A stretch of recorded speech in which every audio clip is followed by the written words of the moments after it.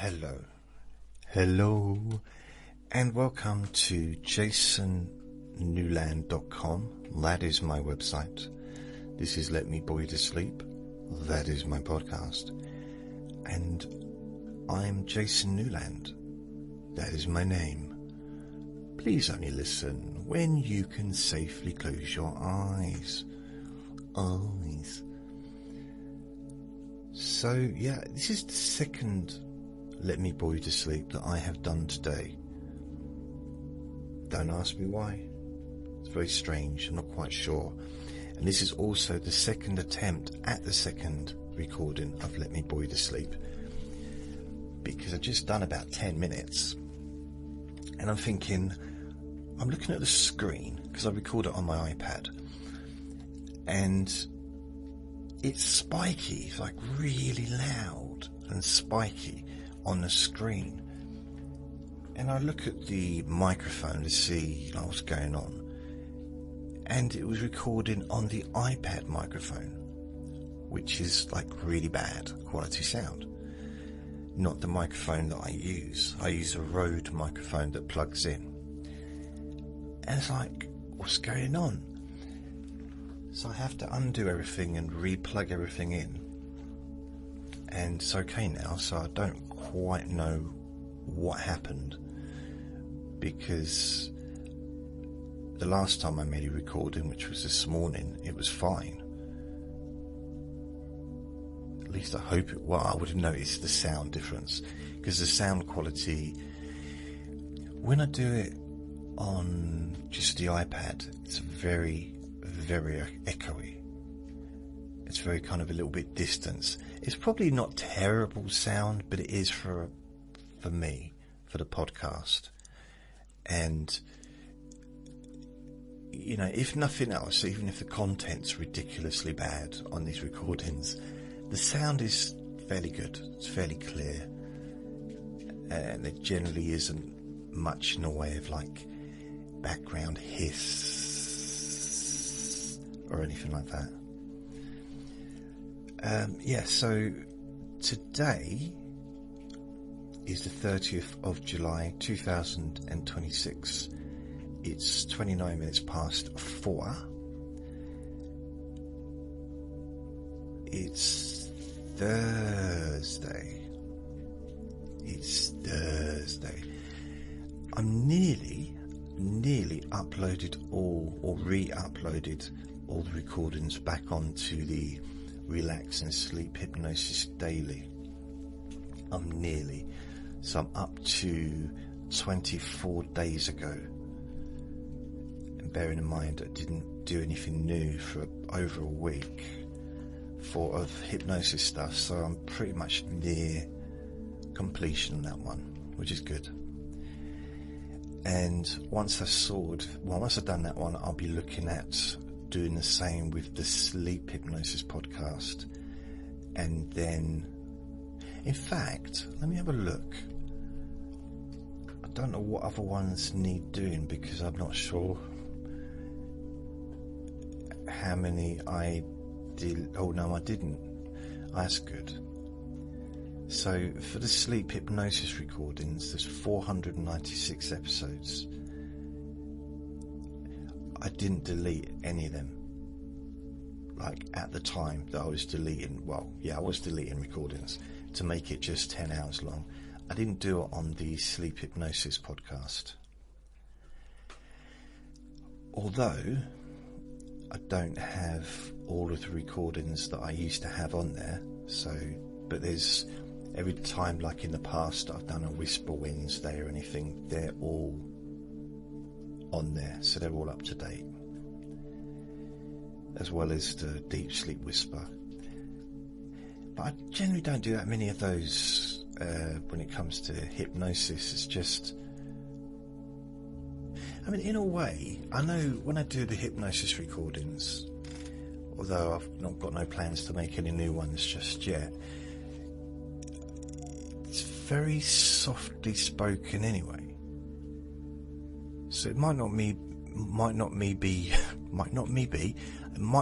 me going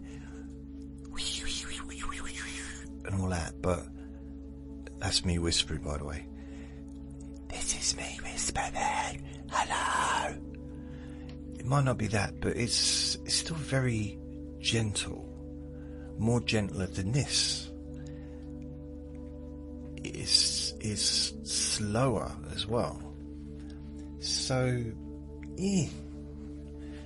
I mean, if I had a sentence, if I just said like, okay, right, let me just make up a sentence. If I read something off the internet, Richard Madeley, why is he on there? I already talked about him earlier. Okay. So, okay, look at the fans page. Let's read this out. Richard Madeley is one of the most recognisable faces in British television, known for his long career as a presenter, journalist and author. For decades he has been a constant presence on UK daytime television, often described as a broadcaster who blends traditional journalism with an approachable, conversational style. To many viewers, Richard Madeley is best remembered as one half of the iconic TV duo Richard and Judy, alongside his wife Judy Finnegan. So that's me talking. He's 69 years old. He looks so good, seriously. He looks the same as, he just doesn't seem to have aged at all. So that's me reading it normally, like, you know, when I do these podcasts. If I was reading it out in a kind of hypnotic-y voice, this kind of voice that I do for hypnosis, it'd be different. It'd be like, Richard Madeley. Okay. Richard Madeley is one of the most recognisable faces in British television, known for his long career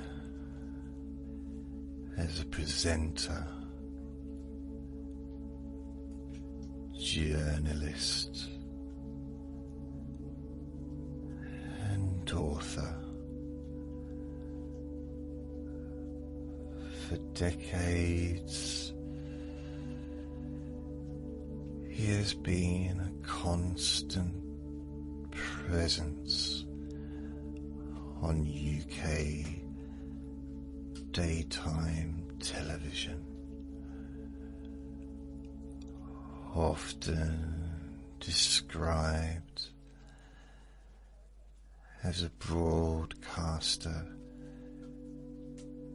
who blends traditional journalism with an approachable, conversational style. To many viewers, Richard Madeley is best remembered as one half of the iconic TV duo Richard and Judy, alongside his wife Judy Finnegan. You see what I mean? It's just a different. It's quieter. I'm just looking at the difference in levels. It's a quieter speaking, slower, softer. But at the same time, I would say I'm speaking softly in this recording as well. But that's just on a different kind of level. But it's, at the same time, it's not fake. Well, maybe, I don't know. what I mean by fake is that is the speed and the tone, that's how I speak when I'm in that mental state of hypnosis, when I'm relaxed and my mind is slowing down and my body is relaxing, and I'm opening myself up more to positive suggestions, open to healing, and more available to accept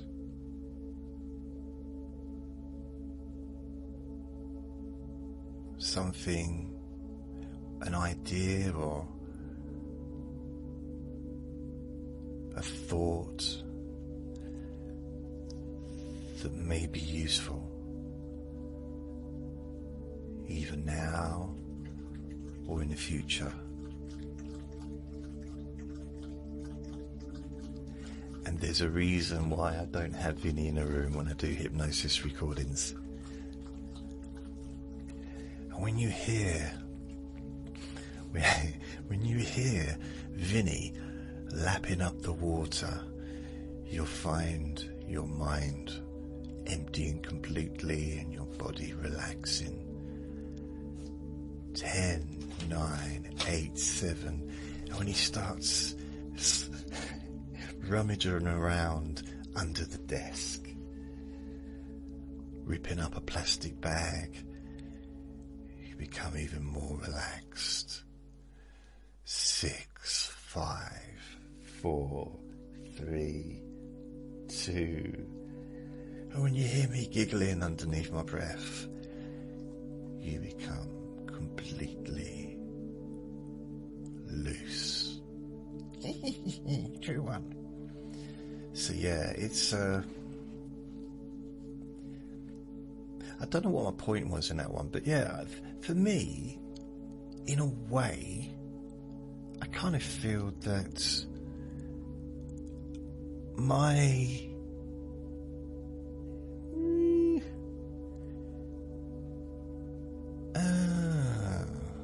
I don't know, it's not a lot of difference, but there is a difference. And I guess it depends on my interest in what I'm talking about as well. So if I'm talking about, for example, I imagine if I'm talking about boxing, my voice is probably a bit quicker. Did you notice that when I said quicker, I whistled? Quicker. So yeah.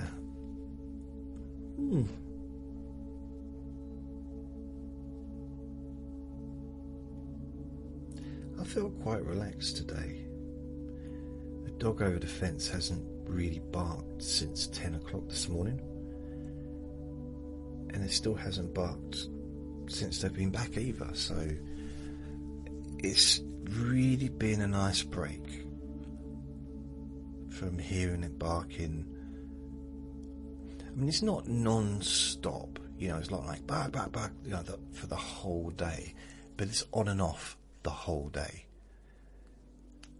And it seems any little thing can trigger him off, and you know, the cats, which is normal. It's normal for a dog to be like, to get excited when they see a cat on the fence and stuff like that. Vinny's the same. He doesn't bark, but he does definitely gets excited. Vinny's more, if he hears someone coming into the building, especially upstairs, if he hears them going into their flats, he'll bark. And I don't know if he thinks that they're at my door, or our front door. Maybe he can't tell the difference, he just hears a sound. I'm not sure. that he does bark whenever he hears the neighbours on my floor. Doesn't take a huge amount of notice to the neighbours downstairs, even the ones that let the doors slam. That used to make him bark, but it doesn't anymore. He doesn't bark at the other dog barking, usually, unless that dog sounds, well, there's certain times when he does. I mean, even to me, the dog sometimes sounds distressed. It probably isn't. Well, it might be, but there's occasional when he will bark, or if the other dog is barking at another neighbour's dog, and there's like, I don't know, it might just be a conversation. They might be just like moaning about the weather, and Vinny wants to get in on the action. I don't know.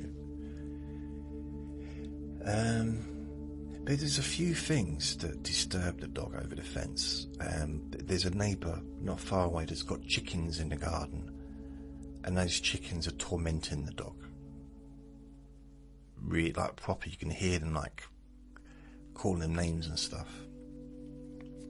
Then there's the cats, because he's in the garden a lot. He can come and go. He's not stuck in the garden, but he likes to play in the garden, and we've got a massive tree, so it's hardly ever in the sun anyway, because there's a shade there. It's probably cooler outside than it is inside, actually, underneath that tree, especially when there's a bit of a breeze. I couldn't leave Vinny outside. Well, firstly, because we're not supposed to. I'm not supposed to let him sort of roam around in the communal garden because of the cats. I was told that when I was going to get a dog the first time, before I got Andre, and they said you can't let him run around on his own. The rules of having a dog here really was, first of all, the most important thing is that he didn't disturb the neighbours. So I've been really careful with him to try and make sure that when he does bark, it doesn't last long. And the only person to really get disturbed when they're inside their home is going to be my neighbours directly below me. The other neighbours will hear him when they're in the hallway going into their house or into their home, but once they're in the home they probably won't hear him at all. And I don't leave him in the hallway so he can bark continuously, and I keep him in the living room with me, which is a shame because I don't want to be stuck in just one room, and neither does he. He loves going into the bedroom and hanging out in there. But I know that as soon as anyone walks up the stairs, he's barking, which is a little bit of a shame. I did wonder though, maybe if I let him just go into the bedroom, have all the doors open, eventually he'll just get used to the sounds of people coming and going into their flats. And every now and then I open the door, especially recently, I think it was yesterday, I got the window open here and I opened the door in the bathroom, which is opposite the living room, and I opened the window in the bathroom so I could get a little bit of a through draft air thing going. And he went and sat in laid down or whatever on the bed. And it was very peaceful. I quite liked it. It's like, and there was some air in here. But as soon as there was a sound on the hallway, which was a neighbour, I actually thought it was someone at the front door, because it's the same noise he makes. It's the same absolute frantic, manic, urgent screaming that he does. He doesn't just bark, he screams when I think it's because he's excited, because he loves everybody. He hasn't got an issue. I don't think maybe sometimes he's guarding the door, I don't know, but to me it sounds like it's just, if there's someone knocking on a door that he doesn't know, that's a new friend for him. He gets excited. And I imagine he can smell everyone in the building, so he knows who's who. So he knows, just because dogs have really good senses of smell, don't they? So, and he can hear, so he knows who's going into each flat.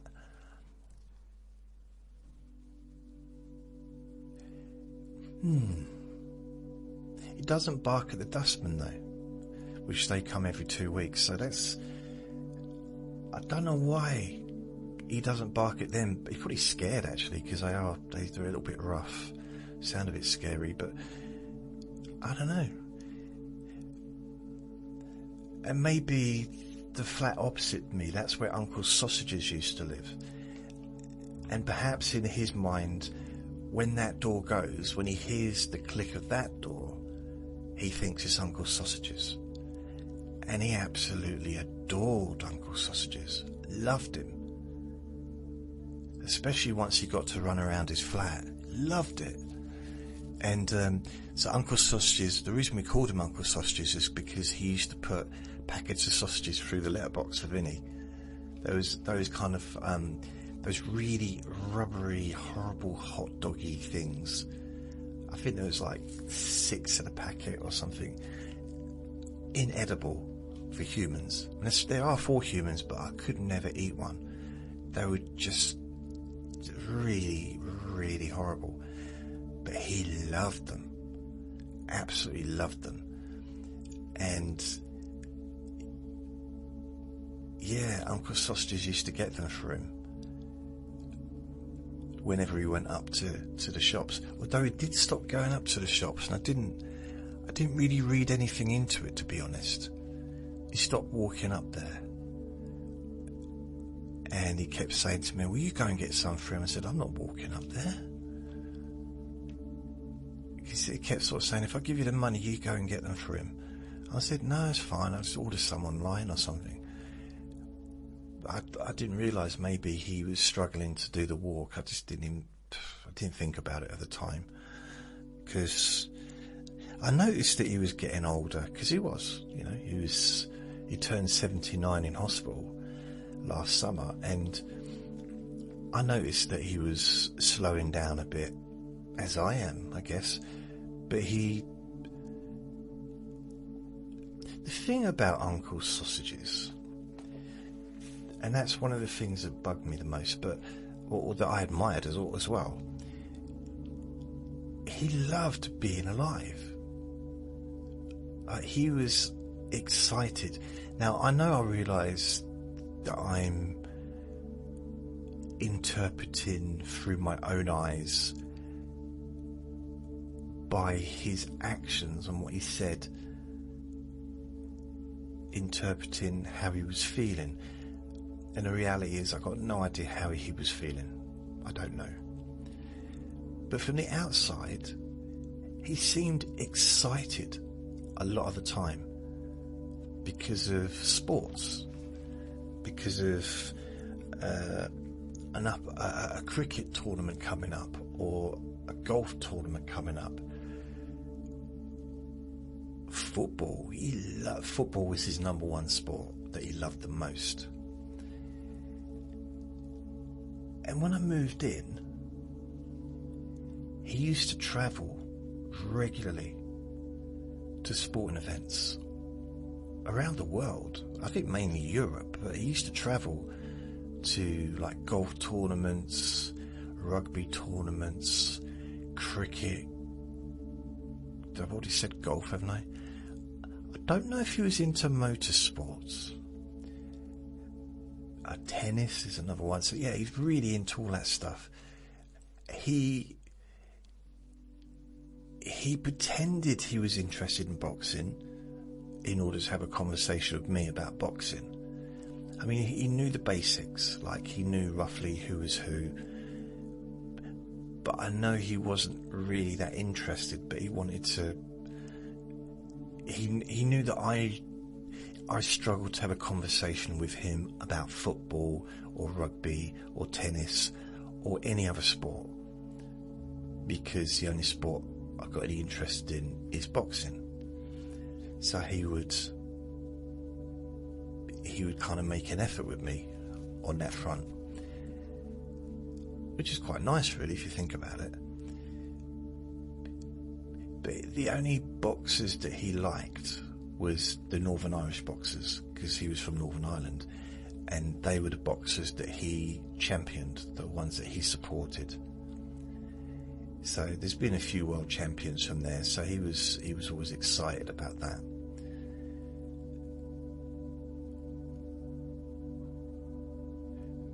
But we had this disagreement. Well, it wasn't like a bad disagreement, but he used to listen to the boxing on the radio.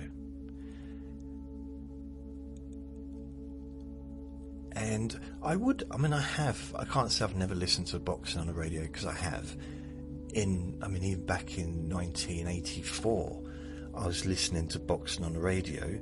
Frank Bruno fighting Joe Buckner, I think was 84, maybe 85, because it wasn't on telly.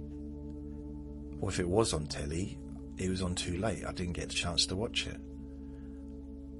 I know it was on it. Why wasn't it on telly? I don't know. But anyway, it was at Wembley Stadium, I remember that. But I listened to it. Oh, maybe it wasn't that. Maybe it was Jerry Coetzee. Yeah, Jerry Coetzee, that wasn't on telly. I think maybe Buckner was on telly. And because I remember watching it. But then I also watched Jerry Coetzee because they showed the replay of that. Jerry Coetzee was a South African boxer. He was a former world champion. And I think Joe Buckner was he was the person that Frank Bruno fought and defeated before he fought for the world title against Tim Witherspoon in 1980. I think it was 86, 85, I think it was 1986, when I was 15 years old. I'll start crying in a minute. 15. 40 years ago. Absolutely ridiculous. 40 years ago. Stop it. I'm tormenting myself. So yeah, I have listened to fights on the radio. I remember I listened to the Nassim Hamid, Prince Nassim fight on the radio when I was in a nightclub. I was in a comedy club late at night, and the fight was on. Yeah, that's my voice went weird, didn't it? The fight was on Sky, so I had no chance of watching it. So I listened to it on the radio with, one of my friends that was there as well. I think it was the Kevin Kelly fight, I think. Yeah. It was in Las Vegas, I do believe. So I have listened to fights on the radio, but my argument, it was an opinion, but I'll still stick to it, is he chose to listen on the radio rather than watch it, because he'd rather he'd listen to it, but he'll be watching football at the same time, something like that, or replays of matches. And I said to him, it's not the same. In fact, it wasn't really an argument, because he didn't argue that it was the same as watching it. But I was like, it's just nowhere similar to watching it. What's the point? If you are able to watch it, why wouldn't you watch it? Why listen to it on the radio? If you have a choice, I mean. But that's just what he preferred. I couldn't really get my head around it. And I said, well, don't really know what's going on. And I think he took that personally, and I said, no, I don't mean it's because of you, but if you listen to the commentary of a fight, sometimes it's so biased, so one-sided, that it's almost like the commentators are watching a different fight to the one that's actually going on. And they may spend the entire 12 rounds or however long it lasts blowing smoke up one of the boxers, just going on about how wonderful they are. And then at the end of it, the other person won.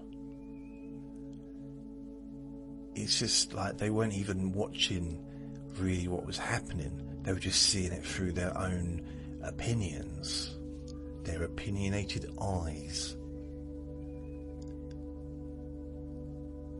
I think that's the baby across the road having a little cry. Must be hard for little babies in this heat. So that's why we have freezers, isn't it? I don't mean but you can open the freezer, can't you, or the fridge and stuff, and have... I haven't thought about doing it. That's not a bad idea, actually. Sitting in the freezer. Yesterday, because Vinny was like panting, just in case you don't know what panting sounds like, and we was indoors, and I thought, I need to do something about that. That's got to be uncomfortable for him.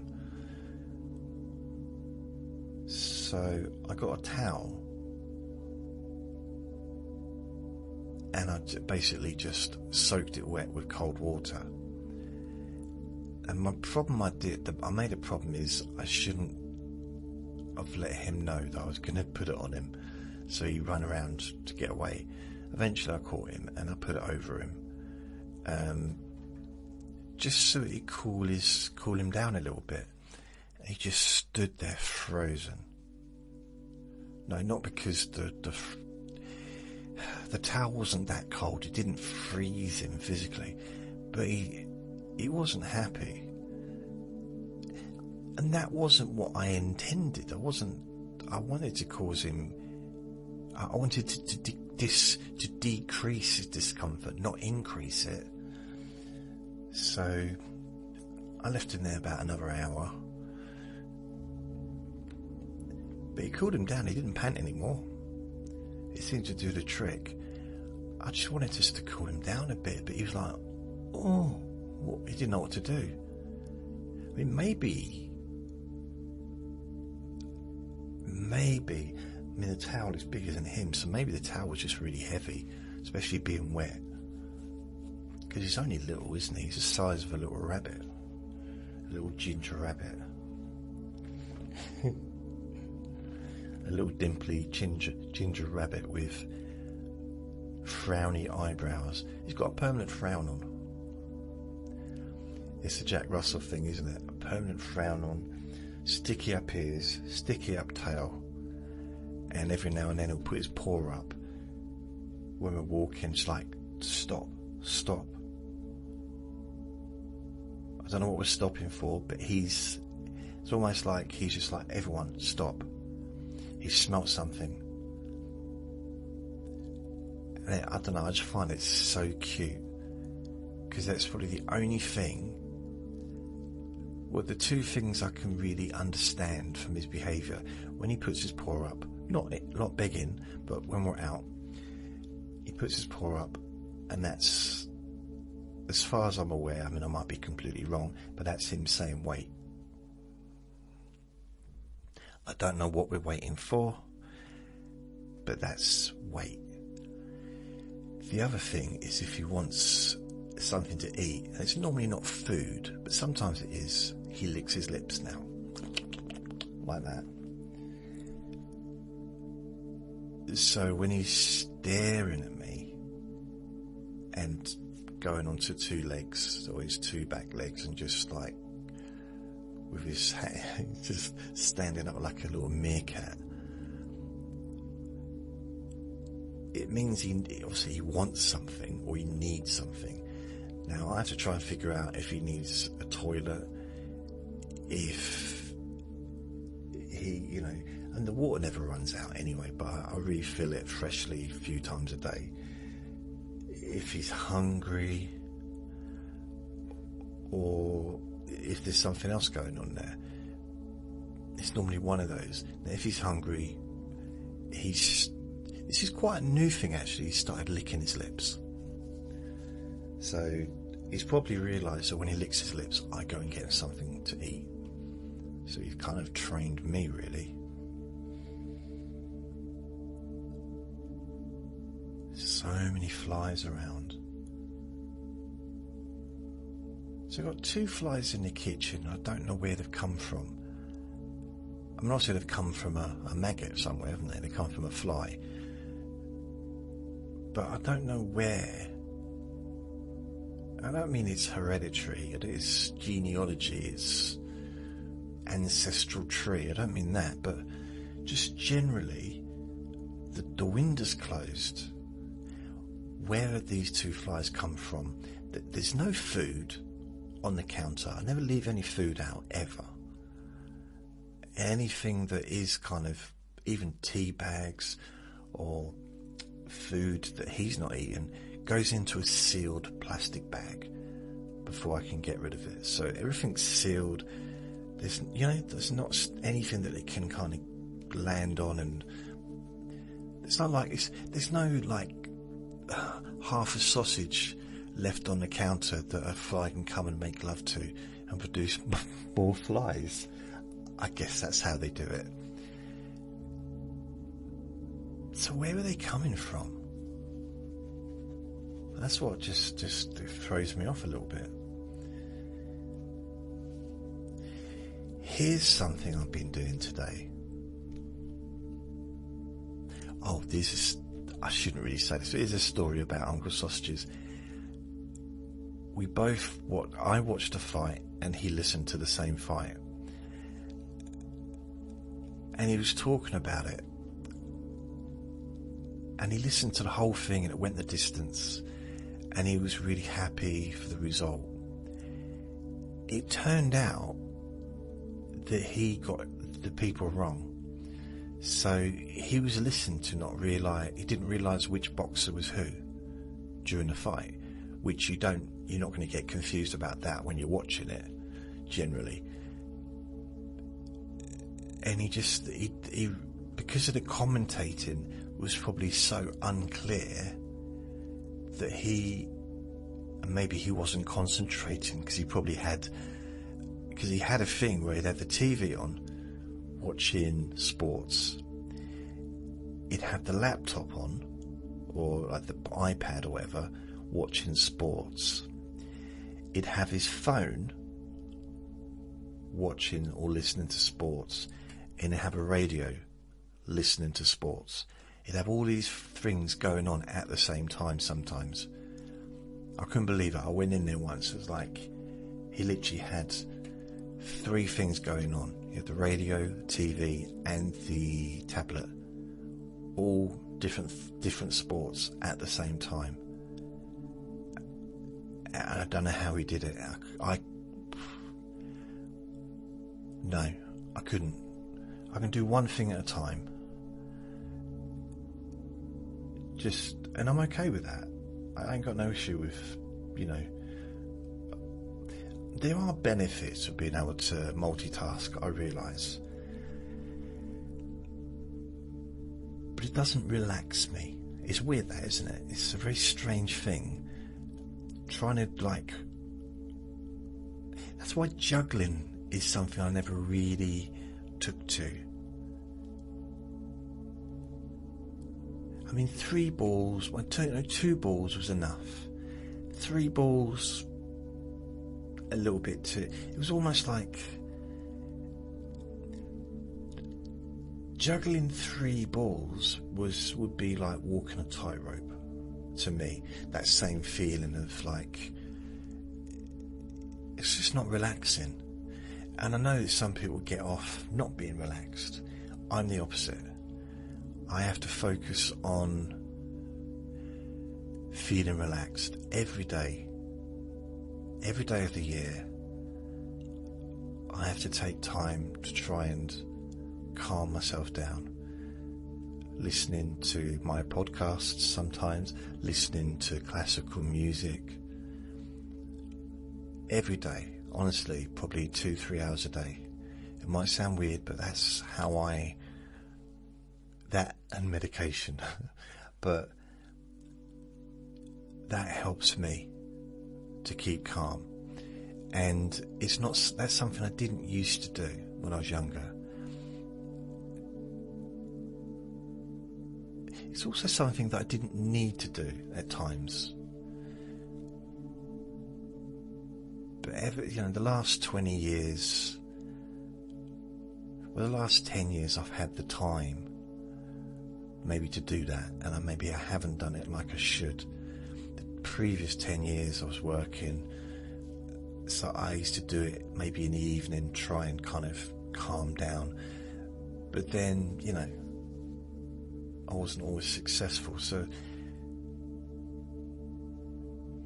keeping calm, peaceful, it feels healing to me. It feels like there's a healing element to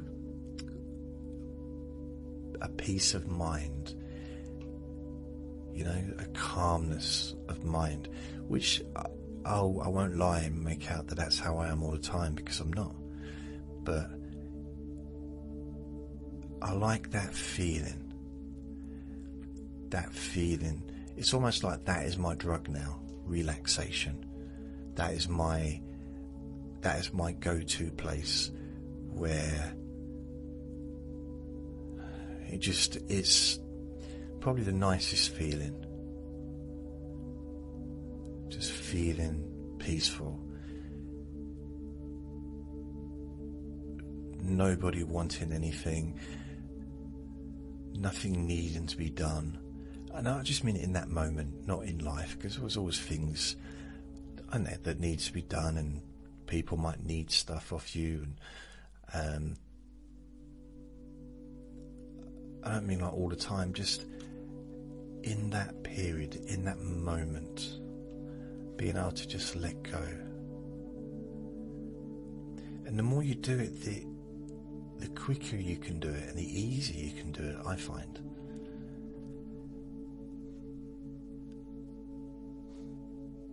I don't know what my point is on this. What's that got to do with boxing? I don't know.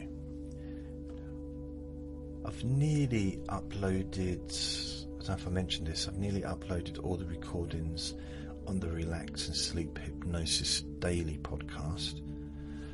I've got When Kindness is Used, okay, Carrying Memories with Love, 24 days ago. So I'm nearly done.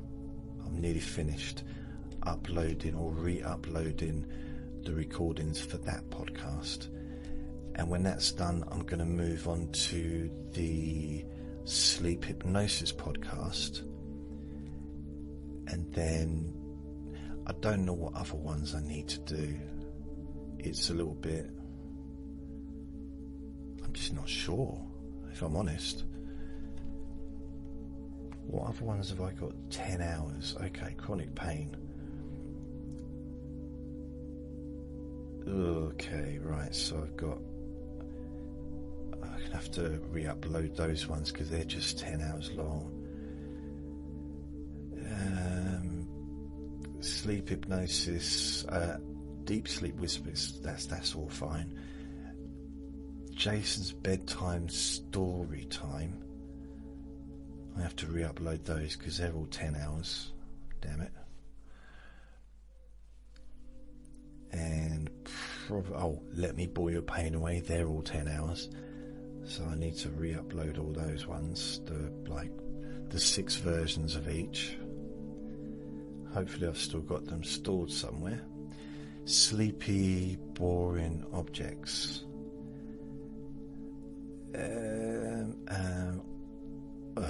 Blimey. They're all 10 hours as well.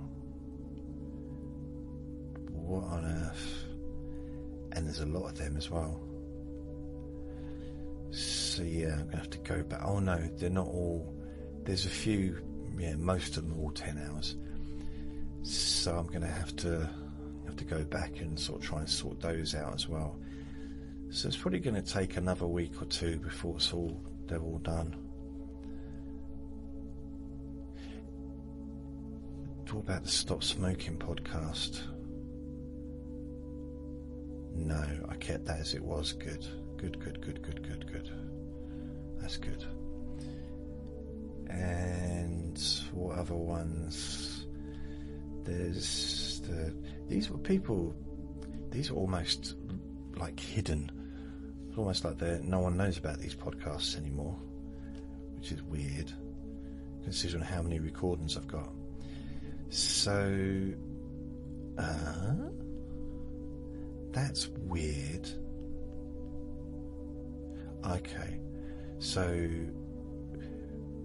relaxation hypnosis for stress and panic attacks. So I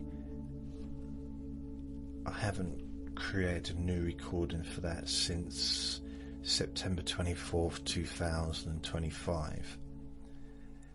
But there are 1, 2, 3, 4, 5, 6, 7, 8, 9, 10, 11, 12, 13, 14, 15.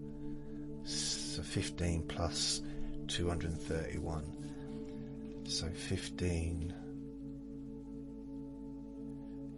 231, 41, 50, 41, 46, 47. So 246 or 47. So that's quite a few recordings. Bearing in mind that I started doing these. The very first recording I did for this podcast was, I don't have a date. Brilliant. What do I have a date for? What one do I have a date for? I think it was about 2. Okay, yeah. So number 53 was the 8th of September 2019. So I started this either 2000. Is that December? Was it September?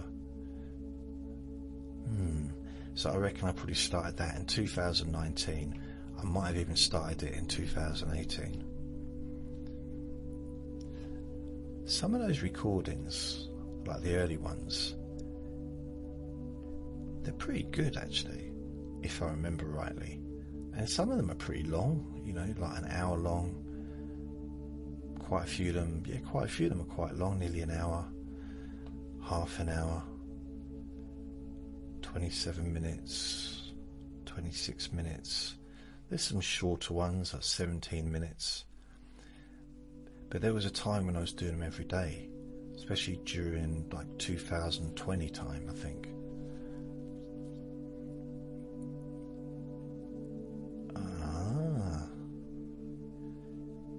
Yeah, 21st of May 2020. That was 100 and... So I'm just looking at the beginning, what number was I up to when I started? January, 8th of January. Ah, look. So I went from the 14th of December 2019, it was 68, and number 69 was the 8th of January. So I did quite a few in 2019, but then I did the rest from 69 all the way up to...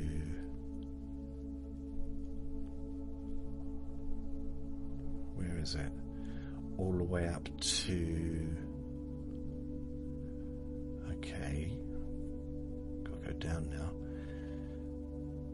217, 18, so 218, so 69 all the way to 218. That was in 2020. So I don't know how many that is, but it's quite a few, isn't it? And I went through a period when I was doing them like every day. But a lot of it's very conversational. There's also techniques. So I kind of miss doing them now. I should get back to doing more of these. Because they're very creative. I kind of have an idea in my head what I want to do, and then I just talk about it. And I go through an exercise or a technique that I've either thought up, or it's maybe it's one that I remember, or maybe it's an amalgamation of a mixture of different things. I got one here: pouring, healing, relaxation and safety into your brain. 21st, that sounds a bit weird, doesn't it? 21st of December 2020. Tapping scalp to relax brain. Wow. Hot water bottle stress relief technique. Making friends with your stress.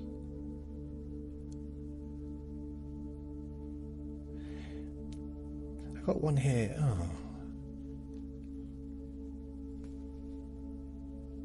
Relaxing sleepy rooms. Blimey. I've got some where I don't know. I've got one about victim mentality. Basically caring for carers. And the words never again. So that was 22nd of November 2020.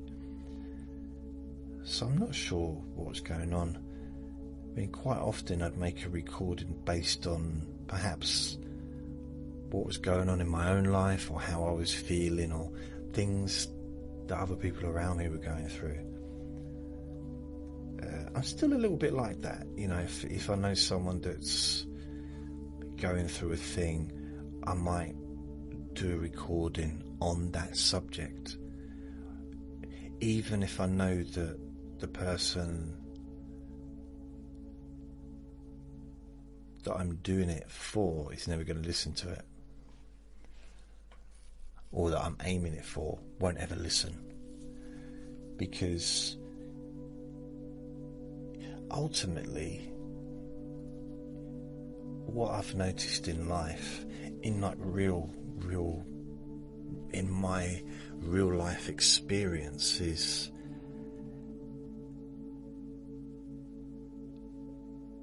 when I tell people that I do what I do online, and that I've made hypnosis recordings since 2006, for lots of different things. You know, ultimately sleep, relaxation and sleep, probably the main things. Not probably, definitely the main things, sleep being at the top. But then there's no sleep without relaxation. And then chronic pain relief. But then there's no chronic pain relief without relaxation. So relaxation is the core of everything that I do. It's the splint, as it were. It's what makes it hard. It's almost like, in a sense, you could think of relaxation as being like Viagra. It's, you know, it's important. It's the tent pole of sleeping. So what we've got: support networks and asking for help. Focus. Oh God, blimey. You were born with positive foundations inbuilt. I mean, some of these recordings, you were born able to sleep. You're born able to relax and sleep naturally. That was 22nd of October 2020. So I was doing them nearly every day. I did one the 19th, the 21st, 22nd, 25th, 29th, 30th of October. Then the 8th of November. Another one on the 8th of November. Then the 11th, 16th, 17th. I didn't put the date on the next one, but the one after that is the 19th. Then 22nd, 23rd, 29th of November, 1st of December 2020, 3rd again, 9th, 20th, 21st, 29th. Wow. It's weird because what I did at some of those recordings, I'm not trying to like get anyone to listen to them because I think that podcast just seems to have, it's almost like it's there but it's not there in a way. It's like it's invisible almost, but not to me, and I've kept them, I've saved them. So, and at the time I didn't do different versions, I just did one recording. And back in 2020 I wasn't doing 6 different versions back then.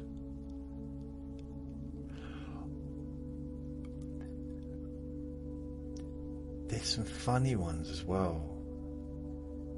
There's the silly song, number 84. If I remember rightly, that was quite funny. I think I laughed in that one. And there's another one called Ball or Sock.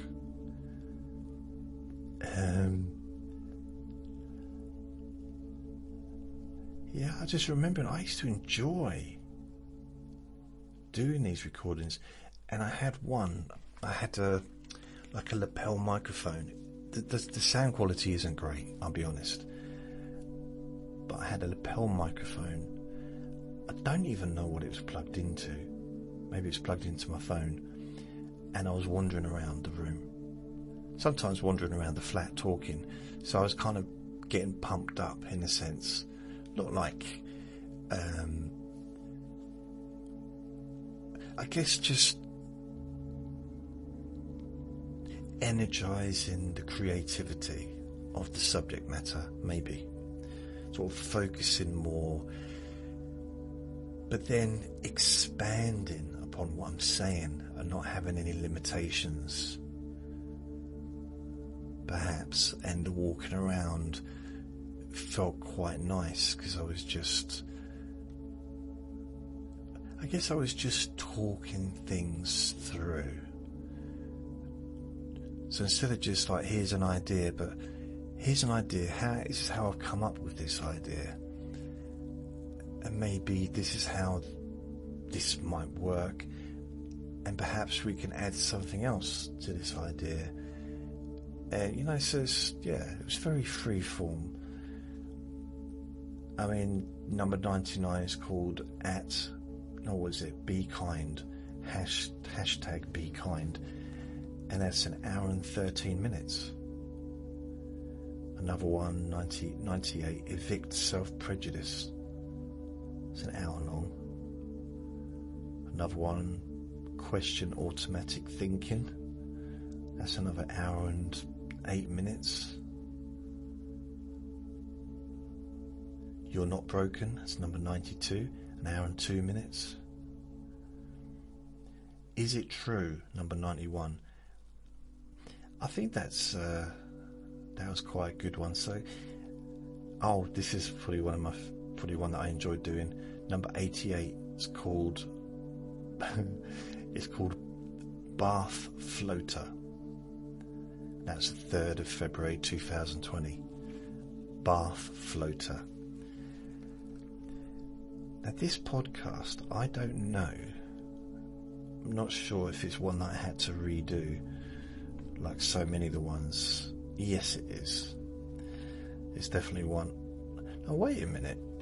No, it wouldn't be, because I've got ones. How far back do they go that I uploaded? Because I think it's like 2024. 2024. I'm just going to go down. Yeah, so if you look at the dates, I started about 2018, but I actually started uploading in 2024. So the previous podcast got deleted. Or it got stopped.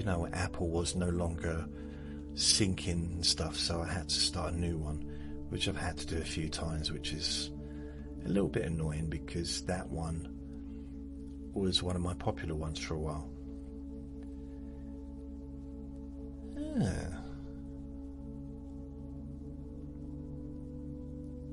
Lifting the fog, but yeah, definitely the whatever in the bath. I think that was quite a good one.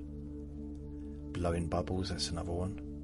Flamethrower, that was number 242, and that was last year, 19th of June.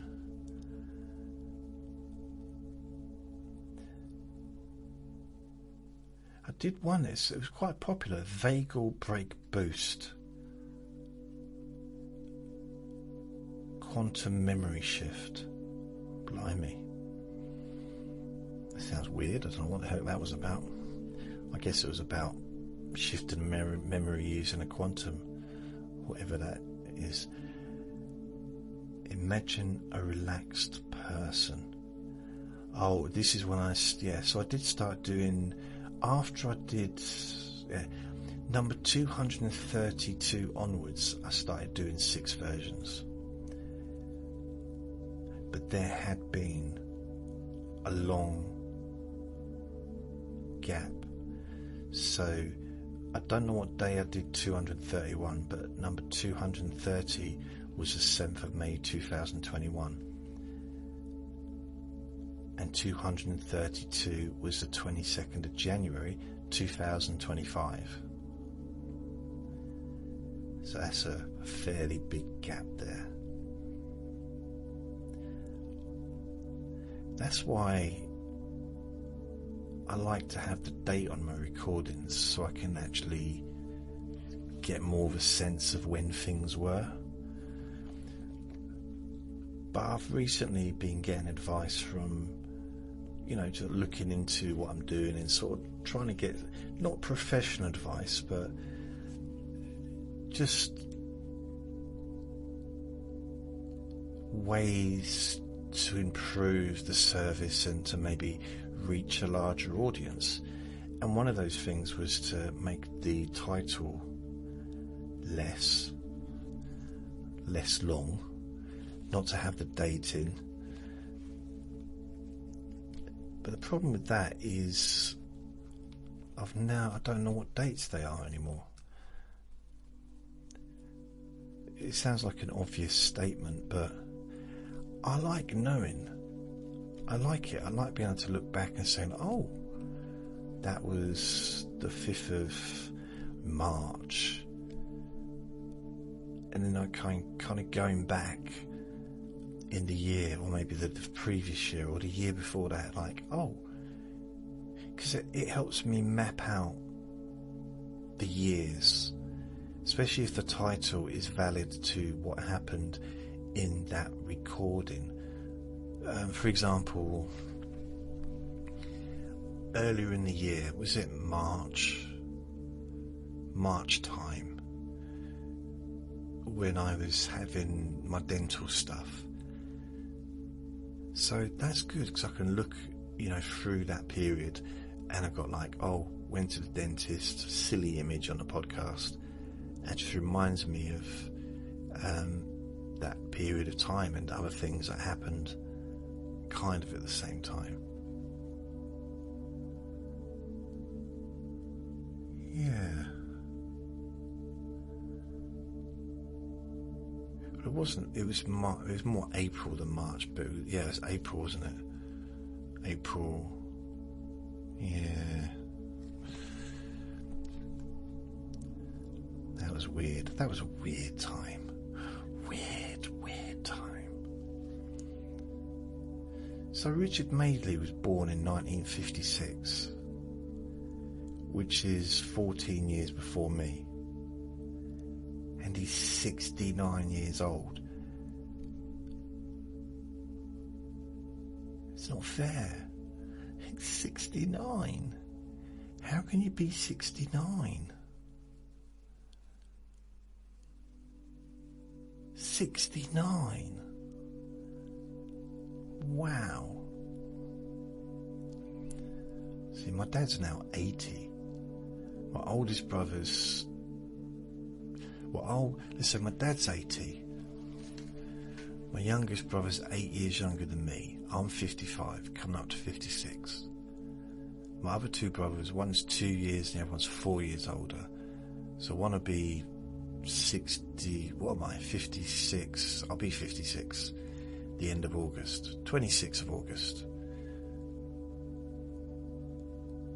So one will be 58 and the other one will be 60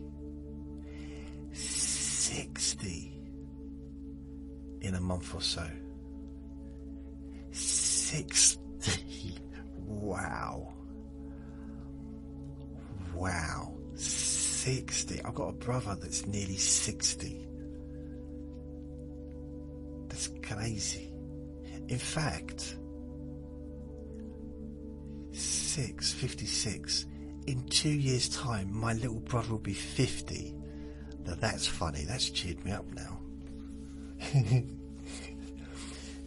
It's really childish of me, but he's always been the good-looking one. He's always been successful. And I'm not comparing him to my other brothers, just to me. And he's just always had it. It wasn't given to him, but he's really good-looking. And he's still got his own hair and everything. It's really annoying. Hardly any grey hairs, and he looks the same as he looked when he was a kid. Same face.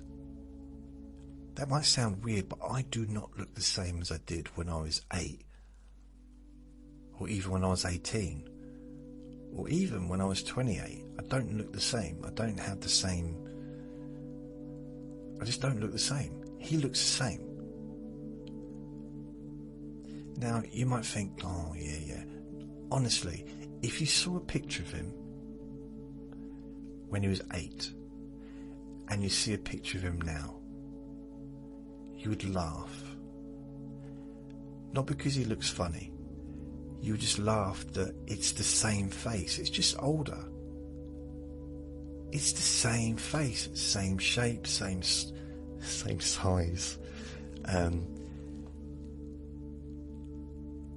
Some people have that. They just seem to look the same forever. I don't. I've just grown. I used to be super, super skinny. And now I've got like 17 chins. Yeah, that's part of the reason I have a beard, just I can cover up all the chins. Plus shaving takes ages. It's like I literally need a lawnmower, one of those ones you sit on. I thought about getting the council, because they come around and do the lawn probably every month or two. I thought, like, if I laid down in front of it and maybe I could just put my head back and it can shave my chin. But not literally. Don't do that. It's be a silly thing to do. But you know what I mean? Because those things are quite good at going up and down hills. That was the point I was making. There are so many hills on my chin that I'd need a park lawnmower to shave. That was it was an exaggeration of how big, not just how big my neck and my, all the different chins I've got. I like a really hilly valley. That was, and if it was covered in grass, I guess comparing my beard or whiskers or whatever to grass, because you wouldn't use a razor, would you, on grass? You'd use a lawnmower. You see what I mean? And if you were doing that, you'd be using one that you can sit on, because walking up and down, especially if it's like a petrol one, because you couldn't use a lead because it'd be too far, unless you had like multiple extensions or something. So you need to be one of the ones you can sit on, providing it's safe. It depends how steep the hills are, doesn't it? I guess I'm not really talking about huge hills, because some hills are almost like mountain-like, aren't they? But I'm talking like more bumpy than like really straight up. Not the kind of hills that you see motorbikes riding up, and doing acrobatics in the sky, or maybe they'll go down one and go up the other, and they'll literally have a parachute go off so they can land safely. Not that kind, because I don't think a lawnmower, even one that you sit on, would be able to handle that, because it might tip back over, and that would be unsafe. I'm not comparing my chin to like a really, really steep motorbike cross motorbike off-road competition dirt bike thing where they go so high that they need a parachute.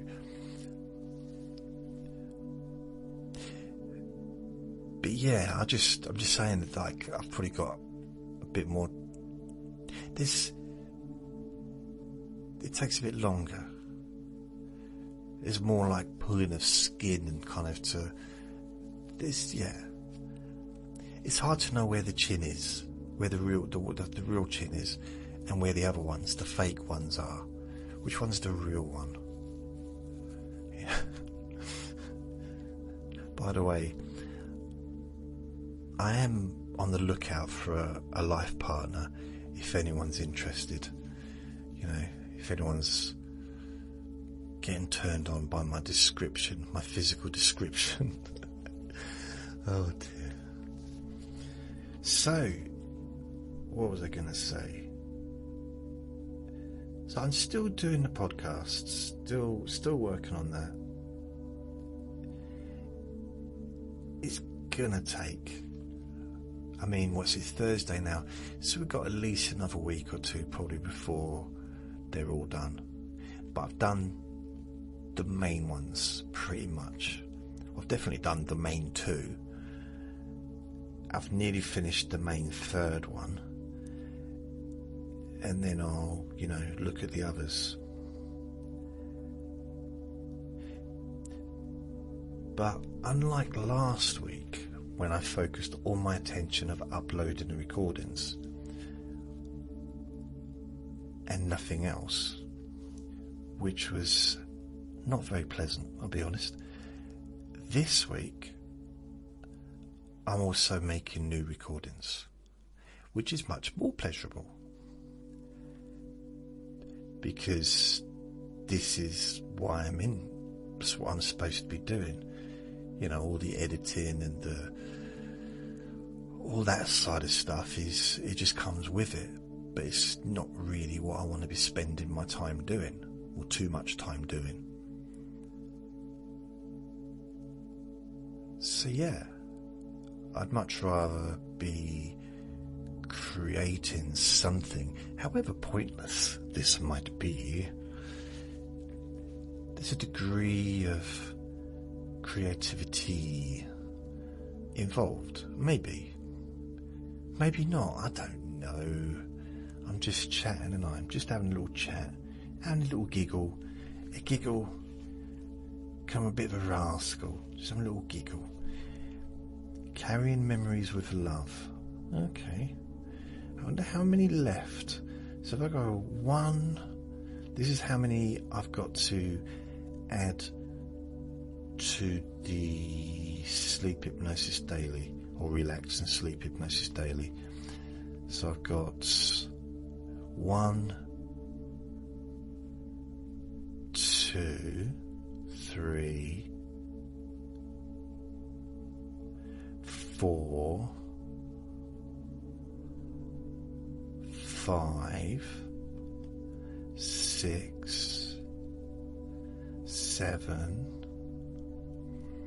8, 9, 10. Did you hear that? That was my ankle. I just moved my ankle, clicked. Oh, I've lost it now. What was the number? I'll have to start again.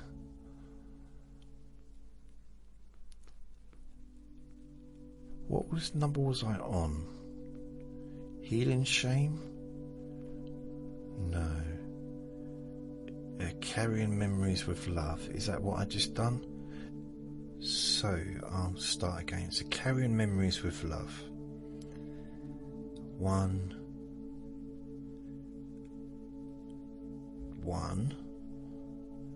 2, 3, 4, 5, 6, 7, 8, 9, 10, 11, 12,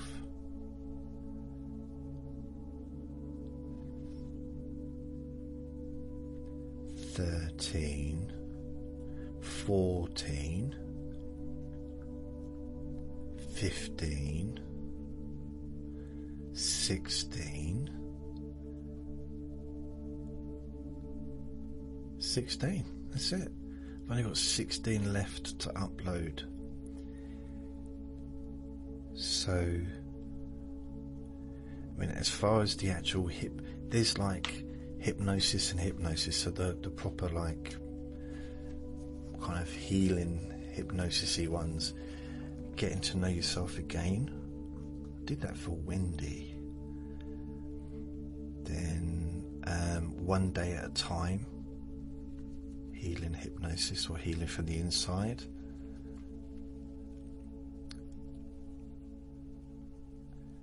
Peaceful after a stressful day, sleep hypnosis. Thanks, Vinny. Discovering peace within, healing from the inside. There's a couple of others, but I'll just focus on the sleep and hypnosis. Learning to feel safe, healing from the inside. Rambling into dreamland, that's sleep hypnosis. I think that's a long one, if I remember rightly. Short, overnight, long. Short voice. No, it's not. I did do a long one recently. Overcoming self-doubt was healing from the inside. Finding hope again. There's a couple that I did were really, really long, but I can't figure out which ones they were. Healing shame, healing from the inside. No, that's like half an hour. No, I can't find the ones that were really long for some reason. They were recent as well. They were.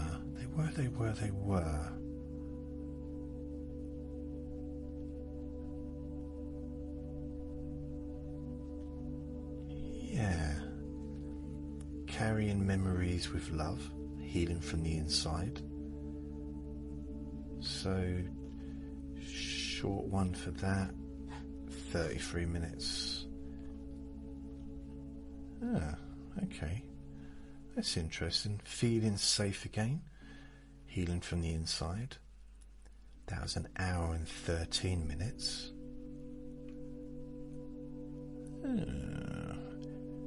Letting go of regret. That was 38 minutes. This is the short ones. Obviously you got the longer ones as well. Rebuilding confidence, 32 minutes. There was definitely a couple I did near the end. Not near the end, but like, you know, before I started changing things a couple of weeks ago. Healing loneliness, healing from the inside, is 37:32. Very, very interesting. It's got me thinking.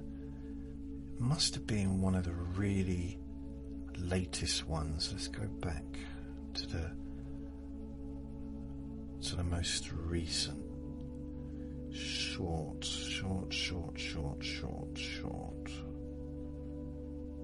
Okay. So breaking free from control, living in survival mode, that was 2 hours and 36 minutes. That's a long time. That was just the short version. And one before that, getting to know yourself again, for Wendy, 2 hours and 31 minutes. That was the short version.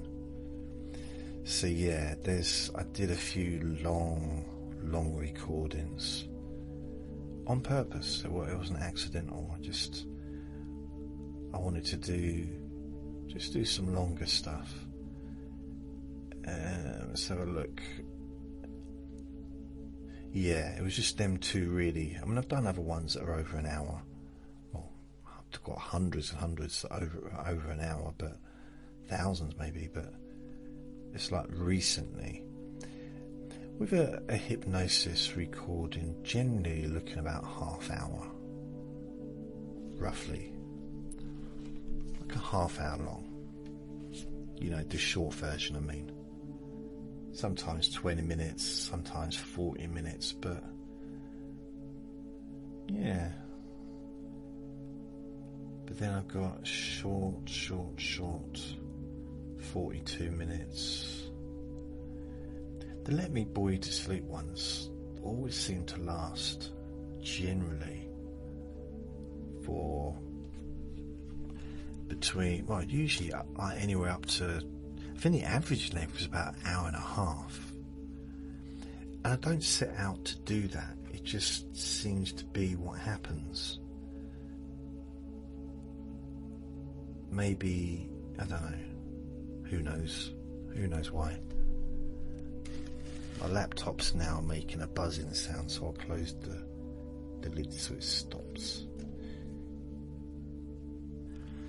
Now, last week, I think it was last week, I had the radiators put in, the new radiators put in. I think it was Tuesday. And they did say that they were going to contact me shortly to arrange for the kitchen, for them to start replacing the kitchen. And part of the reason why they were talking about that is because the radiator people have to come back and put in a new radiator into the kitchen, but they have to do it after the kitchen's been put in, or after like the planning's been sorted, because they're changing the design of the kitchen to what it is now. They could put in more cupboard space, more counter space, which is good for me. They've also put in a plug into the storage room, or a socket, so that I can put my freezer into there, which is also really good. However, I'm going to need to buy what are those high fridge freezers, or a high fridge with a little freezer bit at the bottom probably, because I'm going to need one of them to put into the kitchen, because the one I've got it's like an under counter one, and it won't be an under counter anymore. Plus it's really old, and I need the fridge to be at like eye level, because bending over is it's no longer my friend. Sounds weird, doesn't it? I used to love bending over. My favourite thing. I used to wake up in the morning looking forward to bending over. But yeah, I kind of have to try and keep straight up as much as possible. So I'm going to need to get one of them. I don't even know how much they are. I mean, when I first moved in, the kitchen, the counter goes right across. So I put the fridge underneath, and I put the fridge on top, and a little freezer underneath. And then I got a proper freezer, one that you can open the lid from the top and put stuff in and get stuff. It's much easier than crouching down trying to get stuff out of the little freezer. And there's minimum bending really, because the stuff I want is usually at the top. So that's going to be moved into the storage room, which in itself will probably be a little bit weird to have to keep going to the storage to get stuff out of the freezer. But really, I can just have that as a storage freezer and just put the stuff I need for the coming week into the part of the freezer of the fridge, you know. Yeah, I think that makes sense to me. But it would be nice to have more room of a fridge, because the little fridge I've got is just tiny. It's okay for like very basic stuff, but if I want to get like a whole week's worth of food, there's not enough room in there for that. I mean, yeah, there isn't, no. I'm not moaning, I'm just stating facts. So when I moved in, the council said, well, after you've been here for a year, you can ask permission to remove that part of the counter so you can put in like a high fridge freezer thing, you know, one of the tall ones. I just never got around to it. And there were times in the past when I could have purchased one quite easily, but I just never thought about doing it. It's weird, isn't it? Just like, it would. I mean, first of all, I'd have to get someone in to remove that part of the counter, because I wouldn't be able to do it myself. And off the top of my head, I don't know anyone that can do stuff like that without making even more of a mess than I would make. So I just never got around to it. Just like putting in a new carpet. I should have put a new carpet in here 5 years ago, because Andre, bless him, my little boy, he destroyed this carpet. Absolutely destroyed it. The hallway, the kitchen. Well, there's no carpet in the kitchen, but he destroyed the hallway, the bedroom, and the living room.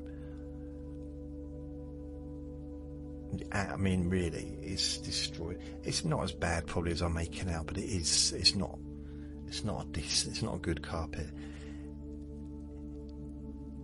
And it was a very thin and flimsy carpet to start with, and it's grey.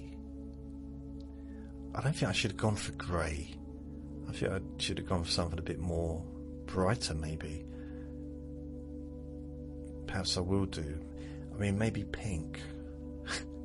Or white even. Although white's a bit of a difficult one, isn't it? Because one stain.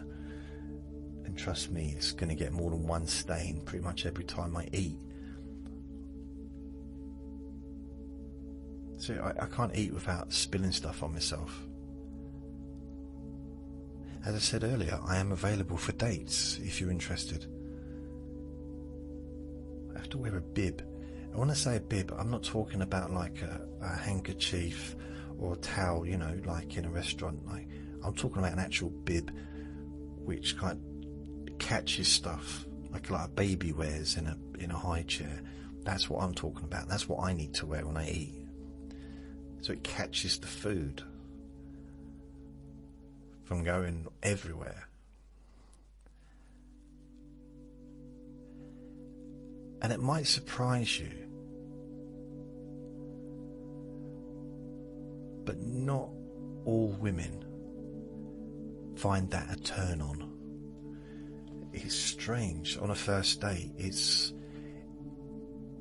you know, I thought maybe it's a bit of an icebreaker, but it can go the opposite way. Mind you, if you are on a first date with someone and you've ordered food in a restaurant and the food arrives and you start putting a bib on, you know, you kind of attach it around your neck and maybe it's pink or blue, you know, like a big baby, and they still sit there and they don't leave, that's a promising sign of an accepting person, even if it's just as a joke. It's like, oh, I think this person might be a keeper. But the flip side of that is, the worrying side is if they're with you because of that. Because they're thinking, oh brilliant, now I can have an adult baby. I've always wanted one of them. It's like, no, there's a line. I don't want to be an adult baby. I just don't want to keep messing up all my tops. Because the thing is, if you're in a restaurant with lots of people about, especially if there's people you might know, but strangers as well, and you're on a first date, when you spill food all over yourself, I just don't want to embarrass myself, that's all. That's why I wear a pink bib. So, saying that, I'm going to go and take Vinny for a walkie, because it's now 5:59 p.m. and it should hopefully be cool enough to have a little stroll without getting all itchy and sweaty. Ooh. It'd just be nice. I just want to be able to walk through the park and come back without having like a pond in my underpants, like a swamp, you know what I mean? Just when it's hot, it's all. So yeah, it'd be nice to have a bit of coolness. So thank you for listening. Remember to be kind to yourself, because you do deserve to be happy, and be gentle with yourself. You deserve to feel safe. Lots of love. Bye.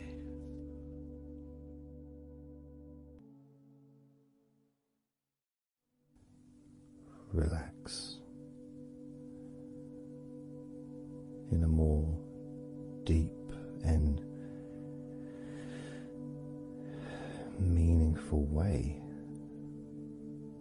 maybe in a way that can not just allow you to feel calmer now and throughout the time we spend together here, not just relaxed at the end of the recording when it's finished and you can enjoy that sense of comfort and peace,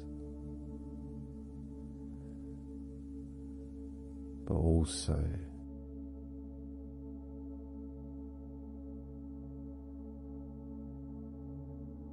I think it would be nice to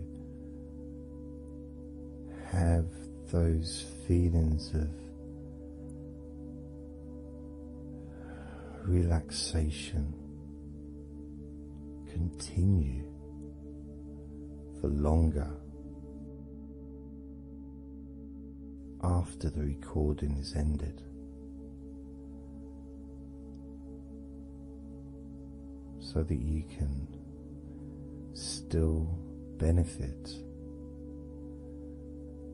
from listening to my voice, maybe in a few hours' time, perhaps tomorrow.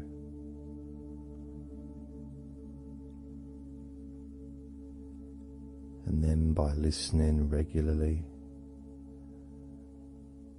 especially if you find, like some people do, and myself as well, sometimes I'll find one particular recording that really resonates with me, and I'll just listen to it over and over again, like every morning, every evening.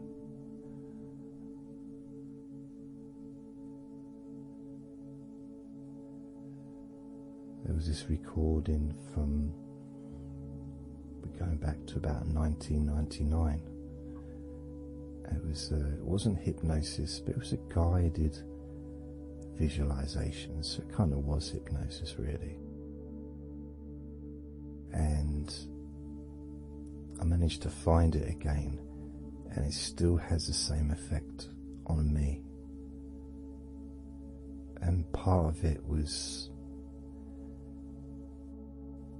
the person's voice relaxed me. Just felt so peaceful, and I'd look forward to listening to her in the morning and in the evening.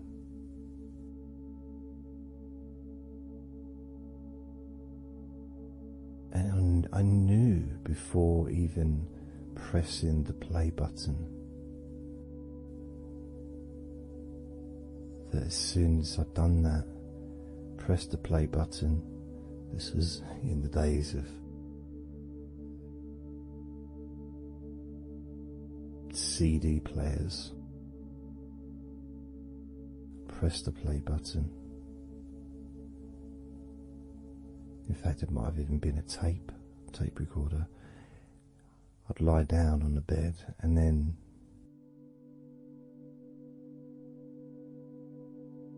even without necessarily listening to her words, because I had them memorized, really. It was as if my body knew exactly what to do. And the muscles just almost went into automatic relaxation.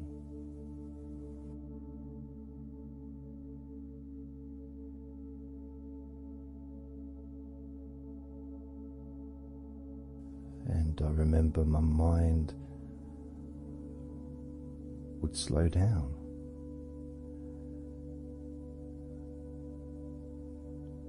Now,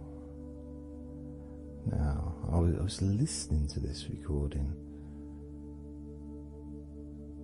in the early days of learning hypnosis, and long before I ever made any videos or audio recordings myself, because I didn't start doing that till 2006.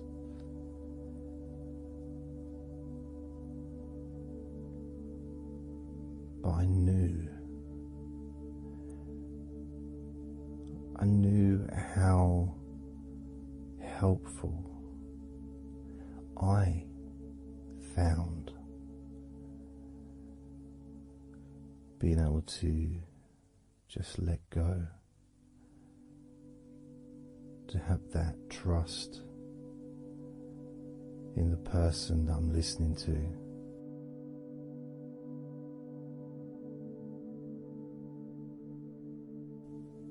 Knowing that it's going to be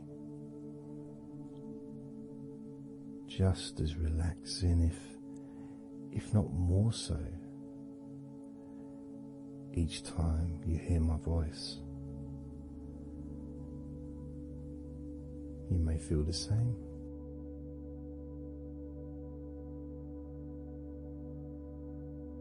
Some people have been listening to me for over a decade.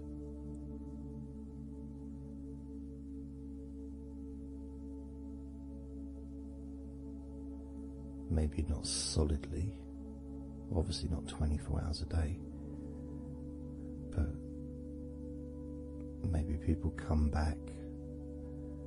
Some people maybe listen every day.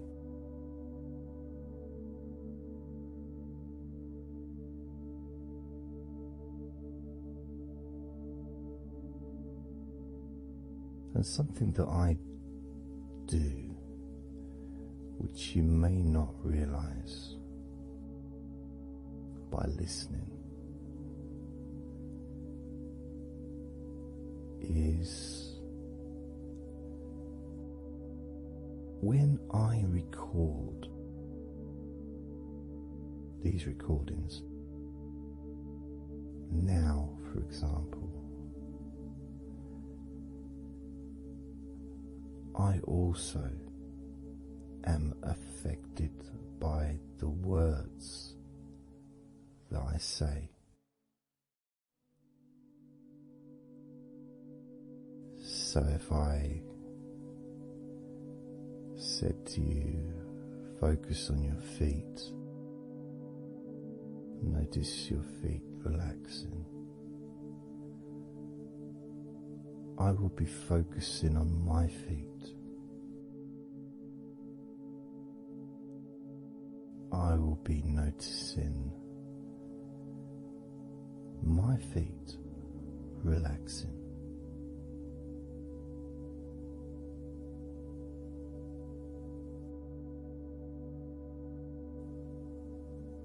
If I said focus on your hands, and maybe notice the difference between each hand. Perhaps notice the air in the room, the temperature of the room on the backs of your hands.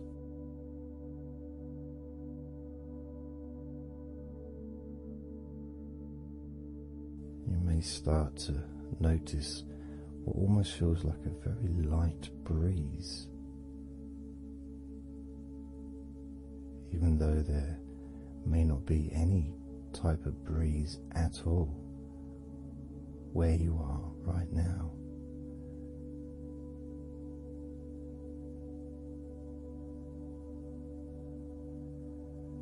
And as you become aware of your hands, I'm also aware of how relaxed my hands are feeling now.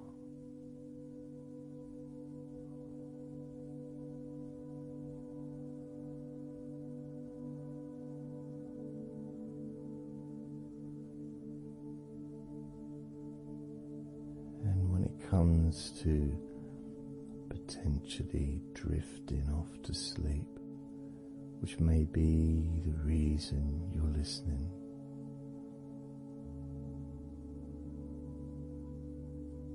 I also feel drowsy when I make these recordings. I also notice my mind drifting.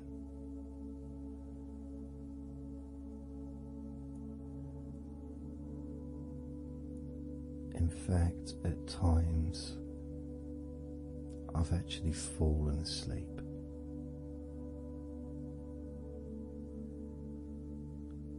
without even noticing. And then I carry on talking.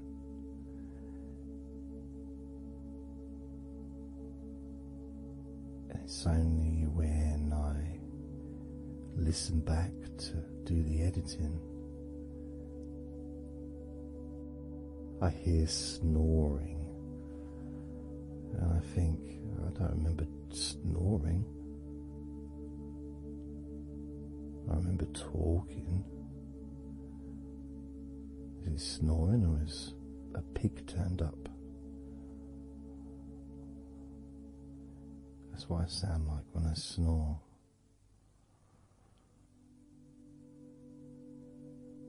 And I get really into the whole experience.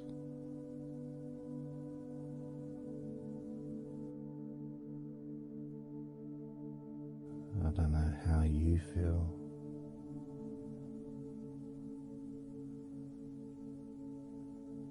How relaxed you feel in your feet. How relaxed you feel in your hands.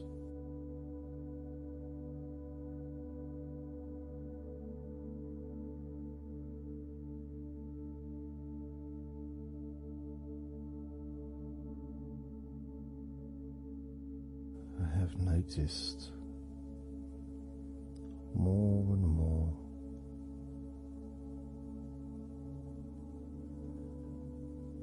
that the more relaxed, deeper level of comfort you feel, the easier your breathing becomes.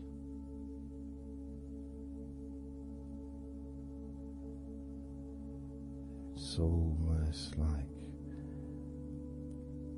that additional muscle relaxation. So this allows you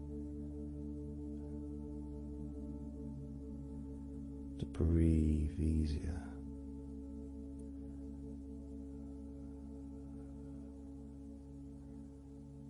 Without necessarily focusing on your breath.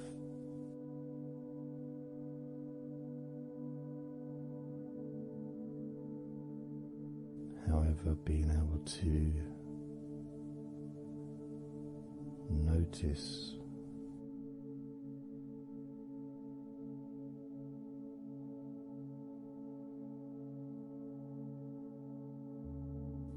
the ease in which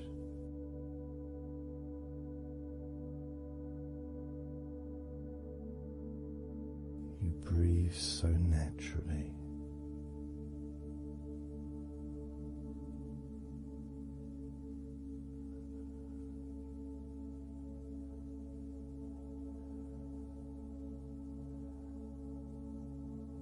Breathe so very easily and smoothly.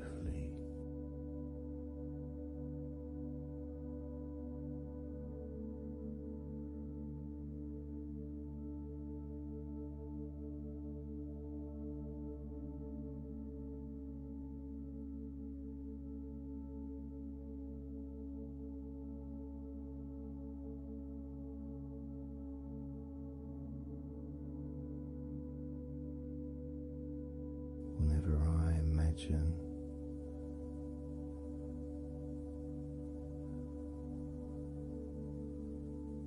my breathing improving,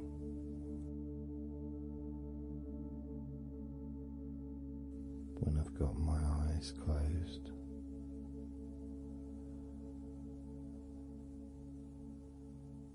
I tend to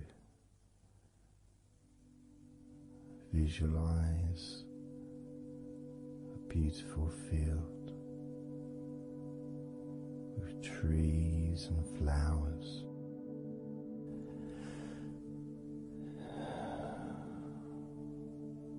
producing all that life-giving oxygen.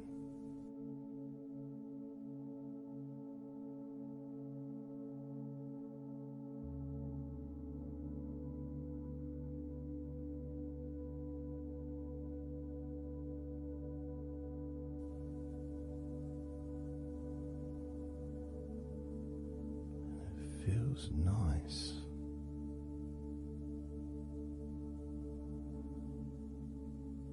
to, if nothing else, just taking some time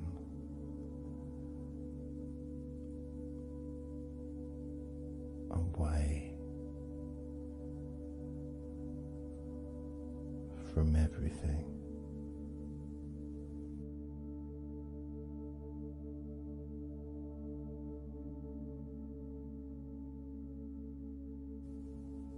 Enjoying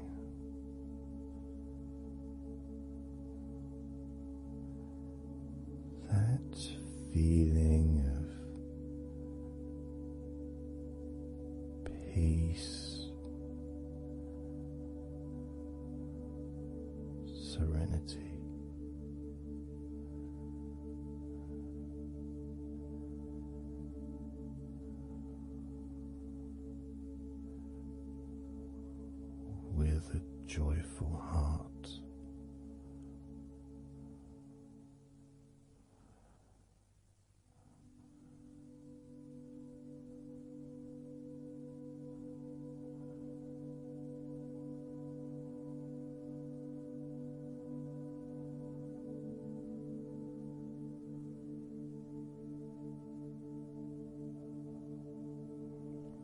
time seems to just drip by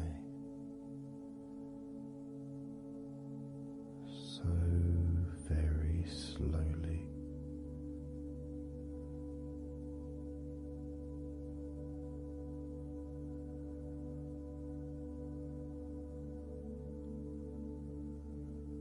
Relaxed,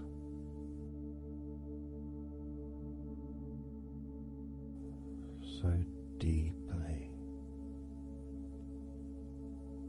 peaceful.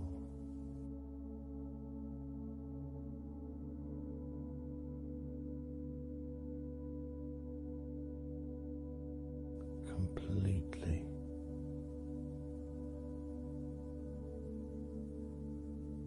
unattached to any thoughts whatsoever in this moment.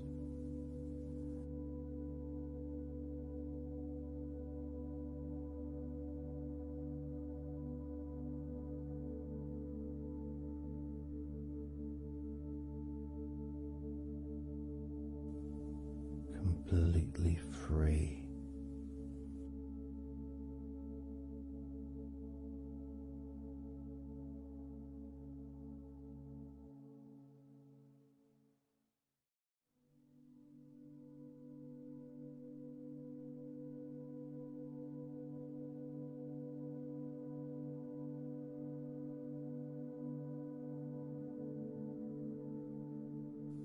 Noticing that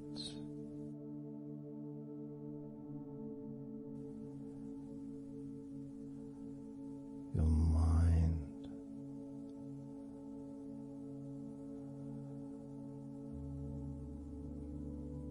has slowed down.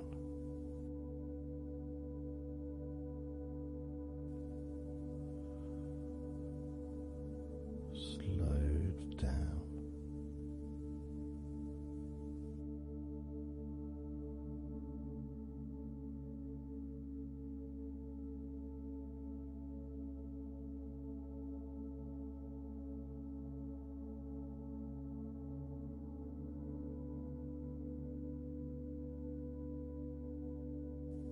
Because nothing really requires your attention.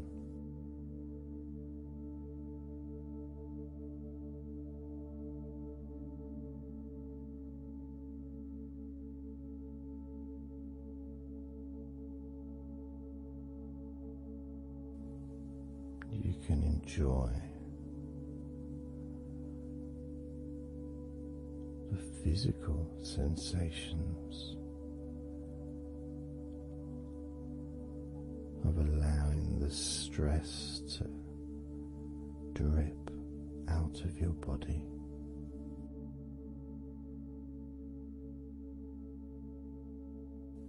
Drip in out of every part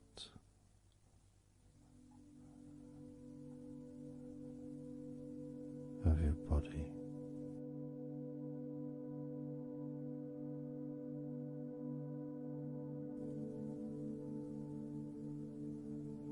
And being released from your brain and your mind.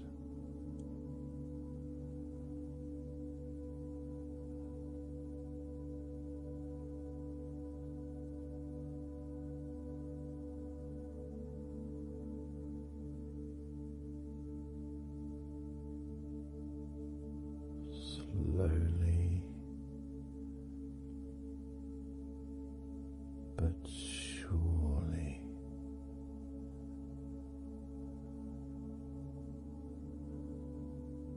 the muscles in your legs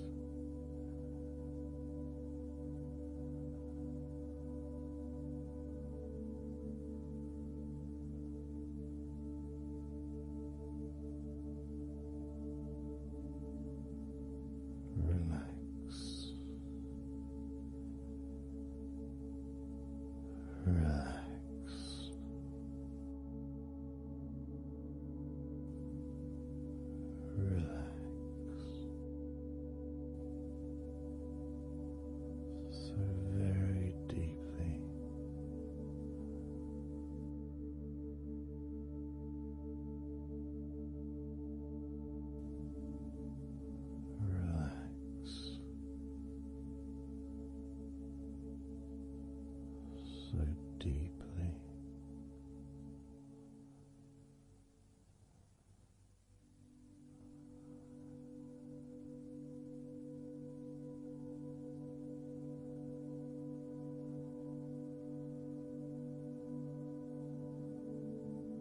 And the feelings,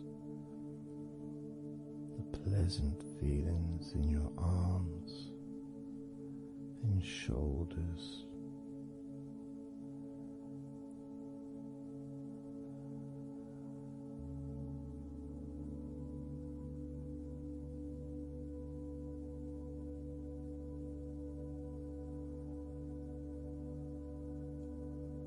deepening each part of your body further and deeper,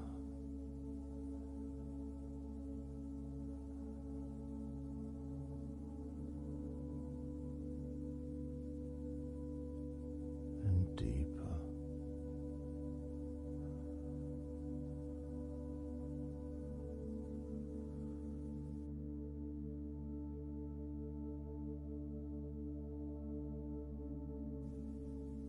Noticing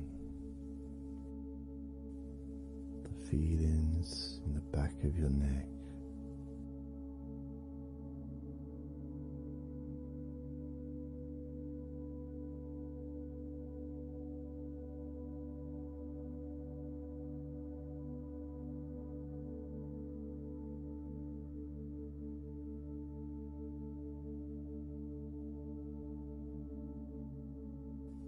the feelings in your wrists,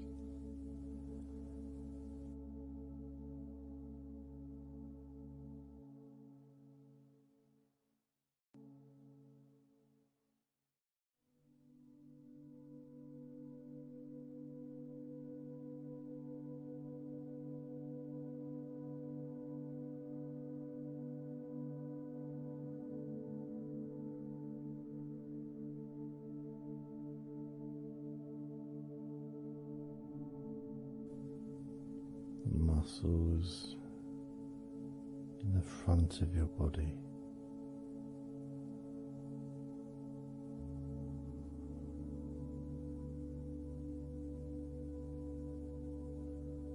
are also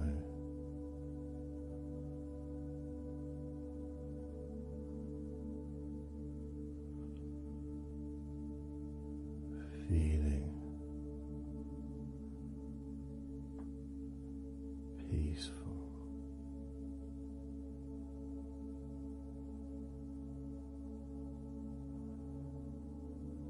Deeply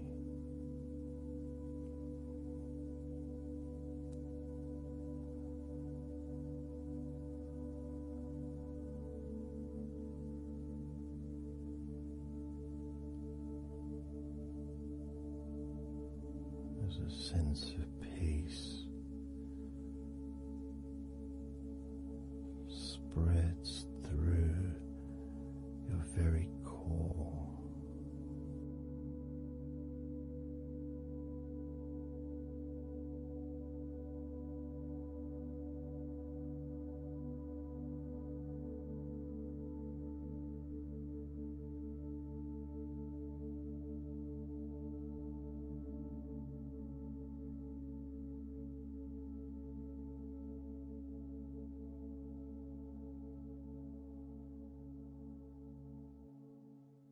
Even when you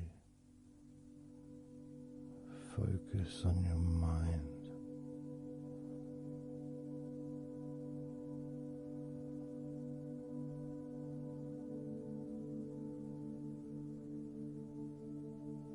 your mind becomes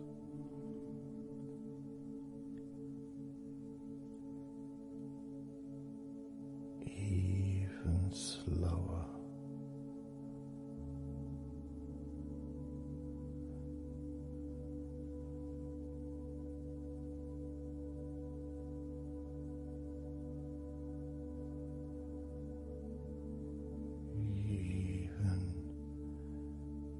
Deeper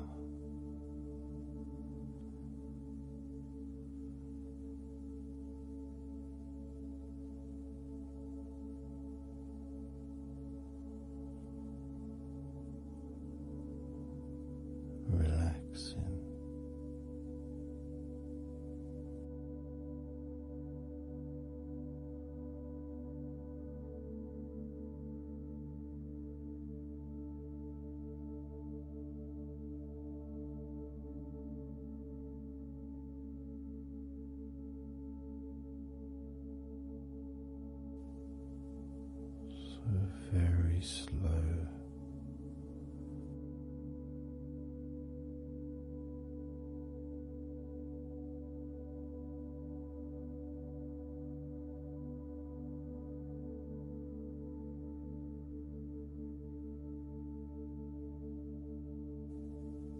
Your stomach,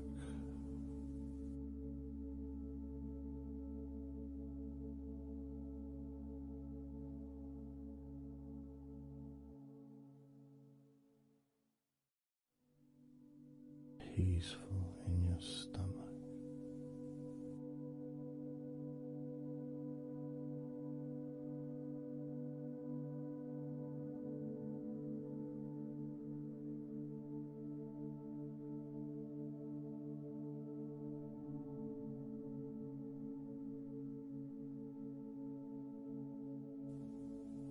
Your back,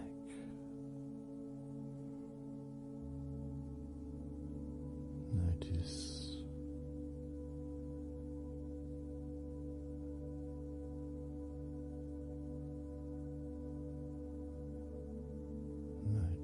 how relaxed you now feel.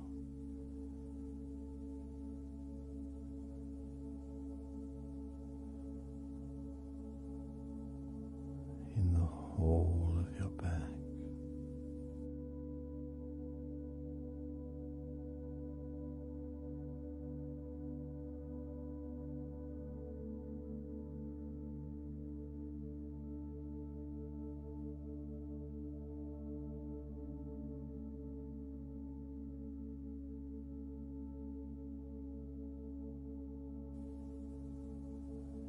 Your spine, from your brain all the way down the middle of your back,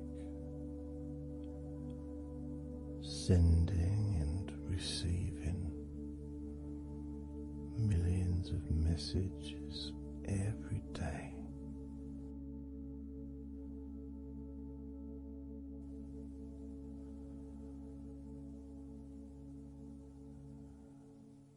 Deep comfort increasing.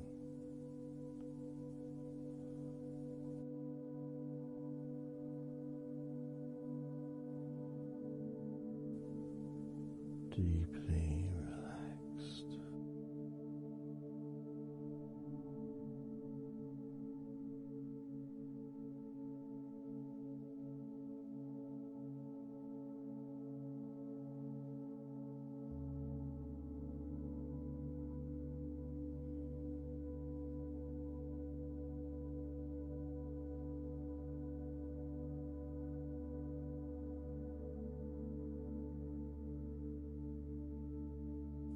Your knees,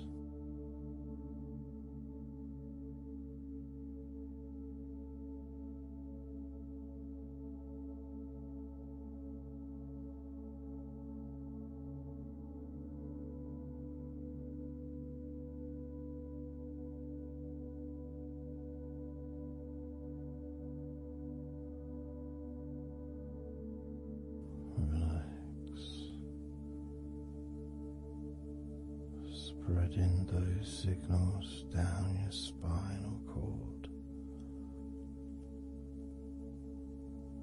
into every part of your body.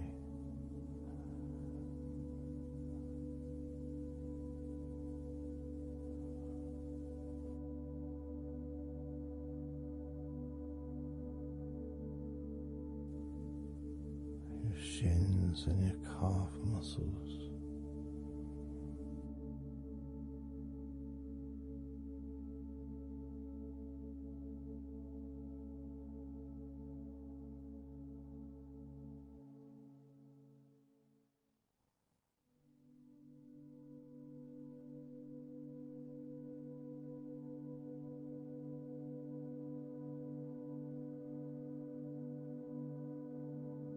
Your elbows,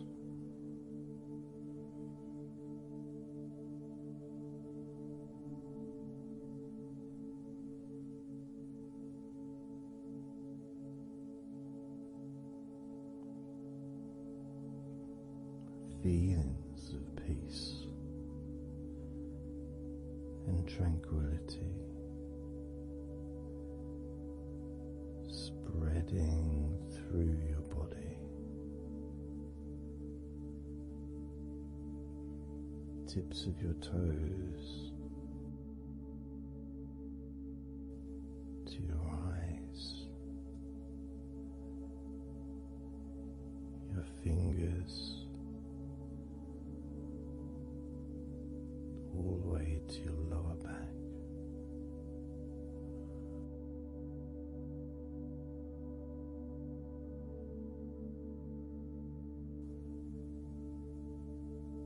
And letting go, really letting go.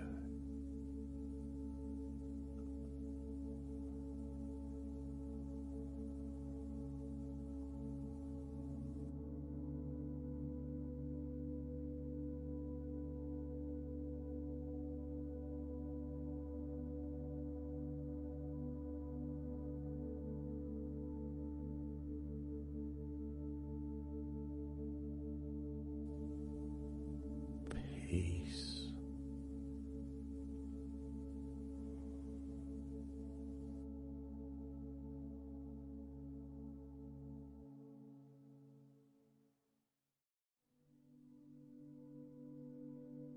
Drifting.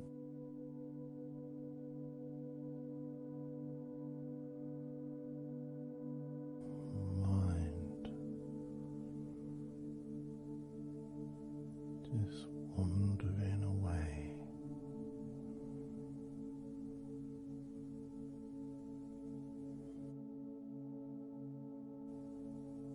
happy to let go, let go,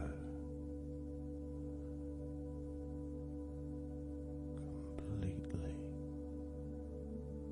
let go.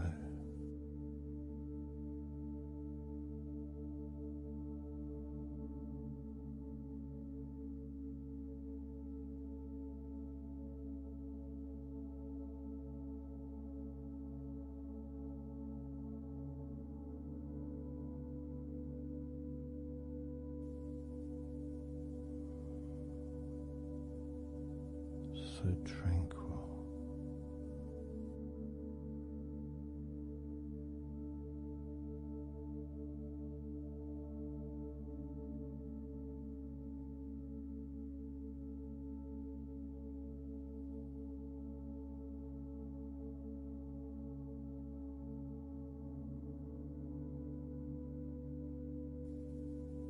Your whole body enjoying a sense of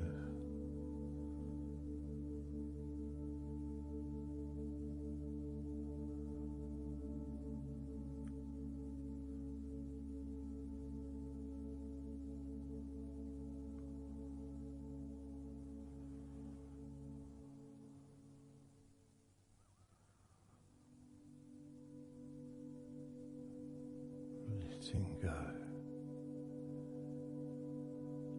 Even more.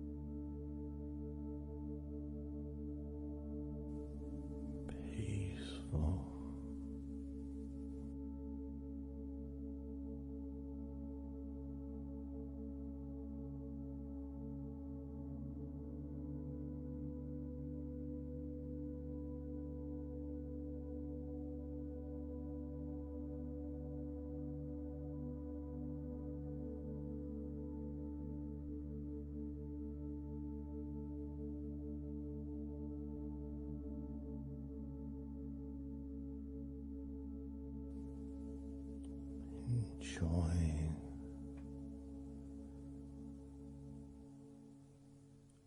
the space, this space of peace and safety.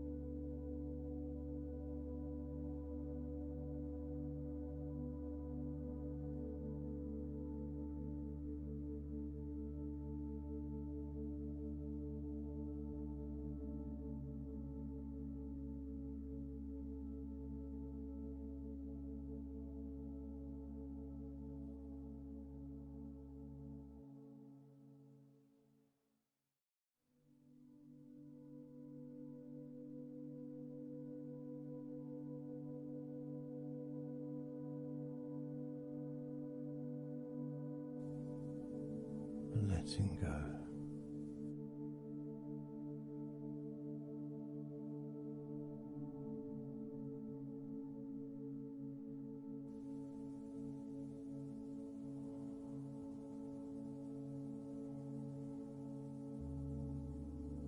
Maybe we can just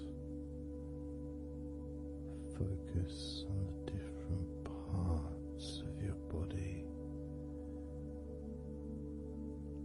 Just to notice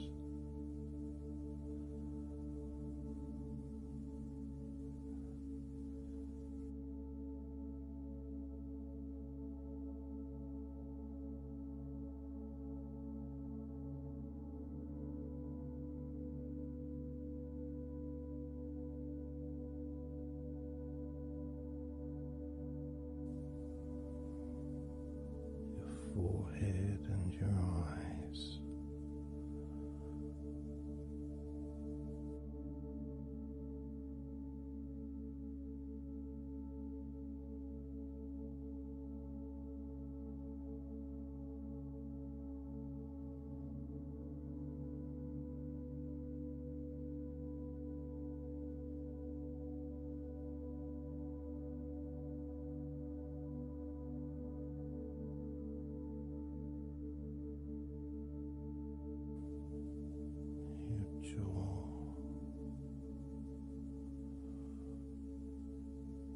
So loose.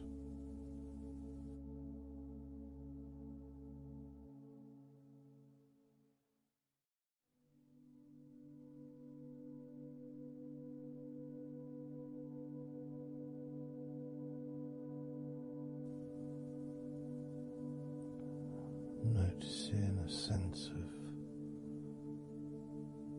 complete freedom.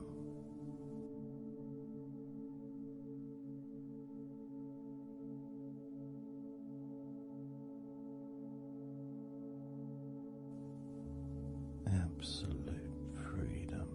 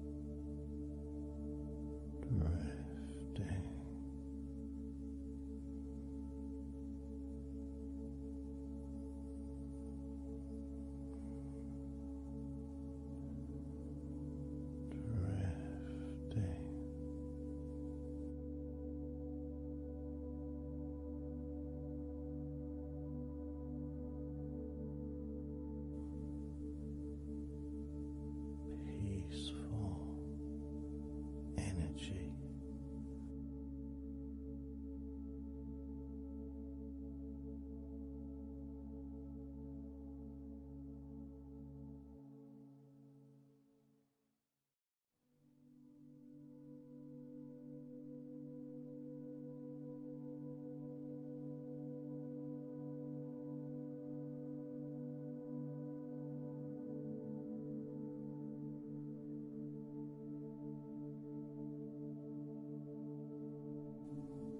Peace to breathe,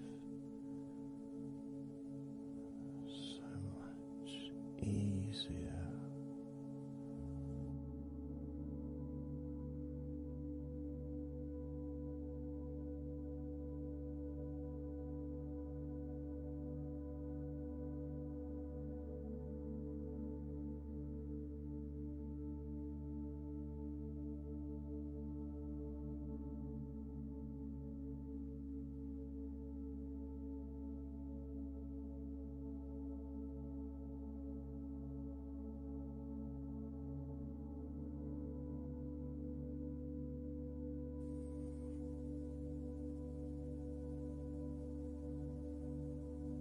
Loose.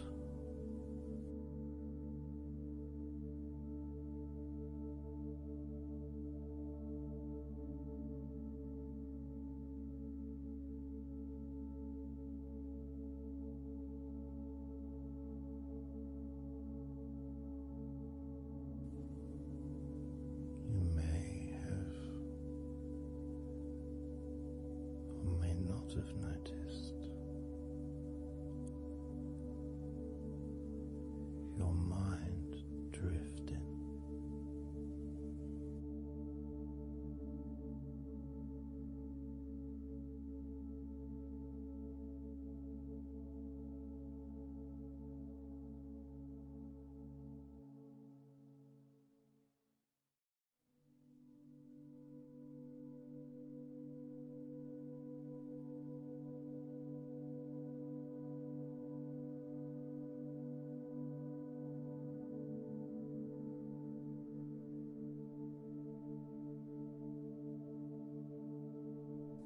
Peaceful.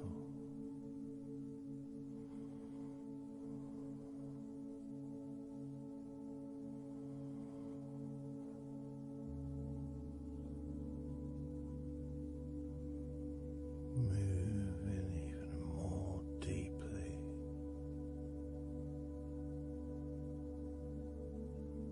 in the direction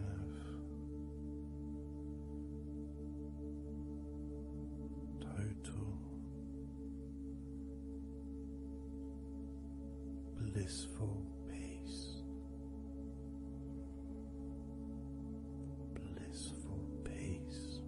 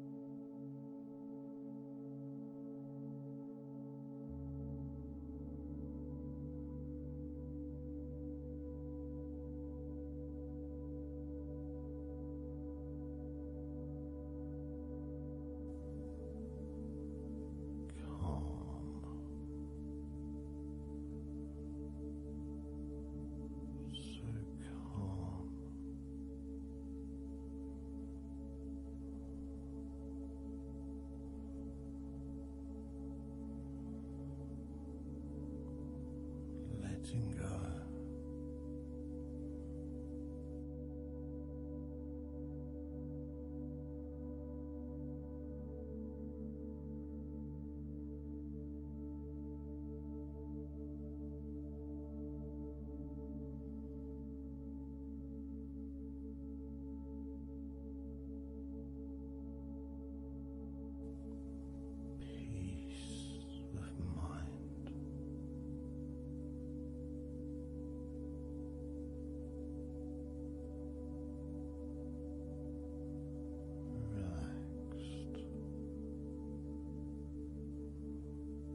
Body.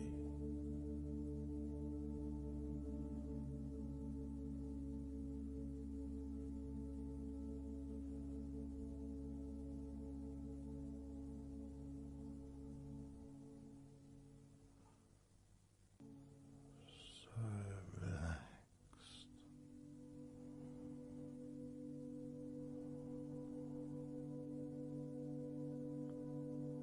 So relaxed.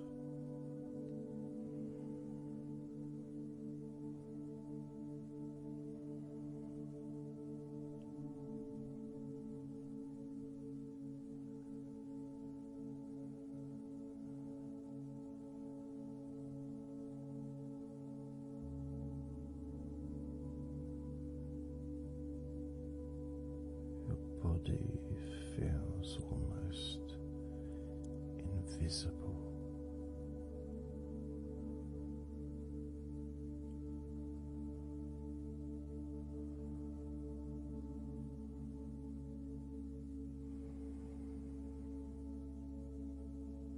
So very relaxed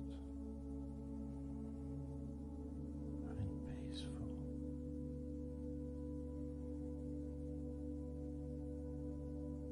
So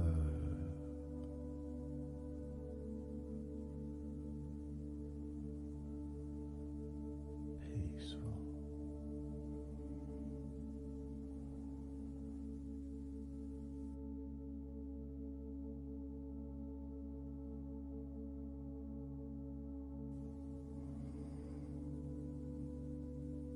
Relax.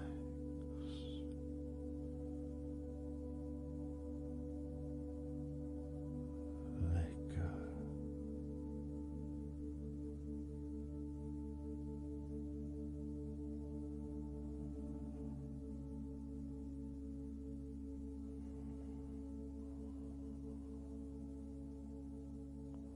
So peaceful.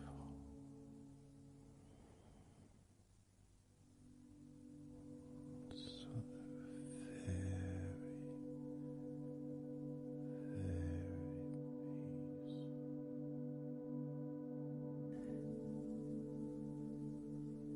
And you could start to notice that you are feeling more relaxed.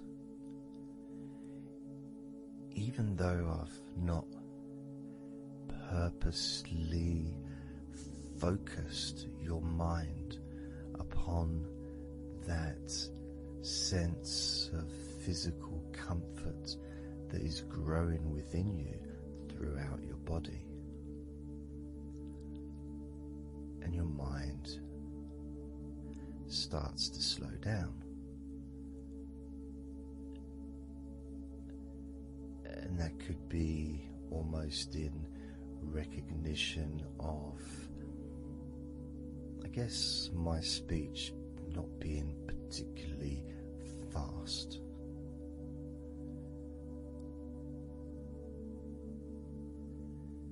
And things just generally feel calmer just by listening to my voice. You give yourself an opportunity to take a break from the day, take a break from your life as it is, and to give yourself a rest, giving yourself permission to take some time off. and to allow your body to relax and allow your mind to slow down, which in turn releases the tension, any stresses that you had in your body.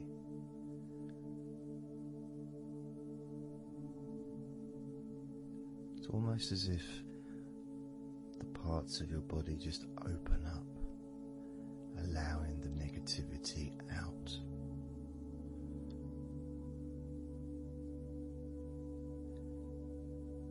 And at the same time, replacing that negativity with positive, healing energy, which then fills your body up, and your mind too also starts to appreciate those feelings of increasing confidence and an almost uplifting feeling, positive healing, an energy that spreads through your body like a wave of comfort. And all this comes from just allowing yourself a few minutes, maybe half an hour, however long you want it to be, to just rest.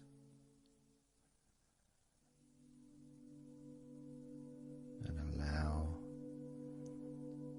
your mind and your body to almost reset itself to the settings of comfort and relaxation, calmness, which allows more room for feelings of pleasure and happiness to move around your body and into your mind, almost as if your mind and your body are sinking together,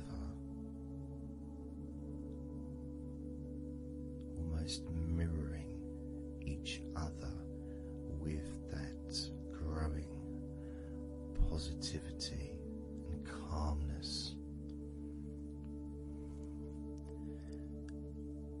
And it feels nice. It really does feel nice to know that you are the one that has allowed yourself to feel more comfort and to experience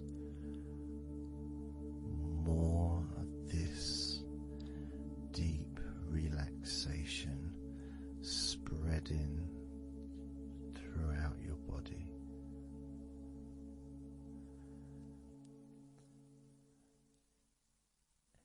And as I focus on each part of your body, you can notice that that part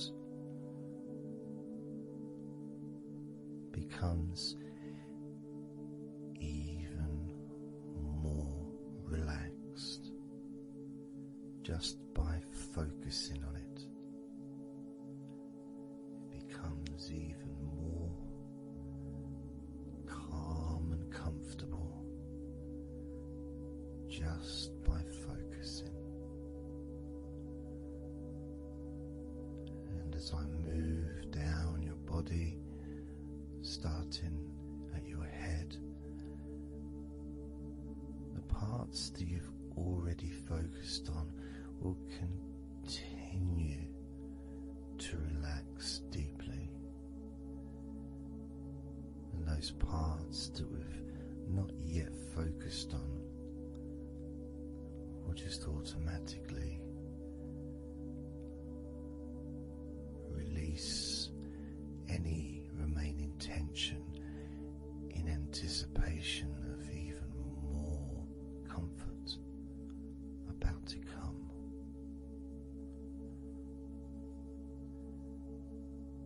Now, I'm going to start by focusing on your forehead. Just being aware of the feelings of your forehead. And any background sounds, like Mr. Herbert the pigeon, can just allow you to feel even more relaxed. It just means you're in the moment. This isn't a sterile environment. This is the world. I live in the countryside, so there's lots of nature sounds around.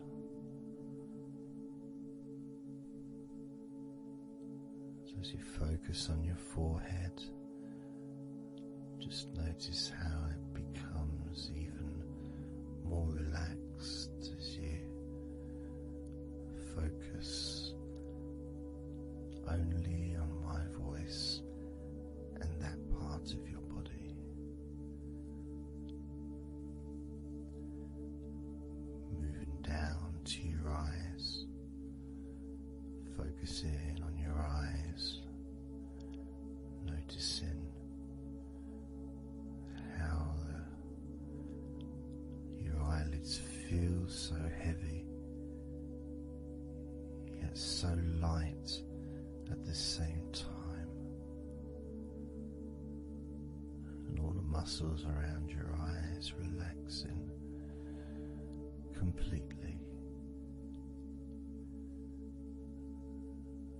Moving your focus down to your mouth, your lips, your tongue, your teeth and your gums, the whole of your mouth relaxing, calm and loose. As you focus now on your jaw, not just the part of your jaw near your mouth, your chin, but all the way up the sides of your face to your ears, that whole of your jaw, feeling more relaxed and calm.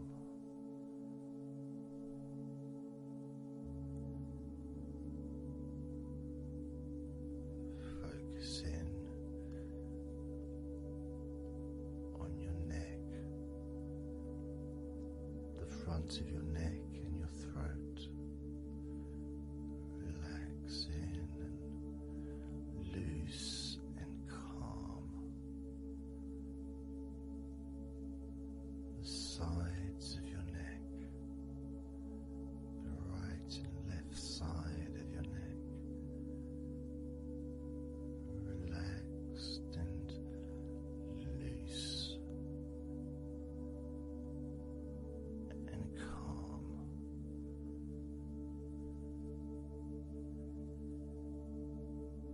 And now the back of your neck, focusing on the back of your neck,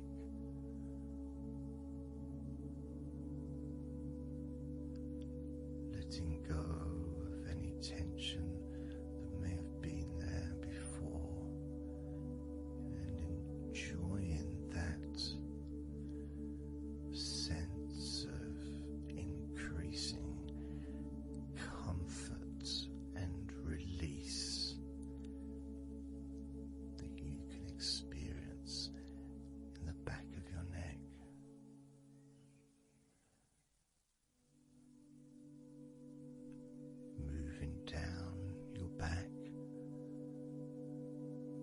moving either side of your spine, right from the top of your back, all the way down to the bottom of your back.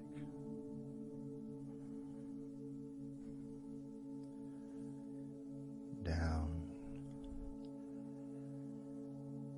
to your lower back,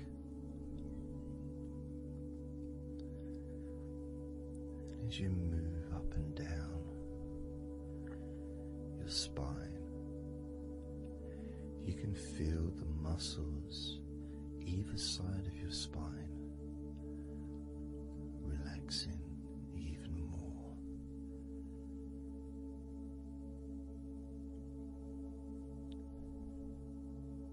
And as those muscles relax, that sense of comfort starts to spread outwards from your spine into both sides of your back, the top of your back, the middle and your lower back. And as you scan gently and slowly up and down your back, as the muscles in the top of your back relax and become looser, the muscles in the middle of your back also seem to just almost divide from each other, separating and almost melting.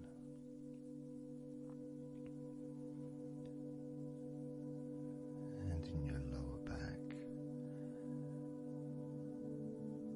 there seems to be an extra special feeling of comfort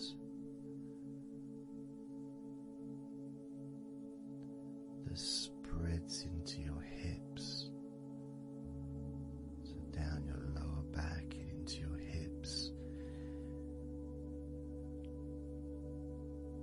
into the area where your coccyx are, and into your buttocks, and all those muscles that spread from your lower back into your hip area start to melt,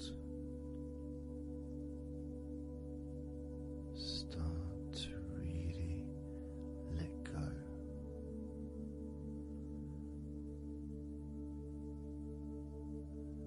And even though we're about to focus on your shoulders, your back and your spine will continue to let go, continue to relax, so calmly. And as you focus on your shoulders, you may notice that they're already feeling really loose. They're already feeling calm.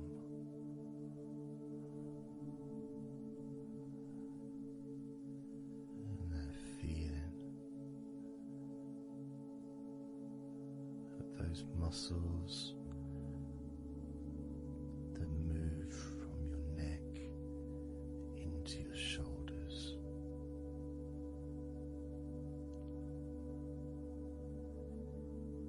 feel so soft and gentle, so smooth,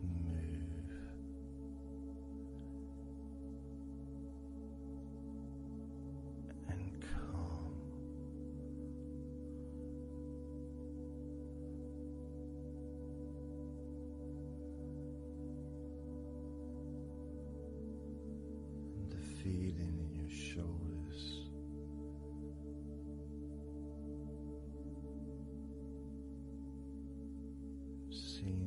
to spread deep into your shoulders. That sense of relaxation, not just traveling deeply into your muscles, but also relaxing the bones,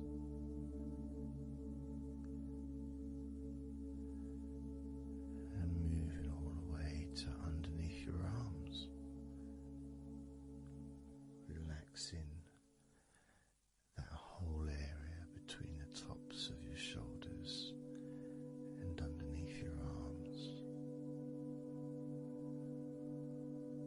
healing.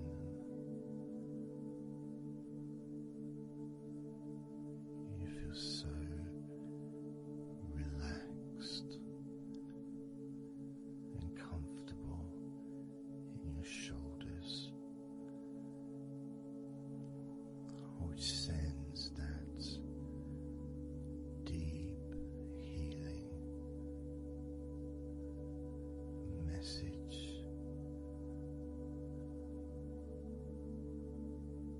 into your arms,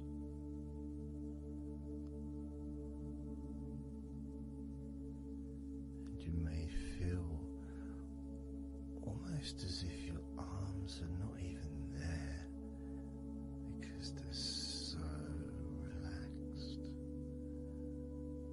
so deeply relaxed.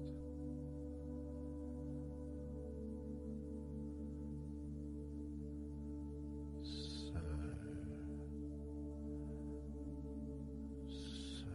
calm.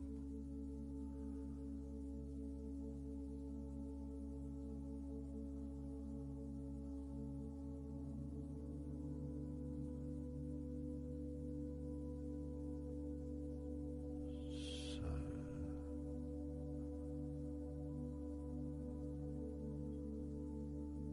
loose.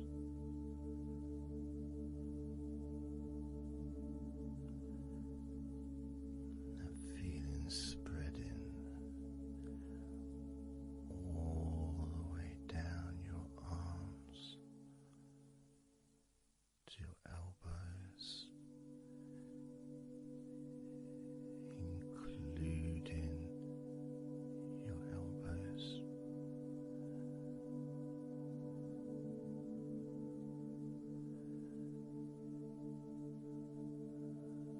Circumference spreads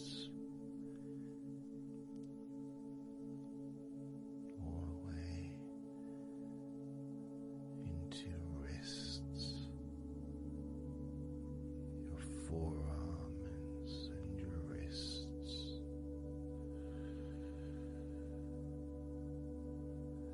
feeling so heavy, yet at the same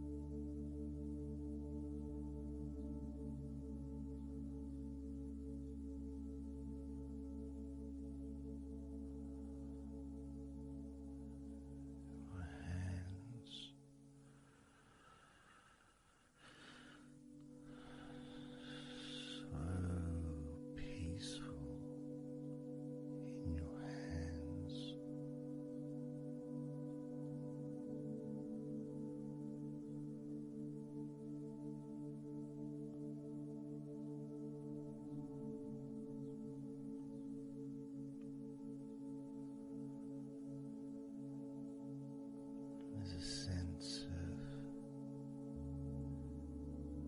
real peace.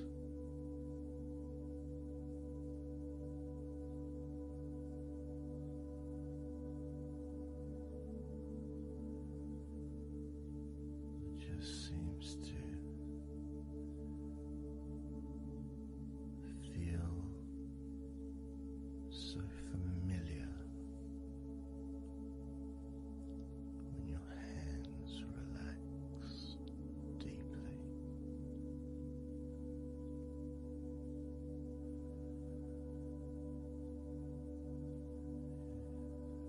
Feels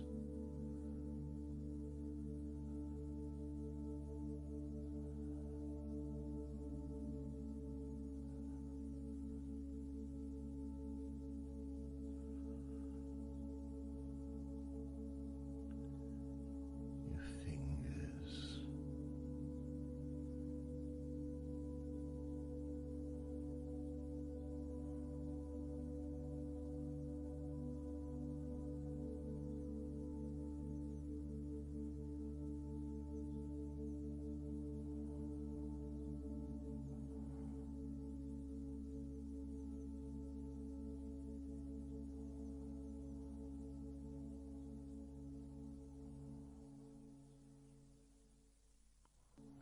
your fingers so loose.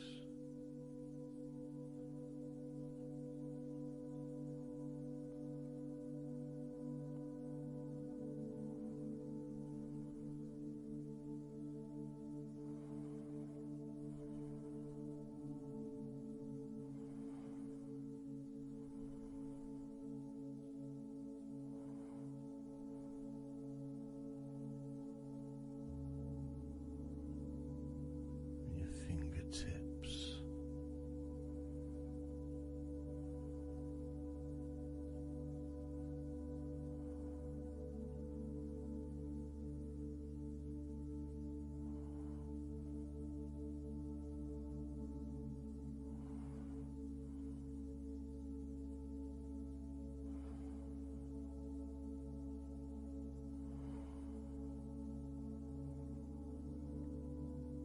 moving your attention to the front of your body.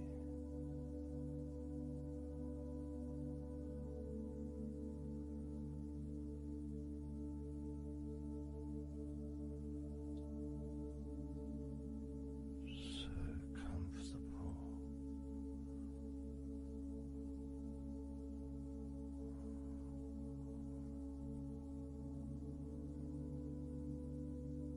Moving your focus to your legs.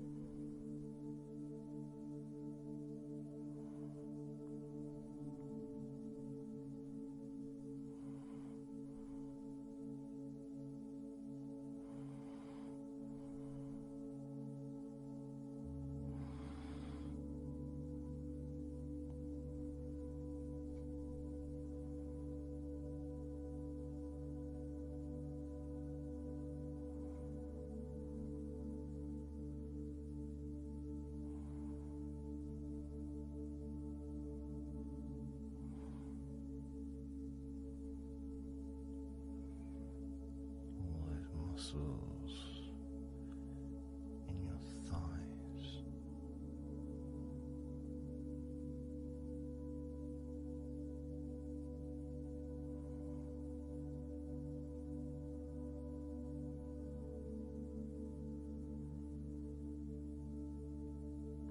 Your knees. So relaxed.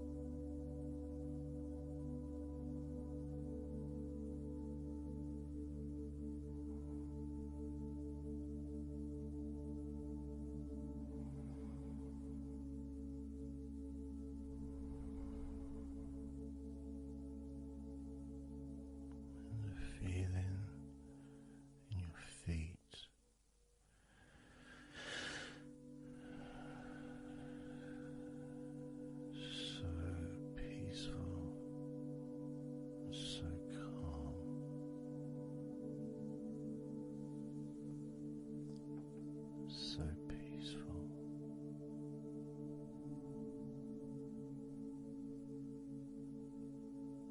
So calm.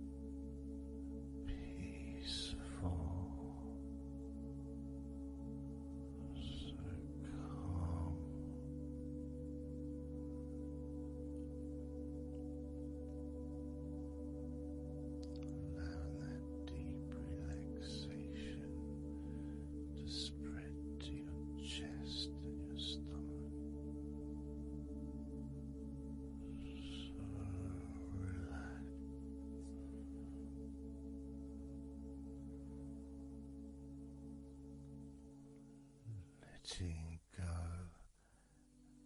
of everything.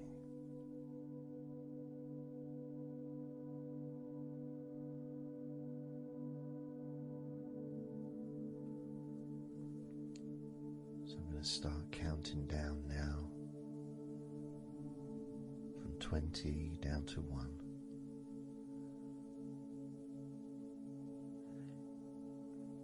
You can imagine, in a way, it's like just walking down some steps, and each step, all 20 steps, and each step represents a level of comfort. Each step represents a deepening of that comfort.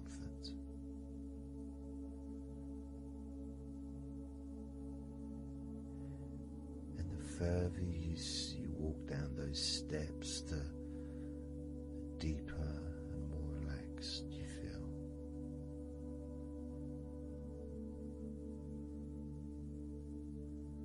So, starting with number 20.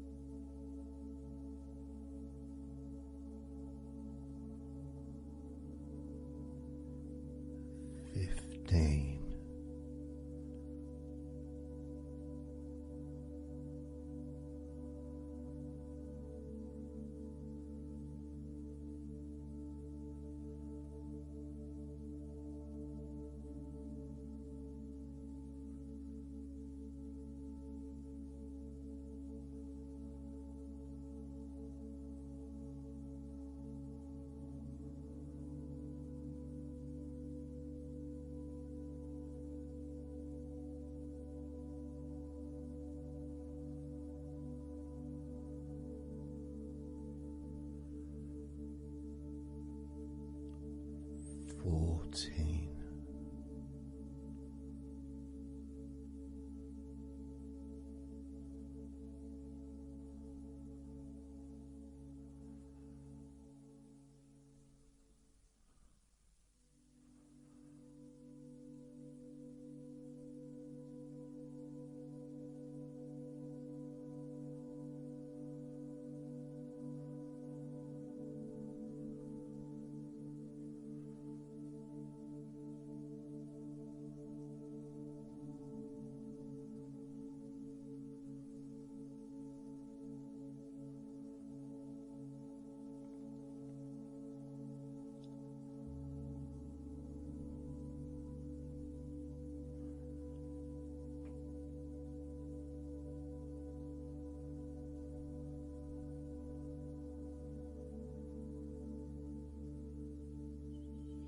13.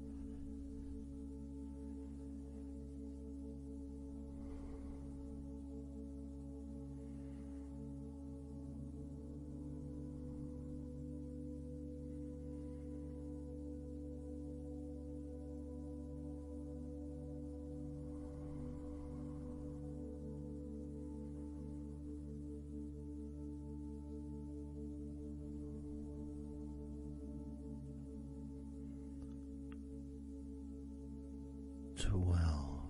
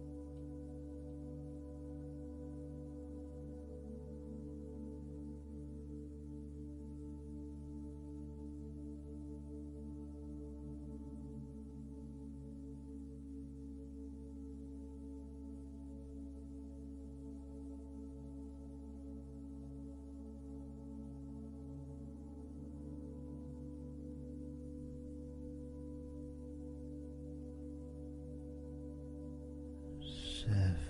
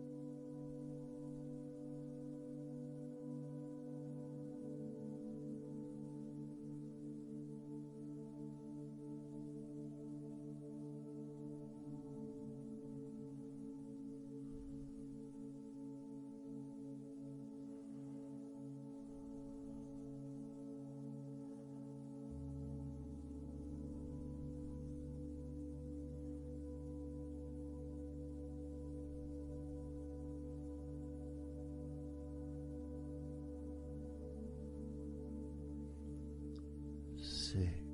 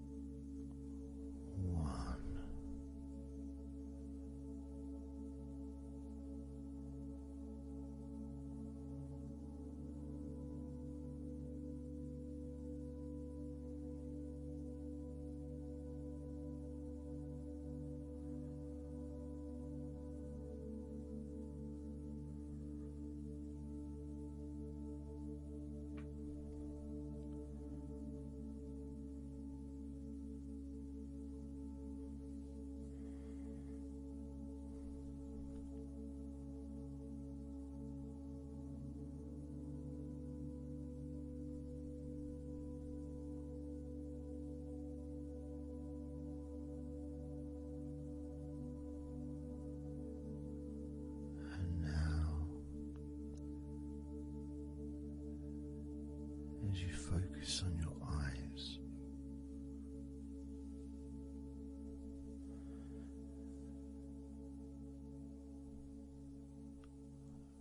we're going to count down from 10 down to 1.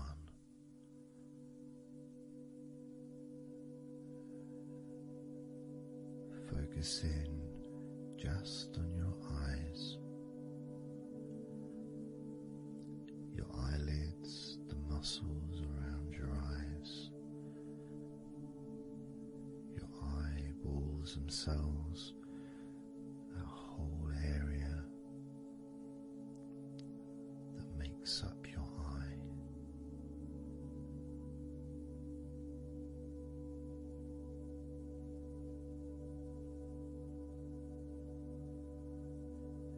As we count down from 10 down to 1, whilst focusing on your eyes,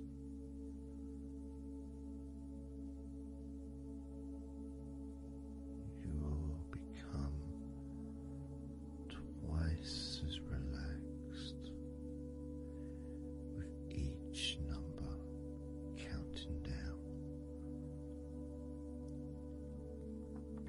You may find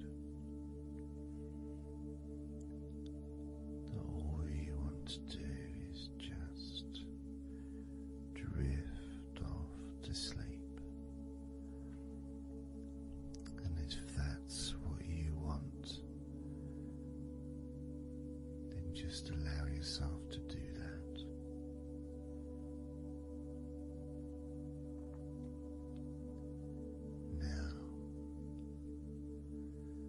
Focusing on your eyes, I'm going to begin counting down from 10 down to 1 right now.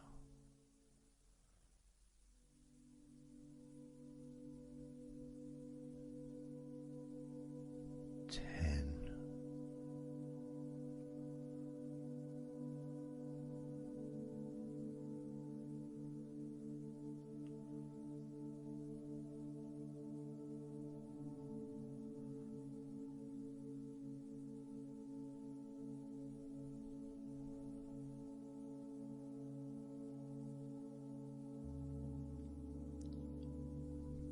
9.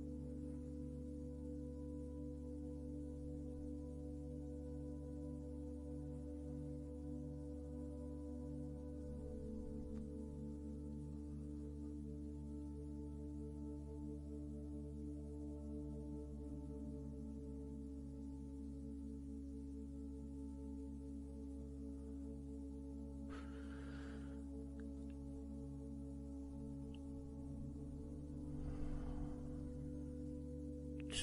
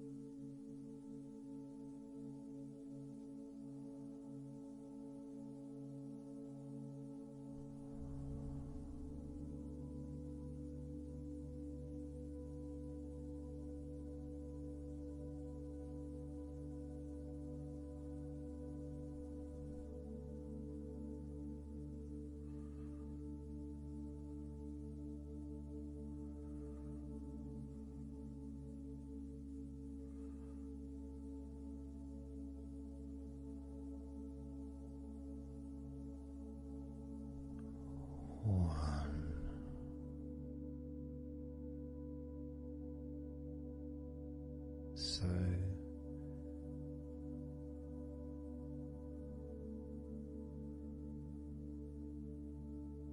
counting down from 10 to 1. 10, 9, 8,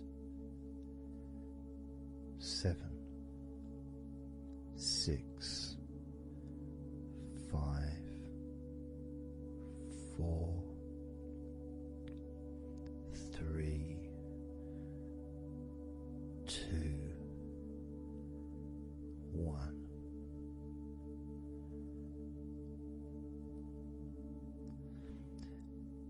And maybe that was a bit too quick in order to relax. Maybe it's a bit too fast for you to notice the calming of your body. Maybe even a little bit of pressure there, like you're counting down from 10 to 1. What do you expect me to do, man? You expect me just to go all floppy just because you're counting down?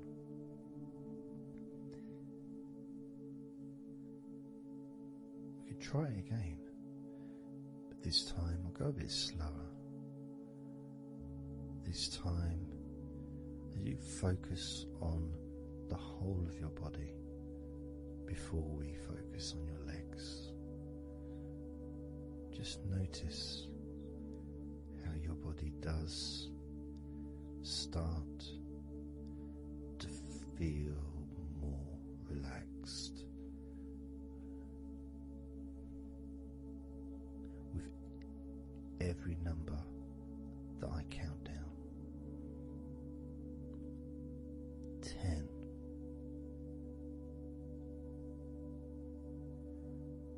9,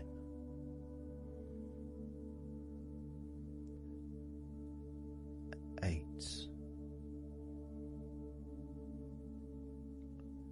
7,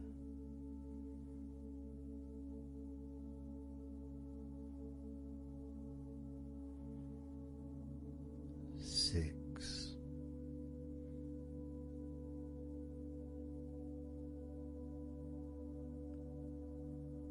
5,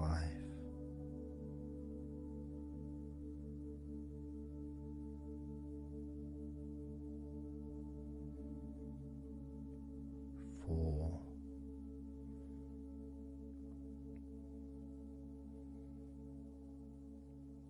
3,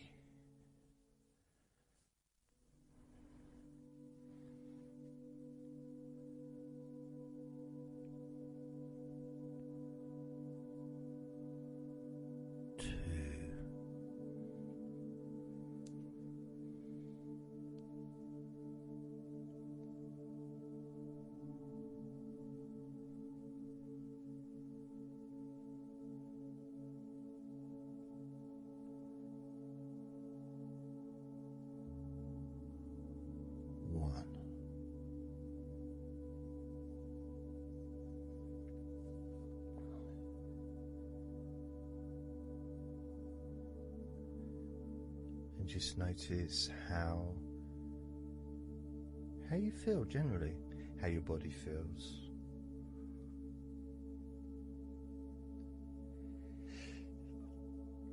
It's not necessarily even about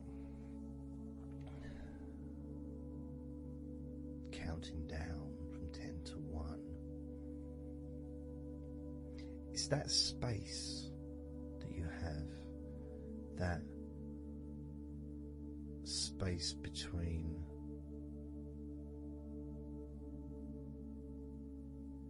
being active physically or mentally to just sitting or lying down, just being there, not doing anything, not saying anything, not needing to think about anything. So it opens up a space, you know, a bit of a space, a gap.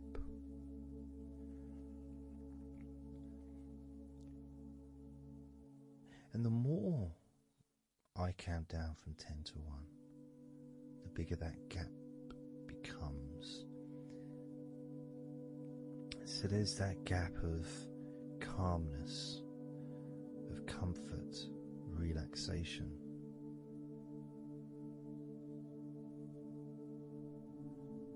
It's a nice feeling.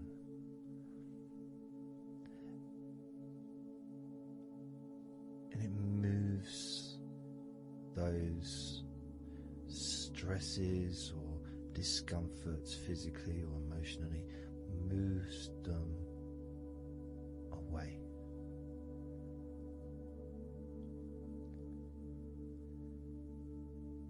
Allows you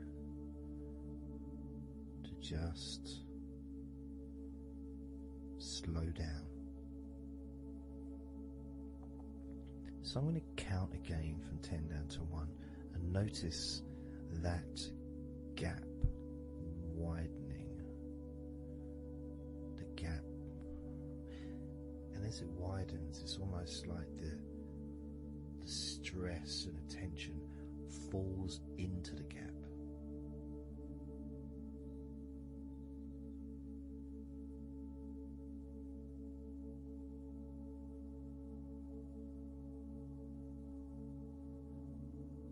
And gives you that distance, that space. Now, 10, 9,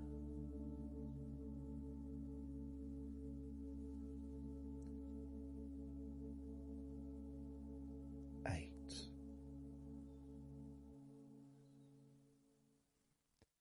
7,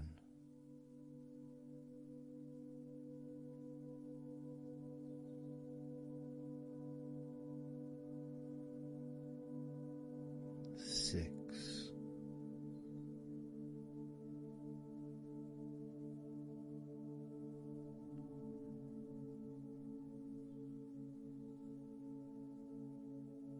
5, 4,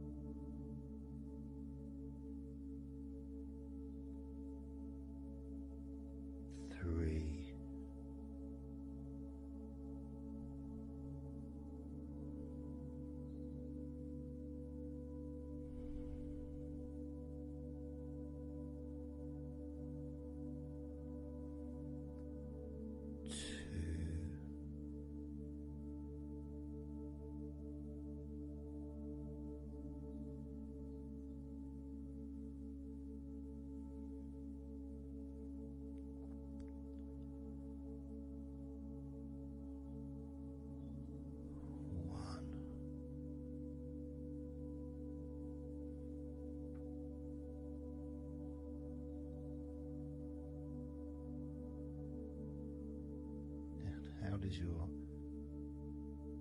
body feel now?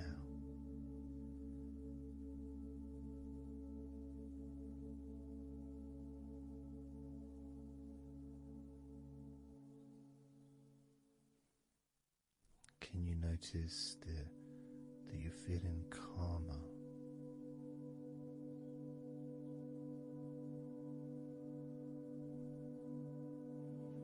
That you're feeling more relaxed?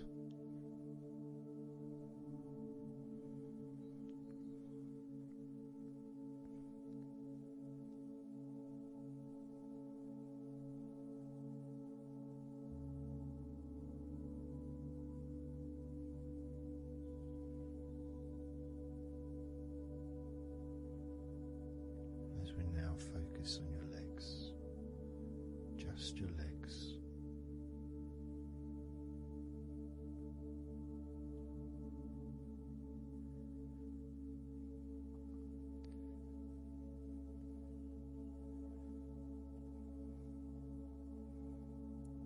We're just going to start with focusing on your thighs.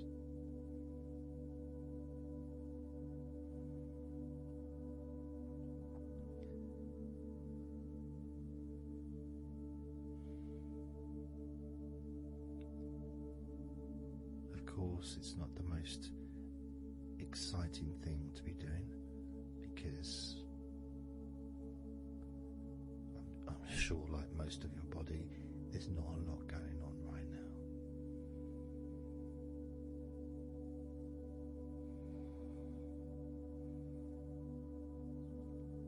Just focusing on the whole of your thighs,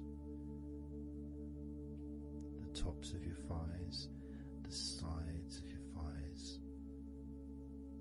the bottoms of your thighs, your outer thighs and your inner thighs.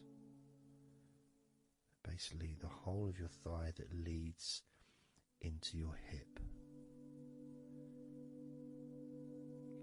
and then goes down to your knee joints. Now this is a big area. It's a very heavy area. It's very strong.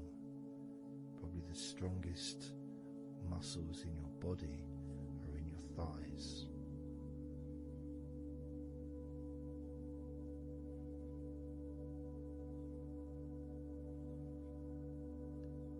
But I don't think we perhaps give enough attention to our thighs.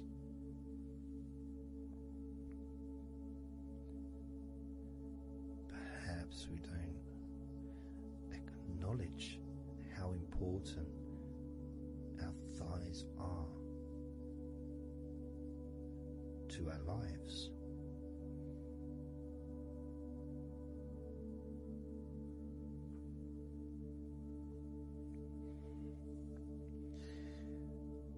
How much they actually do for us all through our lives.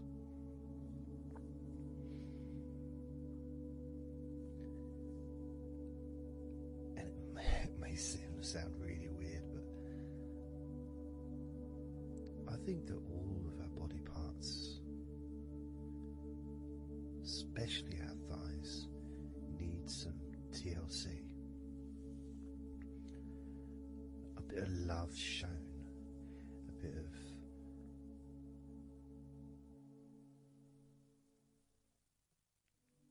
acknowledgement, a thank you, gratitude for what our thighs do for us.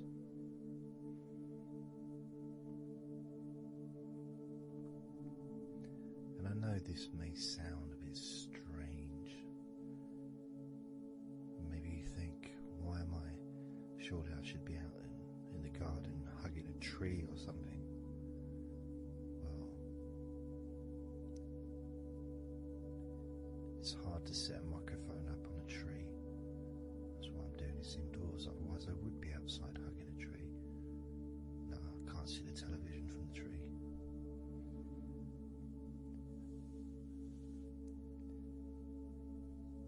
If you move down to your knees, again, such an important part.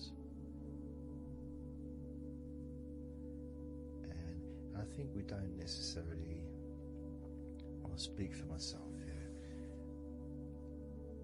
I don't necessarily appreciate all that my knees do for me until I have a problem with my knee.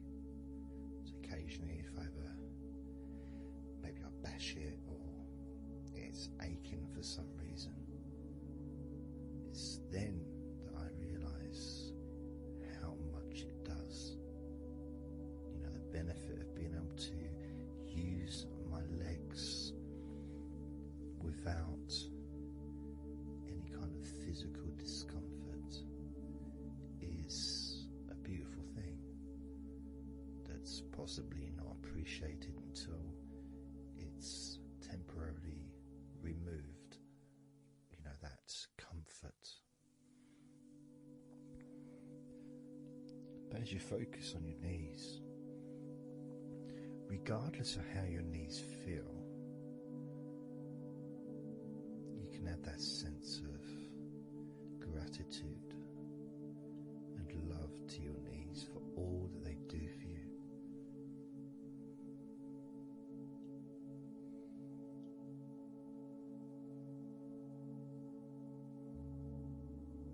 And you can still have that attention on your thighs, and maybe notice how your thighs feel. Maybe you've noticed that they are relaxing more deeply.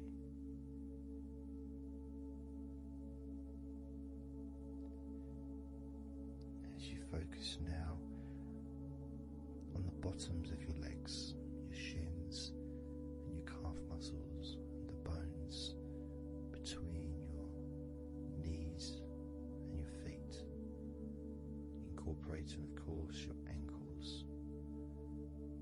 So important.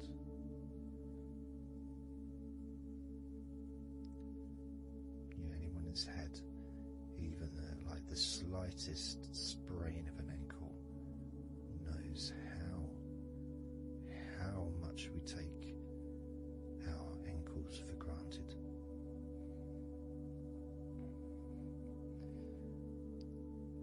And it's kind of strange in a way when you think that, you know, logically our wrists are a lot thinner than the rest of our arms, which is okay, can't see any problem with that because we're just picking stuff up. But our ankles are so much thinner than the rest of our legs.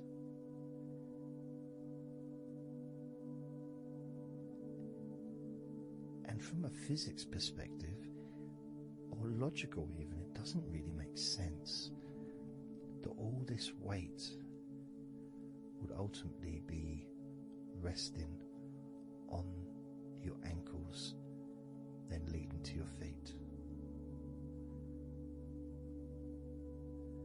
That thin area, thin bone, yet it does so much great work. Supports us, supports our body for a lifetime. Helps us to balance, helps you to get around and be mobile.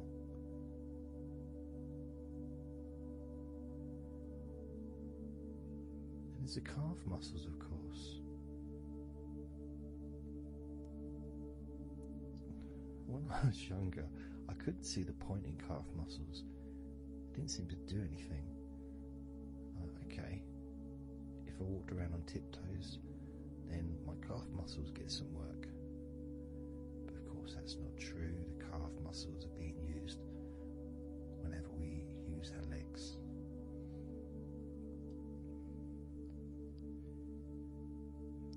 shins, there to protect your lower legs, shaped in a way almost as a protector for the bone.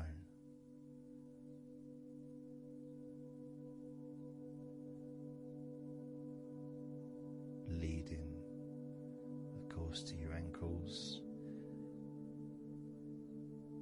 and your feet. But we're not going to focus on your feet, we're just going to focus on the legs. And I realise that now that I've mentioned your feet, you're probably focusing on them anyway, so maybe I should focus on your feet a little bit. You can have them in your awareness, the same as you have your thighs in your awareness, even though we haven't been focusing on your thighs for a few minutes. We've been focusing on your ankles,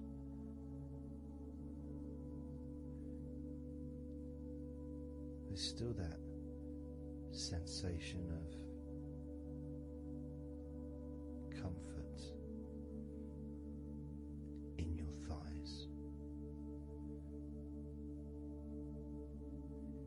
And there's that movement of energy, because the thighs hold lots of different sensations. Of course, there's the muscles, the big, strong muscles that we have in our thighs.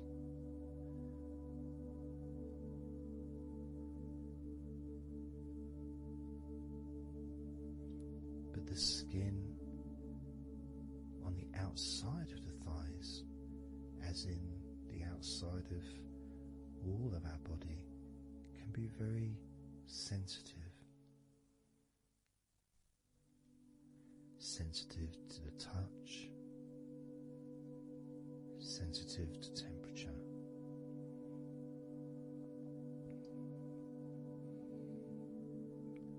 And inside your thighs, the bones, there's the muscle, there's the blood vessels, the arteries. So all this stuff, it's inside your thighs. And I guess sometimes it'd be nice if you could actually put your fingers inside your thighs and massage. Message on the outside, of course, but to be able to get deep into the muscles and to be able to just massage inside your thighs, massaging the bones of your leg, massaging all the veins and just gently healing your thighs.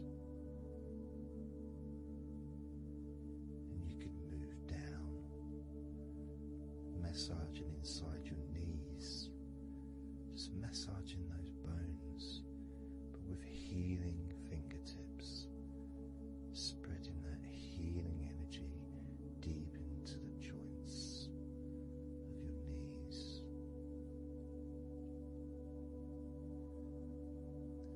Of course, there's the back of your knee, you know, the inside crease where your knee is. It's a very sensitive area. Feels very nice when you stroke it. That might be because it's an area that's not really touched very often. It's almost like a hidden part, that crease in your legs. It's almost like a part that has a sensitivity which is a little bit different.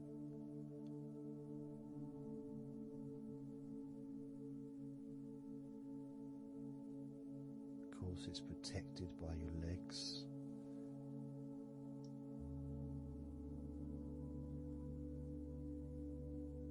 So you can imagine putting your fingers into that crease in your legs.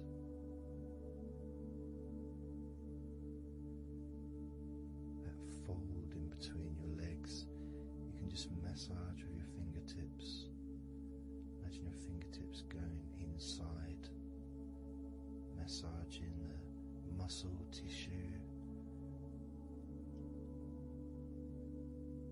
You can of course feel the bones of your knees healing through your fingertips.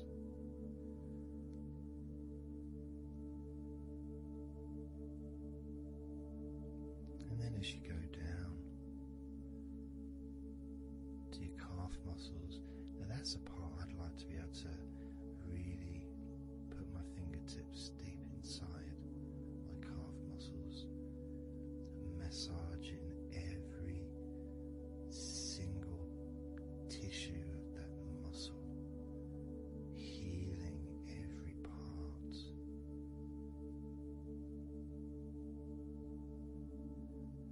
And then doing the same for my shins, massaging and gently stroking the bones, gently stroking them, healing in a loving way, because they deserve to be treated as the precious bones that they are, because our legs are so precious, as in all the other parts of our body. They're more precious than any jewel on the planet.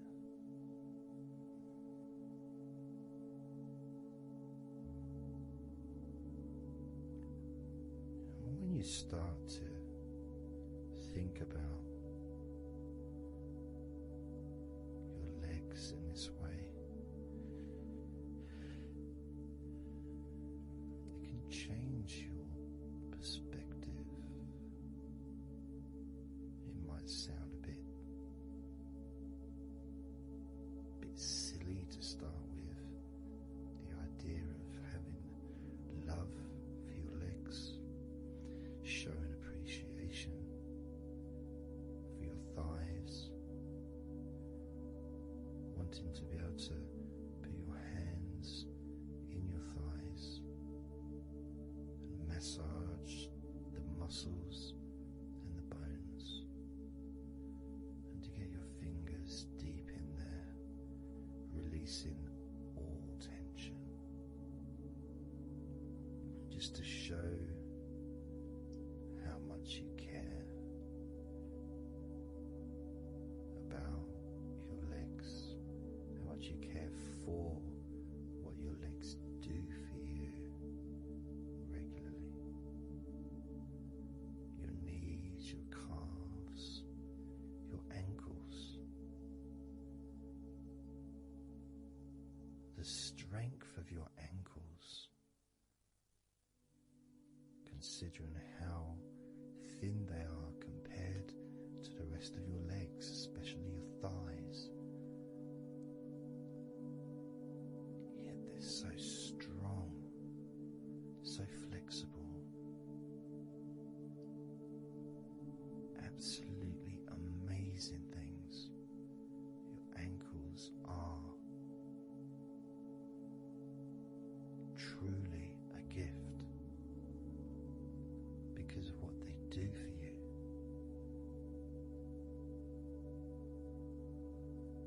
Supporting all that weight, regardless of what weight you are, even if you're only 8 stone, it's still a lot of weight for these little ankles. Now I'm a lot heavier than 8 stone, double that. Yet my ankles support my body all the time. Although they do give off a sigh of relief when I sit down. As in fact my whole legs do. My feet also go whew. My toes clap. They're so happy.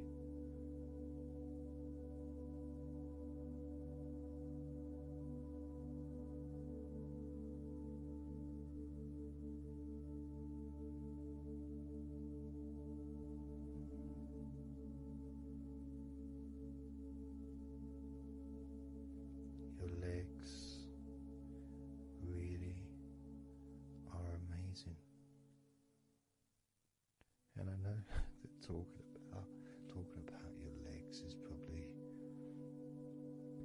possibly among the most boring things you've ever heard anyone say, possibly. But boring or not, everything I said is true. Your legs are amazing.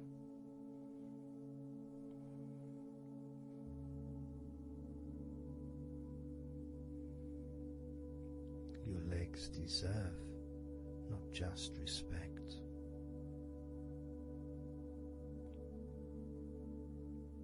but they deserve to relax deeply.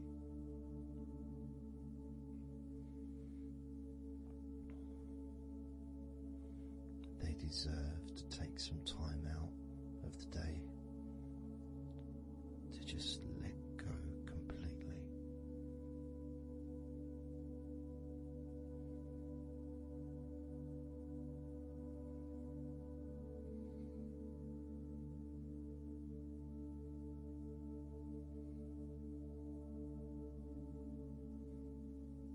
Your legs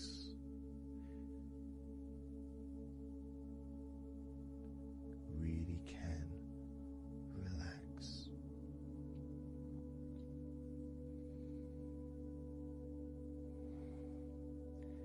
And because the legs are such a very important part of your body, when you relax your legs, the rest of your body also naturally follows in that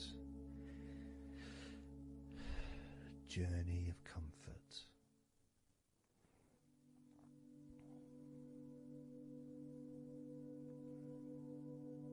I can feel it in my hips. My hips feel really loose. And also my lower back as well. My lower back really feels stretched, even though I'm just sitting in a chair and there's no stretching as far as I'm aware that I'm doing.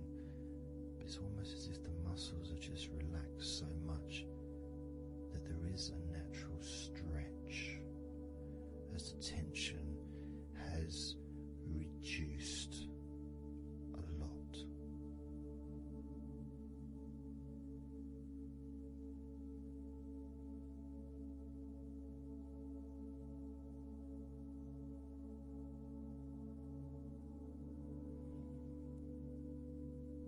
And I'm now going to count down from 10 down to 1.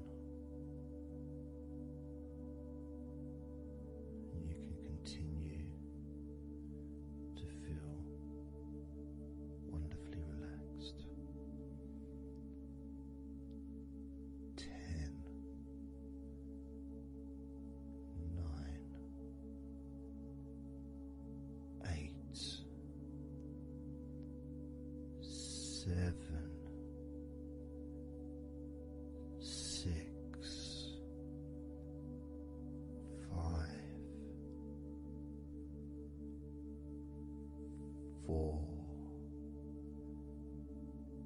3, 2, 1.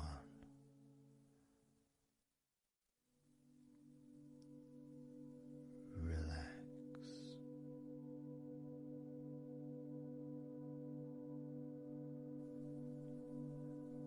So I'm just going to count down from 5 down to 1. And as I count down, if you just focus on the numbers, just the numbers, counting down, and notice how you feel in this moment as you hear the numbers counting down, knowing that those numbers counting down represent you feeling calmer, not just in your body but also relaxing your mind. just notice how you feel. There's nothing to do. There's nothing to say. There's nothing to think about. Starting with number 5.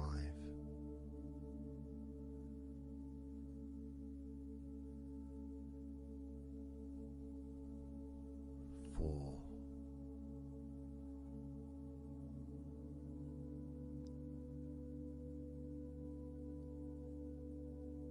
3.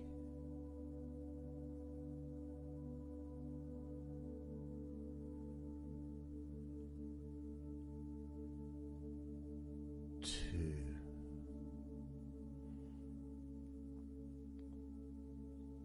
1.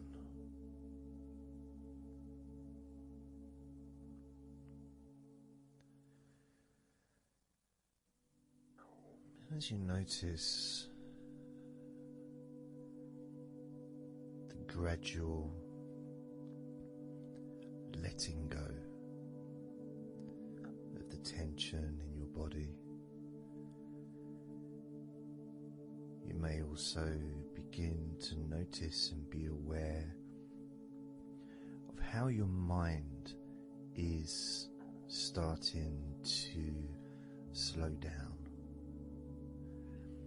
This is just a natural thing that happens. It's not really a special procedure. It's just natural because as your body relaxes, your mind also starts to relax. And the more your mind relaxes, the more your body relaxes. It's just a continuous circle of relaxation.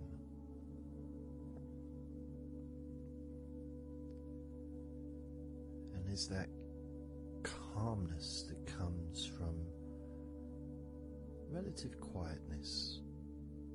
You know, even if there's background sounds, either your side or mine, it's still going to be quite calm. You know, you haven't got the television on, there's no music in the background unless you're listening to the recording with music, of course. You're very likely not going to be sitting in a room with other people. Of course you might be, but generally it's more ideal if you can do this on your own. So no distractions.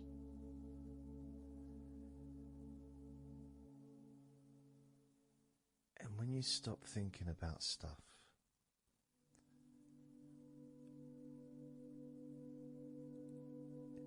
relaxation automatically rises. A sense of comfort starts to grow. And without trying to build it up into something fantastical or something magical, this is just a natural process, something that's easy to accomplish. In fact, it's almost, the sense of relaxing completely happens really when you put no effort into it. It's not something that you can really force. It's something that happens naturally, and part of the process of this recording and others is simply to allow you to take advantage of this space, this time, to just let go,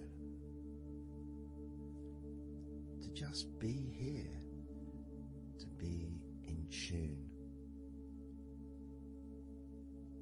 with how you feel.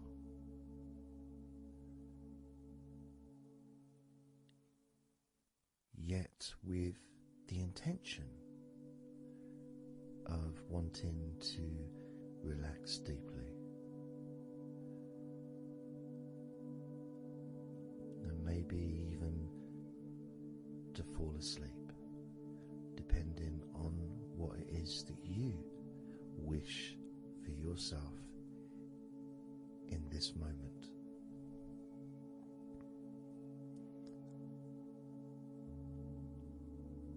As we know, relaxing is the majority of the process of falling asleep. The actual falling asleep part is the tiny bit at the end. The deeper relaxed you become, the easier you find yourself drifting.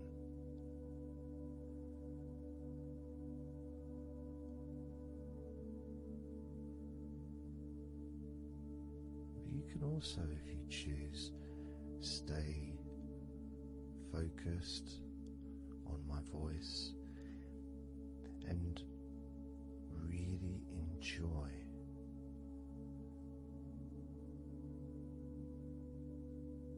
the process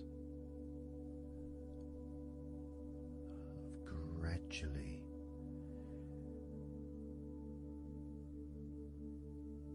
relaxing each muscle in your body, effortlessly.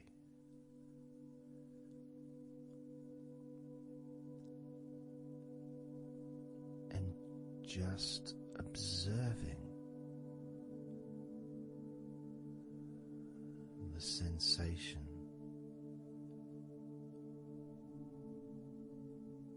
of letting go.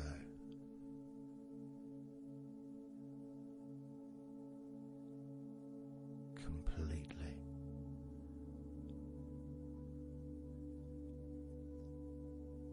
This time I'm going to count from 6 down to 1. And you can notice your mind calming down more with each number that you hear me say.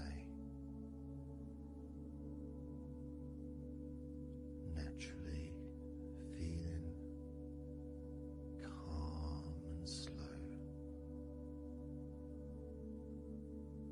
and peaceful.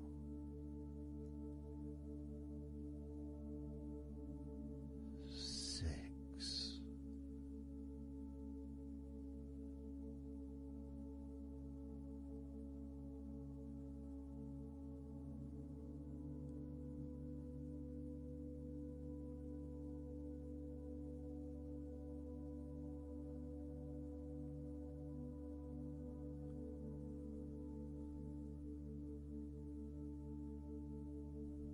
5.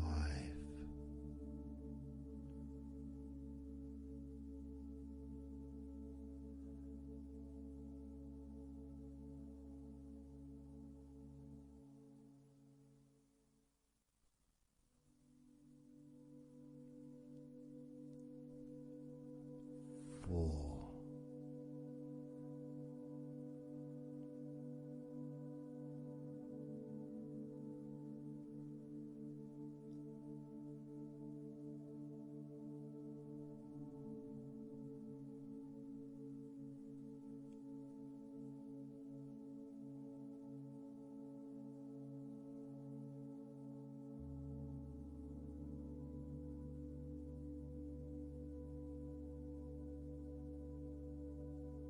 3. 2.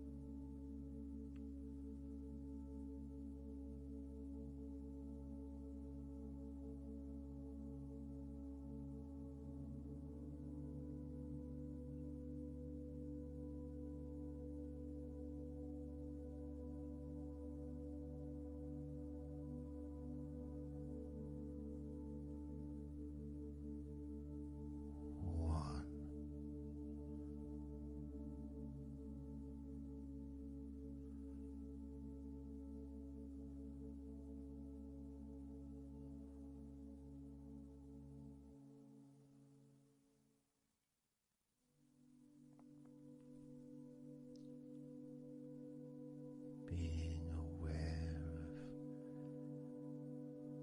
of how your mind has slowed right down, sinking deeply into relaxation.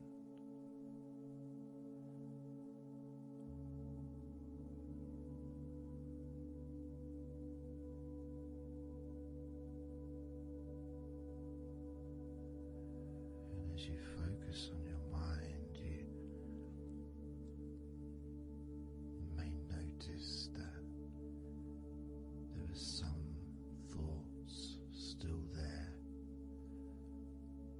maybe some stubborn thoughts that for some reason perhaps need your attention.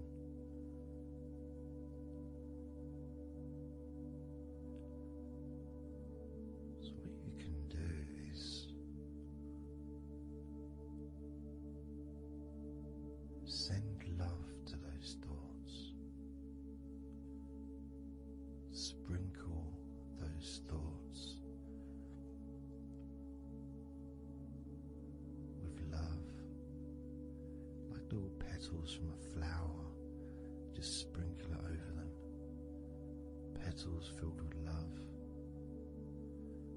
towards those thoughts, to let those thoughts know that you're not abandoning them. You just need them. You require them to just calm down, slow down, quiet down for now.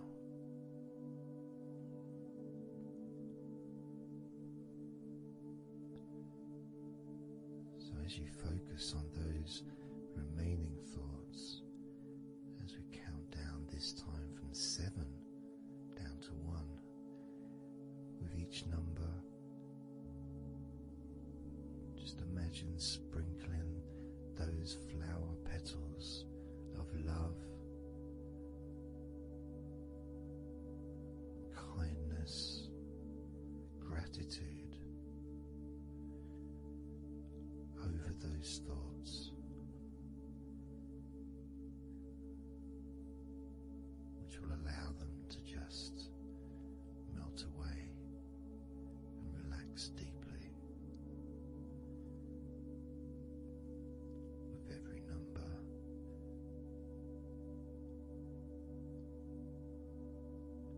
Those thoughts will become more and more relaxed.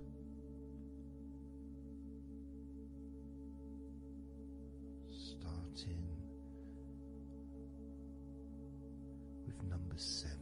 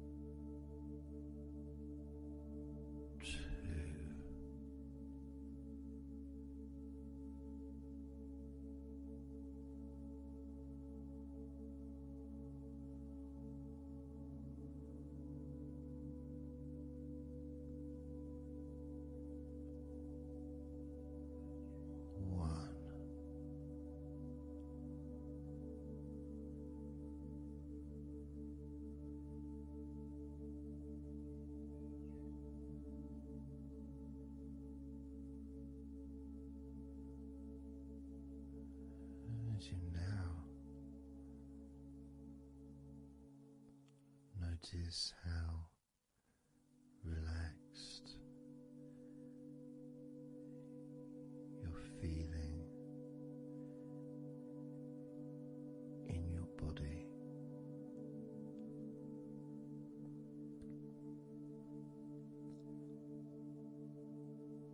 We're going to focus on your hands.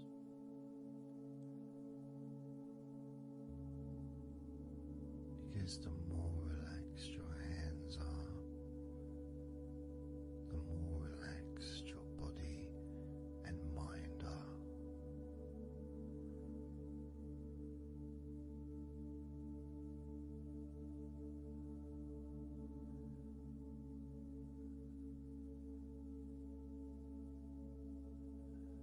And as you focus on your hands and your fingers,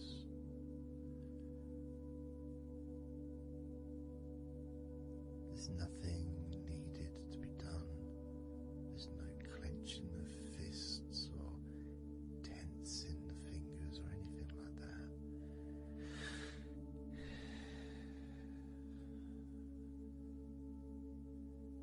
It's just noticing and focusing on your hands.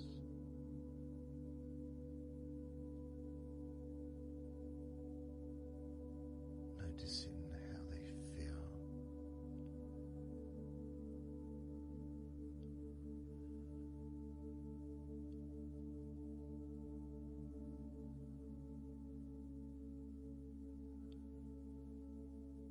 Because the more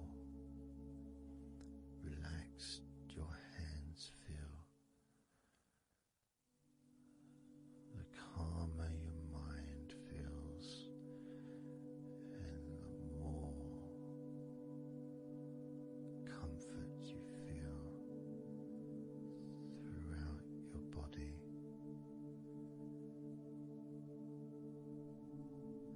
And you may have already noticed that your mind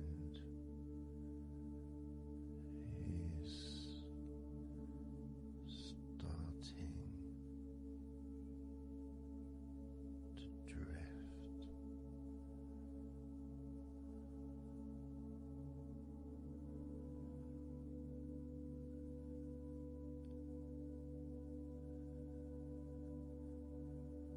Focusing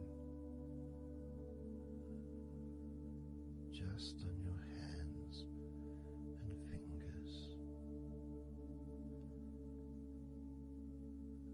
allowing them to experience a real deepening of that relaxation in your hands and fingers.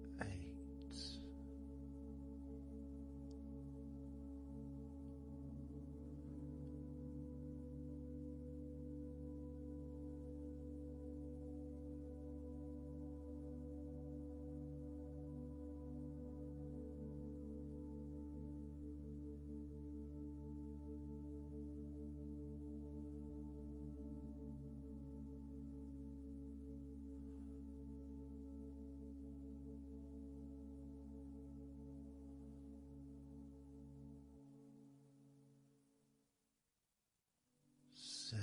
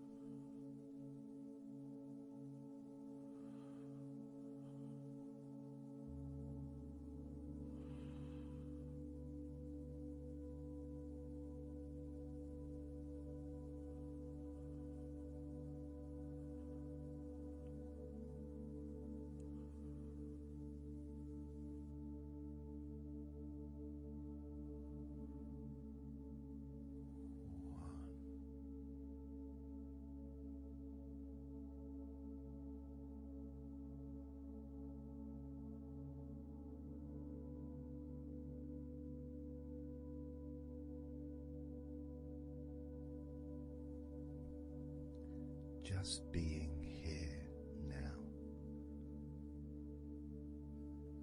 Nothing to think about, nothing to do, nothing to say.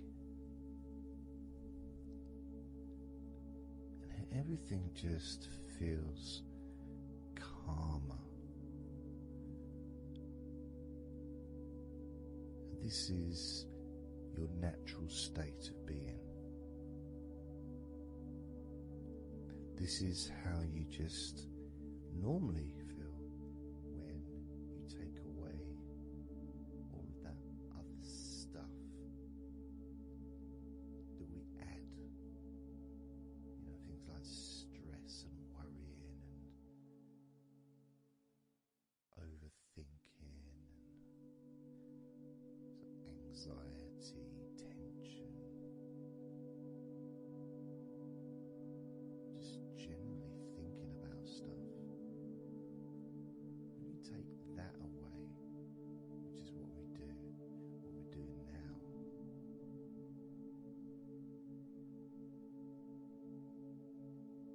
you're left with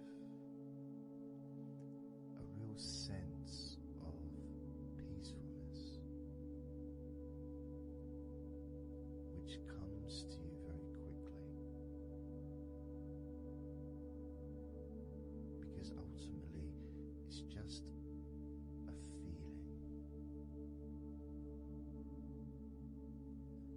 feeling of comfort. It's almost as if you've gone inside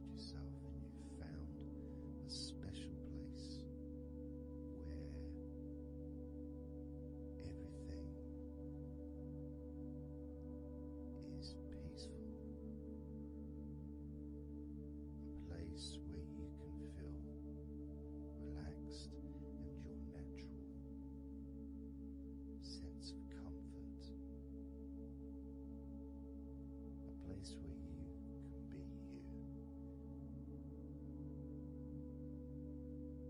Where you can accept yourself for who you are.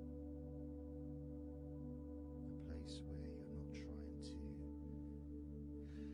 please anybody else ever. A place where you can actually not just love yourself, but in some ways, more importantly, you can like yourself.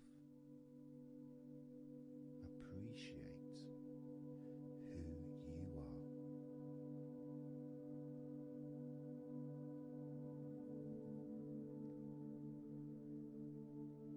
That sense of gratitude is in the air all around you.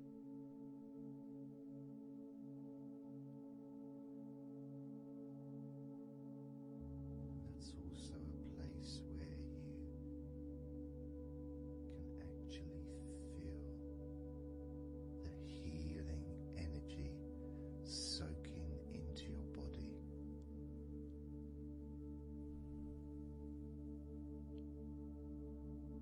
Healing energy soaking into your body. And that healing energy spreads through your veins, traveling to each and every single part of your body.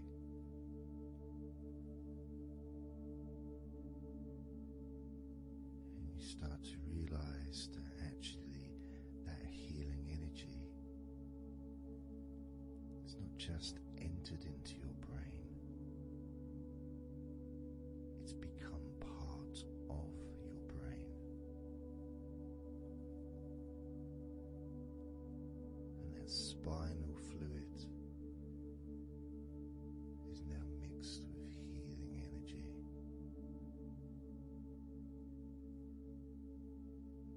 Not just allowing you to feel so much more relaxed and healthy in this moment, but also you start to realize that actually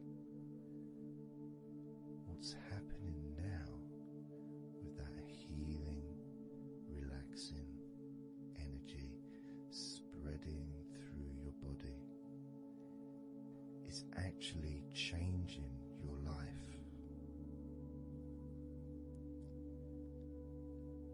It's actually changing the way you're going to feel, not just now, but tomorrow and the next day, as your health improves.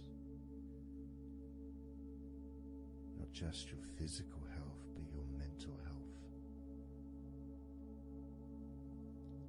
Things that used to bother you in the past, for some reason, no longer have the effect that they used to,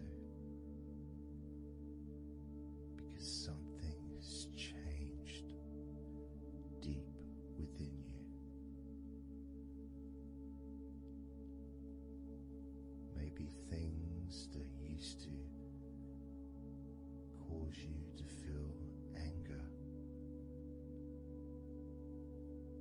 no longer have that power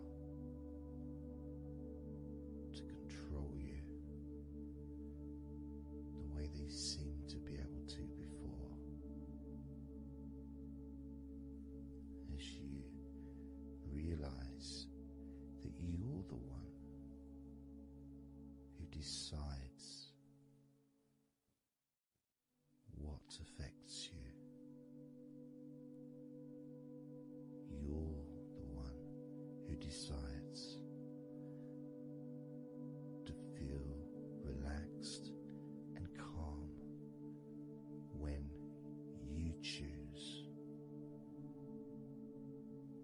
to enjoy noticing these natural developments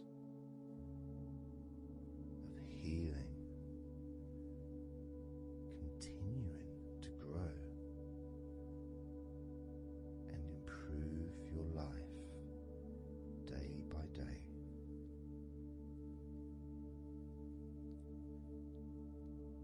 Including, of course, your ability to relax so much easier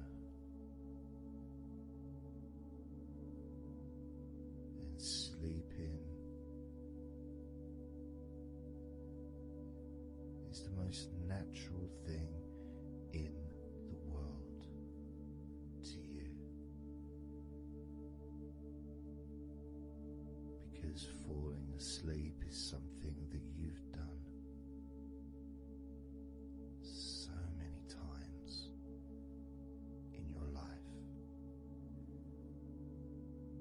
and you know that you were born, as we all were, with the ability to fall asleep naturally. We were born with that ability to just drift off into a deep, healing sleep.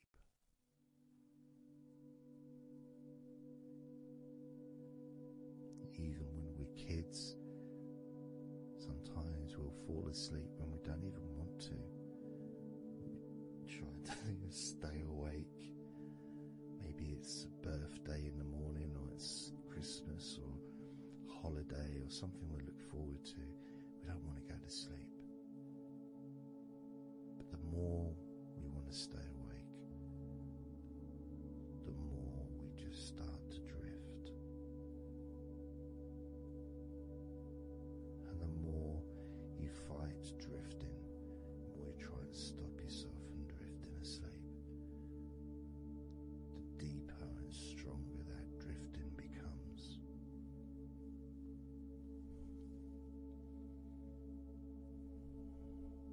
Because we're born not just with the need to relax deeply and to naturally fall asleep, but it's our birthright. It's part of our DNA.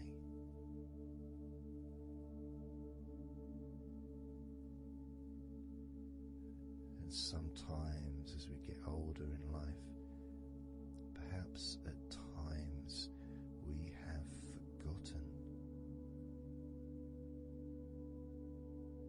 that relaxing completely is not only a wonderfully pleasant experience,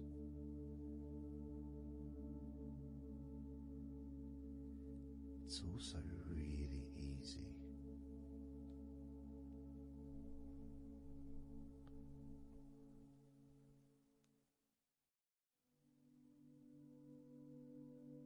It's very, very easy to let go, because that's all it is. It's just deciding to let go.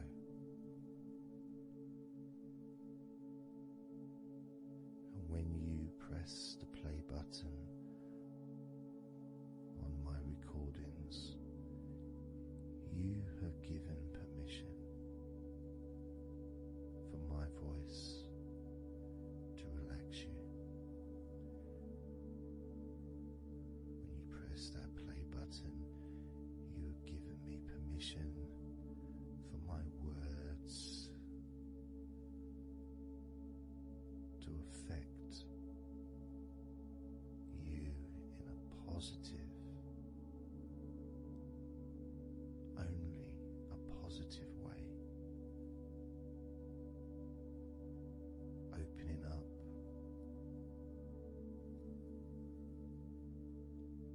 your mind to useful and healing suggestions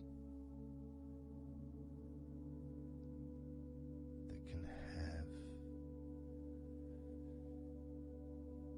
such an amazing effect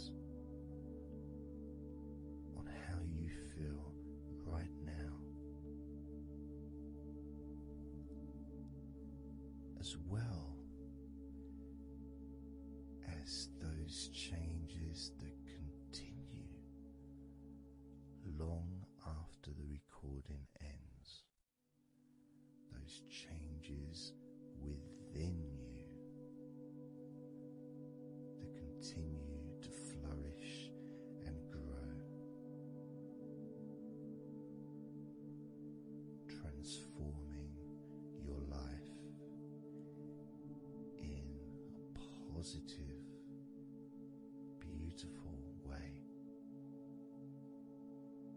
allowing you to move forward in your life in the direction that you choose for yourself.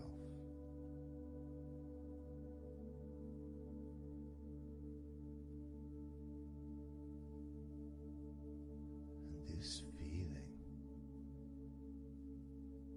feeling that you can experience of safety, comfort, calmness,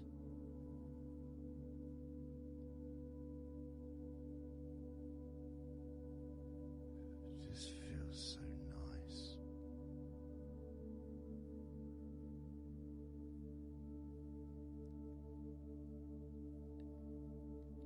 It's such a healthy place to be.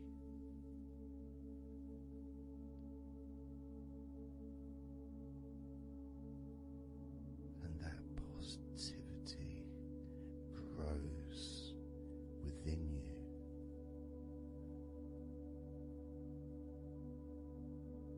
Each and every day, moving forward,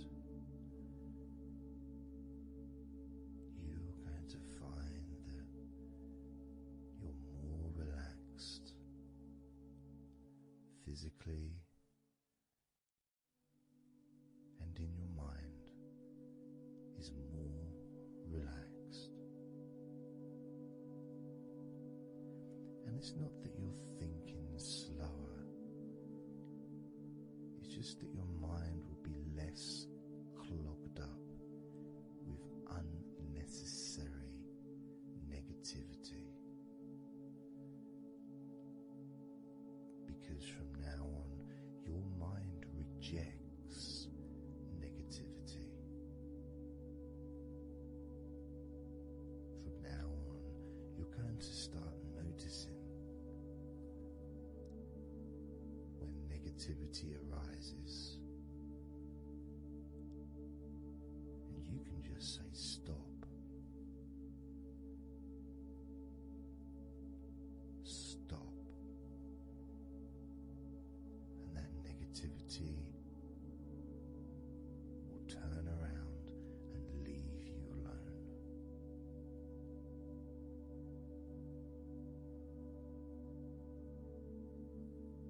Stop. And that negativity will disappear.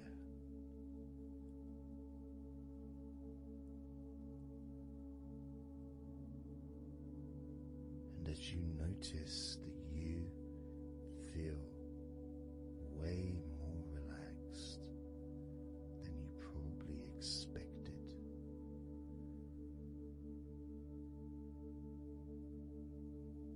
you can now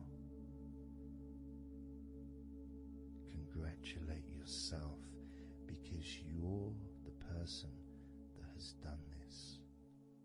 You are the one that has opened your mind up to the simple facts that you can feel more relaxed in your body and in your mind.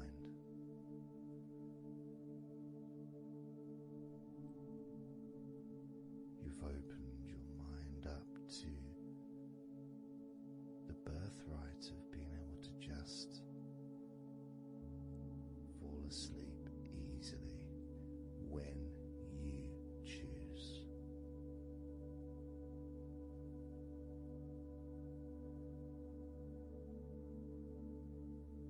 And that's a nice feeling, don't you think? It feels nice, doesn't it? To feel calm, with all that healing energy spreading through your body and your mind.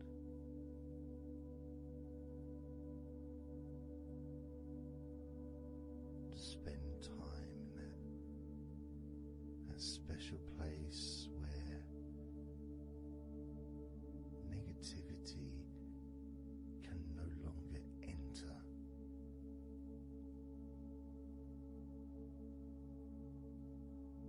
Negativity is banned, it's barred, it's not allowed entry. It doesn't deserve to be here, it doesn't belong here. Negativity has no place in your life.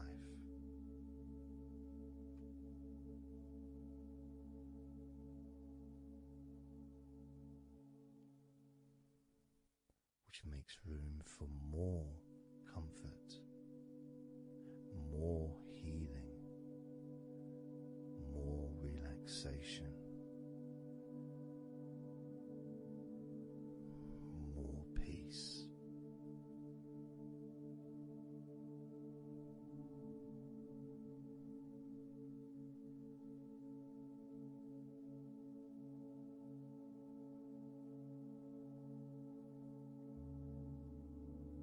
It feels nice, doesn't it? To just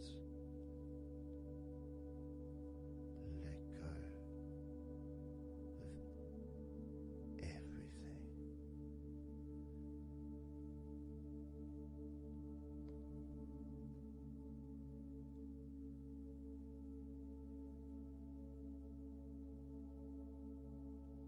And I'm going to count down now from 20 down to 1. You can continue to relax. If you choose, you can drift to sleep. With every number you hear me say, you can feel twice as relaxed. Or if you choose, you can feel twice as sleepy.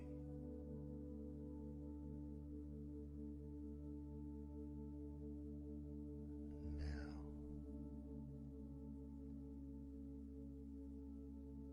20.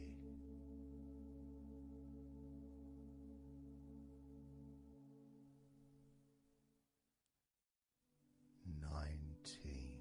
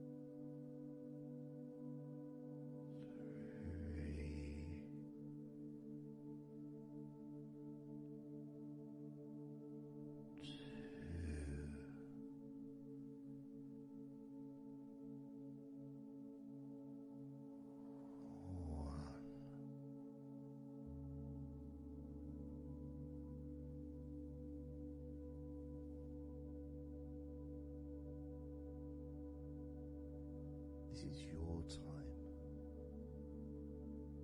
to just take a break. Your time to relax, to allow your mind to slow down.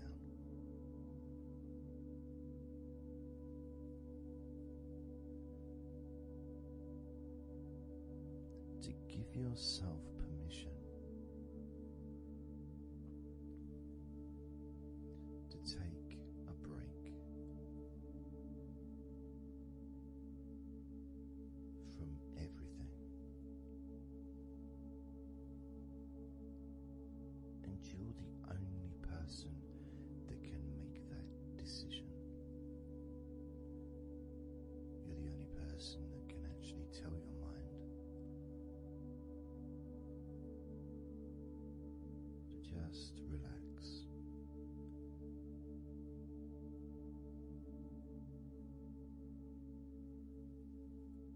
To just take some time off.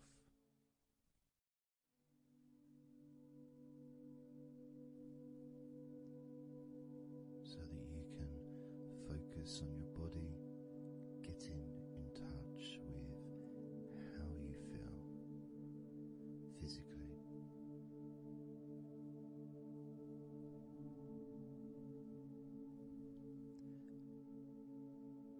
And in the process of this body scan, where you focus on different parts of your body,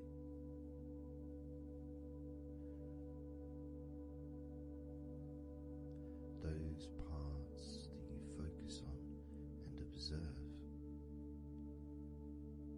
even though you're not purposely requesting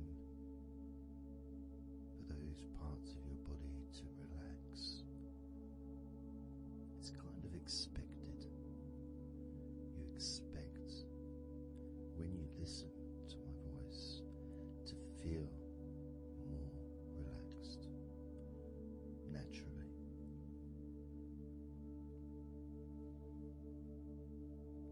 Because when you're listening to me,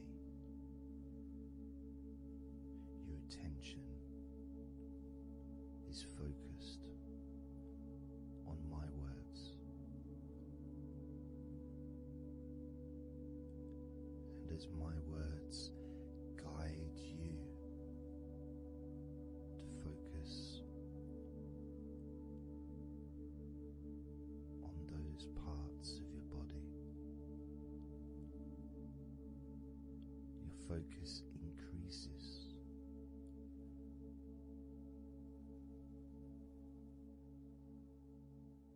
Which actually calms your mind.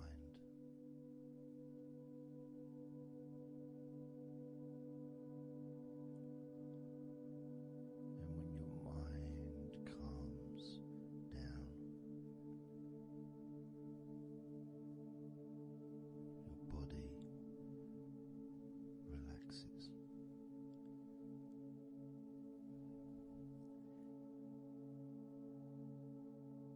And when your body calms down,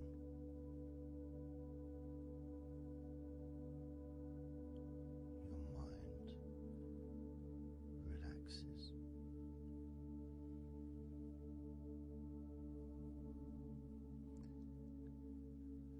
And even though we've not really started to focus on your body,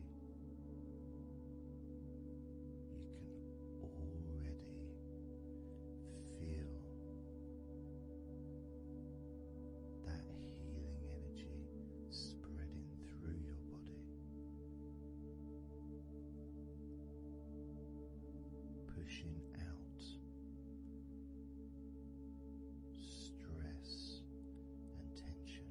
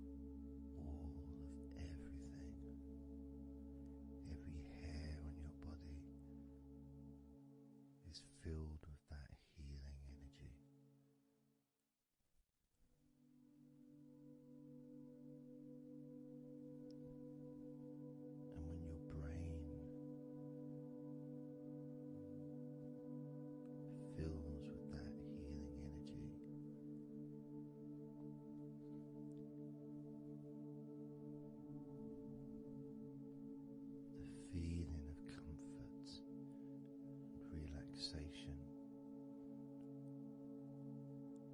increases.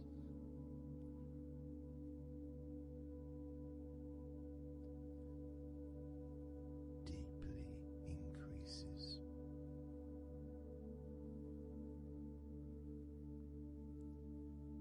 In a way that your mind starts to feel perhaps a bit drowsy,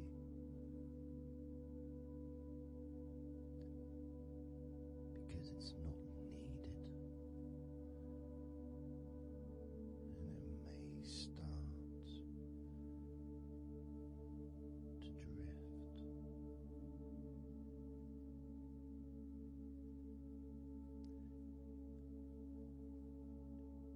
If that's what's needed. So if you're listening to this and what you need is deep relaxation, that's what you'll get. If what you need is to fall asleep naturally and easily as your mind drifts, that's also what will happen.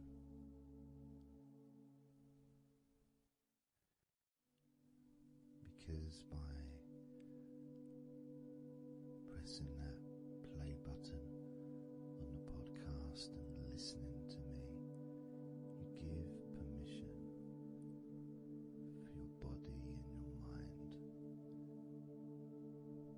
In fact, you give the command to your body and your mind to relax deeply and to drift off to sleep if that's what you want or need.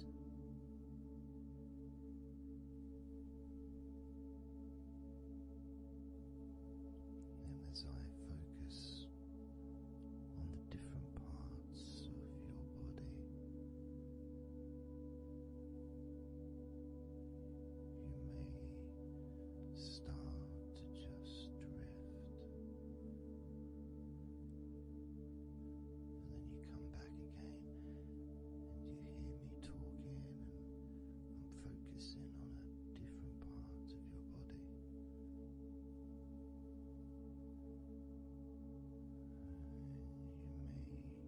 You may find yourself drifting, but you don't realize you're drifting until you stop drifting and you're alert again to my voice, focusing on a different part of your body starts to relax even deeper. Because that drifting is basically you already in the sleep zone.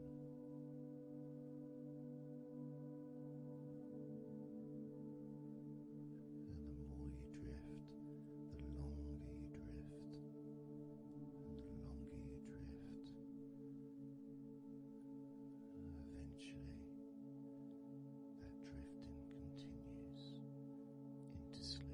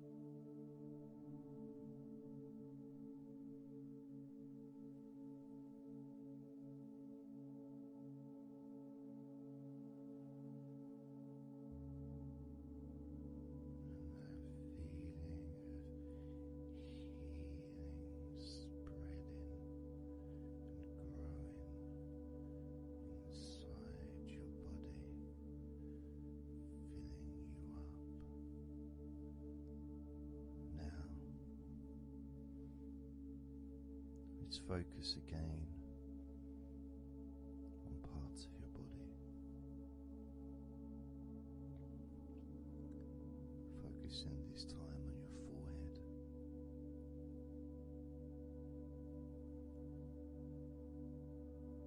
Now on your mouth, your lips, your tongue, the whole of your mouth.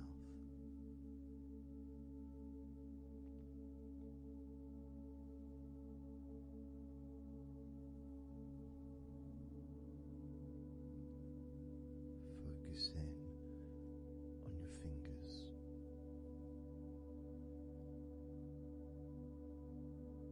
Maybe you could move your fingers a little bit so you can focus on each one individually.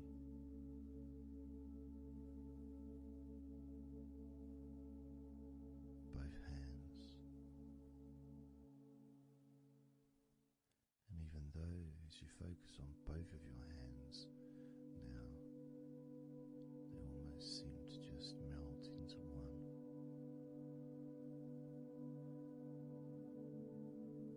Where does your right hand start and your left hand end? Almost as if they just mix together.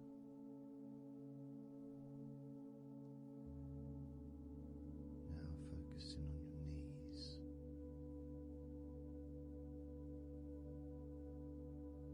Just noticing how your knees feel.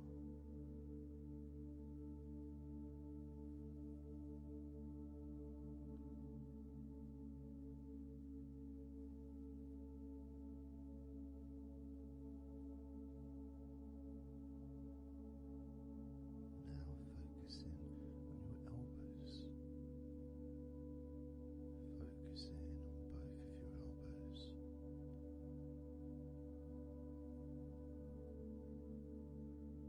Just observing the feeling of your elbows.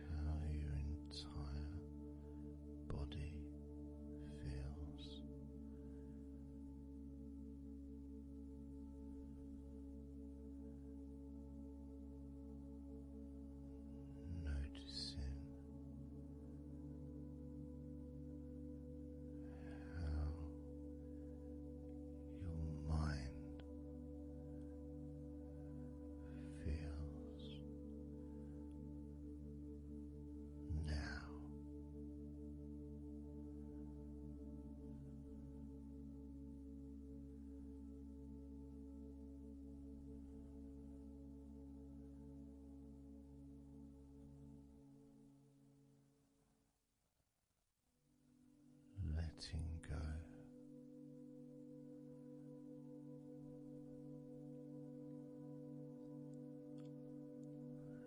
Letting go.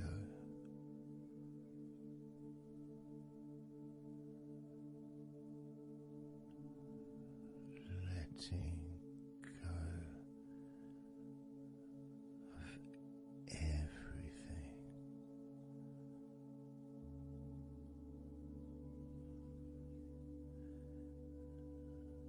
Letting go.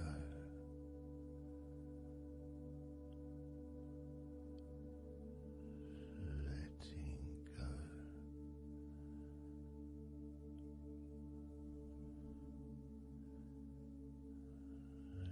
Letting go of everything.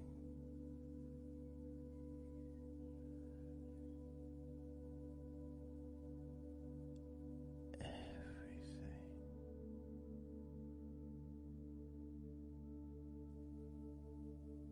I'm going to start now, and I'd like you just first of all just to see yourself lying down on that massage table, lying on your front, your head is supported, your arms are supported, and you feel comfortable, and breathing is really easy, and you feel confident in how you look as well. So there's none of that issue of body problems or shyness, because I'm a professional and this is a therapy session, so none of that stuff matters whatsoever. This is about you. This is about how you feel and how you can enjoy that sense of comfort and relaxation that comes from letting go and allowing my hands and my fingers to relax you by massaging your body.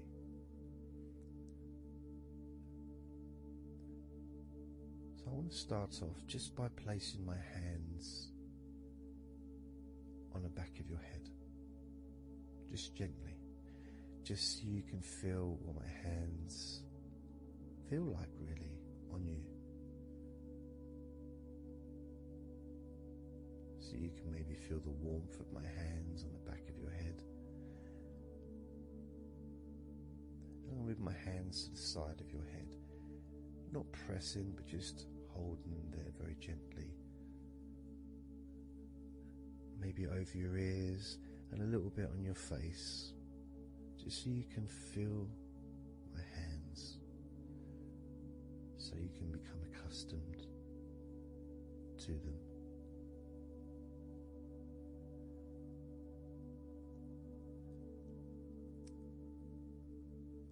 And now put my hands on the back of your head again and gently let them slide down onto the back of your neck.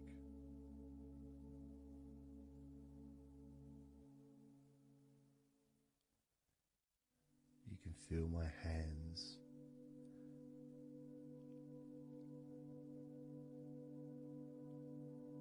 gently stroking the back of your neck to start with, just so you can get used to the feeling of my hands on your skin, get accustomed to it,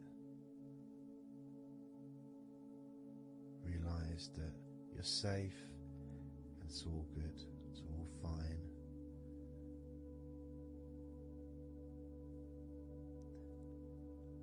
And I'm going to start gently massaging the muscles in the back of your neck.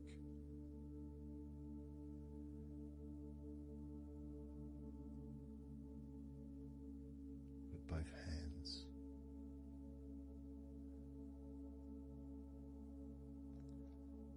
this is a very trusting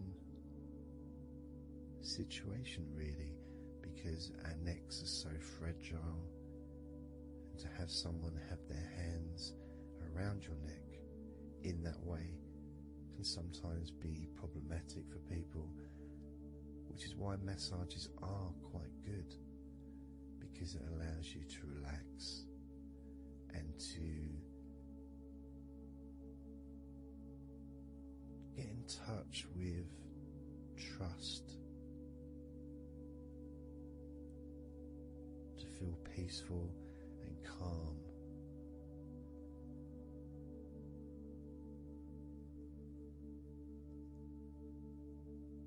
There's a massage the sides of your neck gently, moving from the bottom of your neck, which would be sort of near where your shoulders start, I guess, all the way up to your jaw, your ears kind of area, that side of your neck. Of course, is a lot longer than the front of your neck.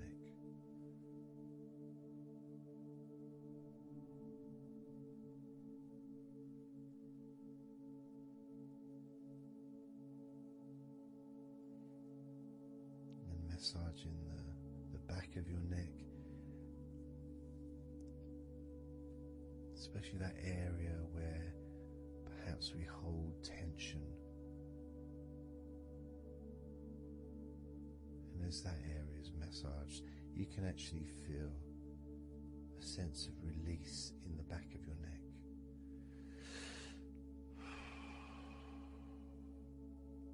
And maybe you can breathe it out as well.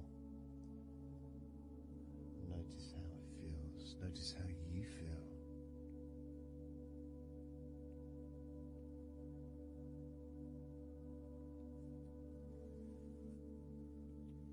Then moving down to that area between your neck and your shoulders, that muscly area,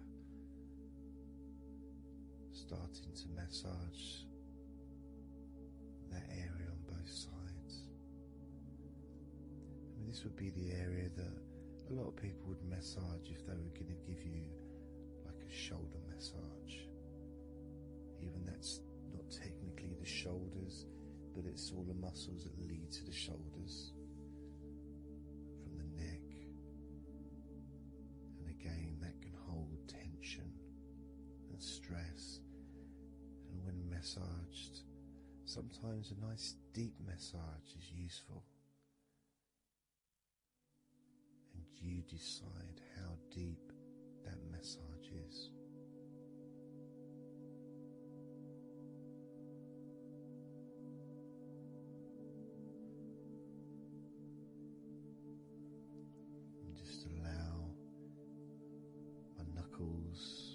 Just to dig in, to get to those muscles and to really relax them. All the time being firm yet gentle with you.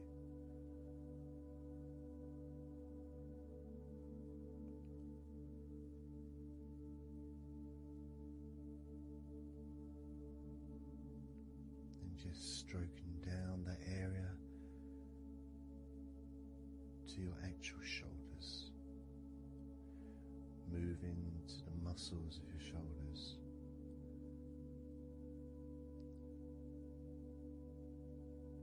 and maybe initially just pulling up the shoulders a little bit off the table, just to give you a little bit of a stretch, but very gently.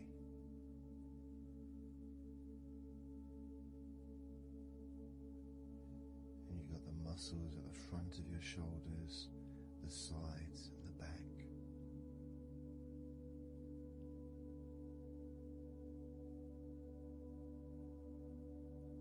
Again, this is a part that can really take quite a bit of pressure, quite a bit of kneading, if you wish, to really release the tension. into those muscles, and you can let your fingers in there and it can feel really nice. Sometimes just being stroked gently or being massaged quite strongly can all be beneficial to the relaxation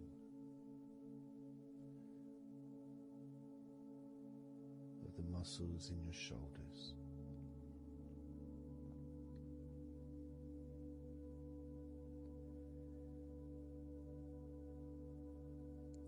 Now, as we move down your arms,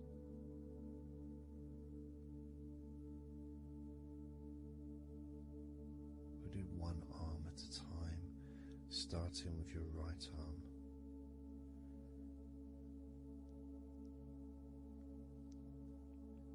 What I'll do is I'll just lift your arm up, just hold it to the side of you.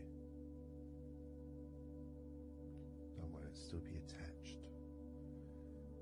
And I just massage the tops of your arms.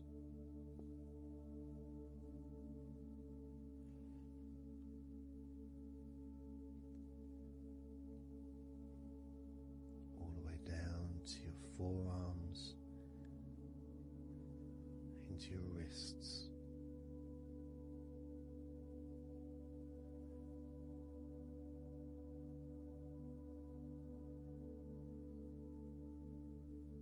Gently massaging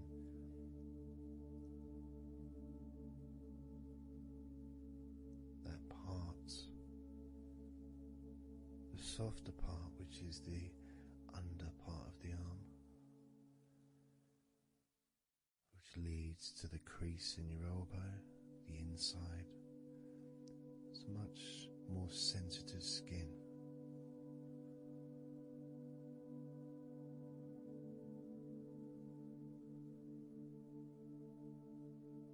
Sometimes just having that stroked can feel really nice, pleasurable and relaxing.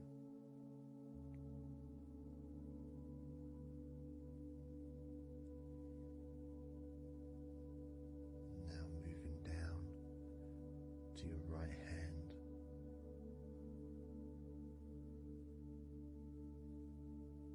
Just holding your hand in both of my hands.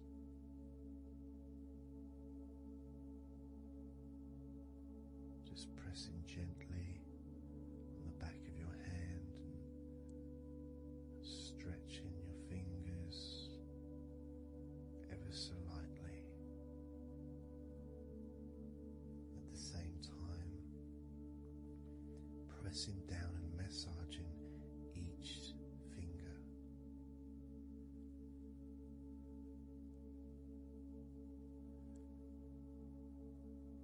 And then starting to massage the palms of your hand.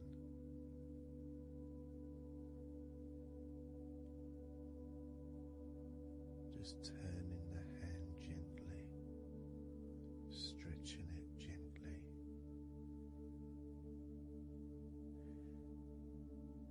And actually having your hand held can really be an emotional experience sometimes, even if it is with a stranger, someone you don't know very well, like a massage person or a therapist maybe, because it's intimate.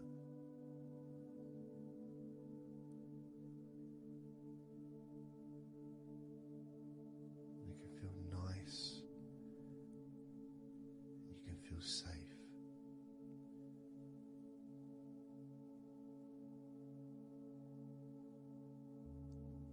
And as I put that right arm back down where it was,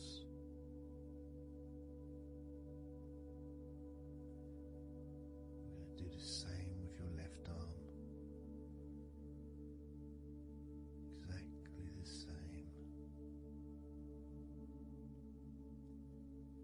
Massaging the muscles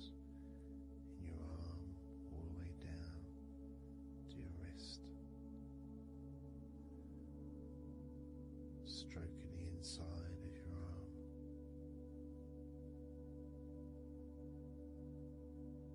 Just being gentle or as firm as you require.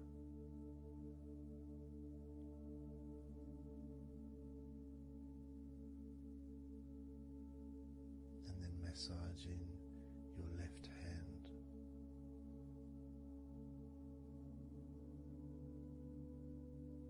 Stretching the fingers gently,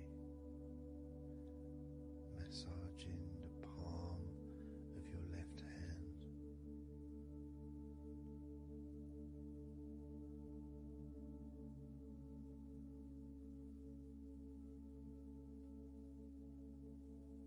You can feel so relaxing.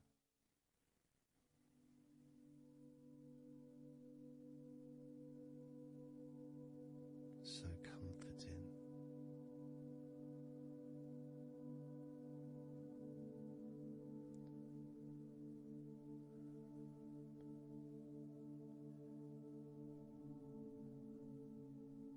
Now just rest your left arm back down.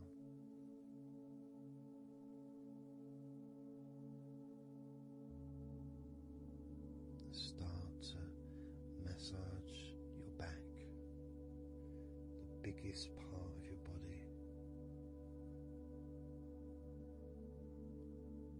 Starting at the top,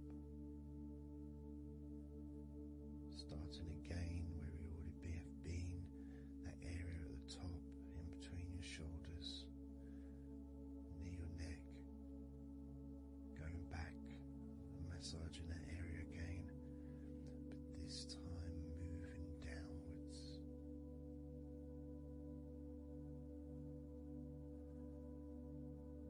Making a downward stroke to the middle of your back, working from the outside inwards, so massaging your back, but the outsides of your back, the parts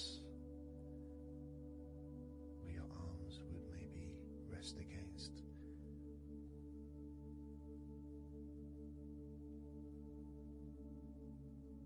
Almost the part that connects your front to your back.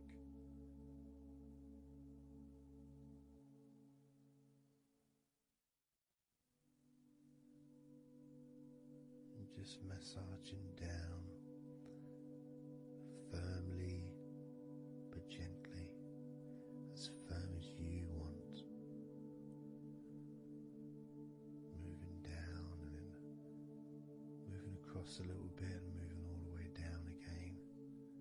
Being very gentle, yet firm as you choose.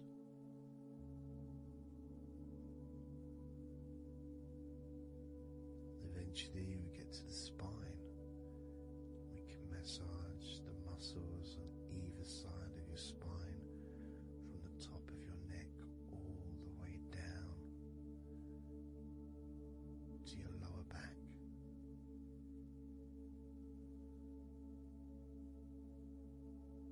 We can do that a few times.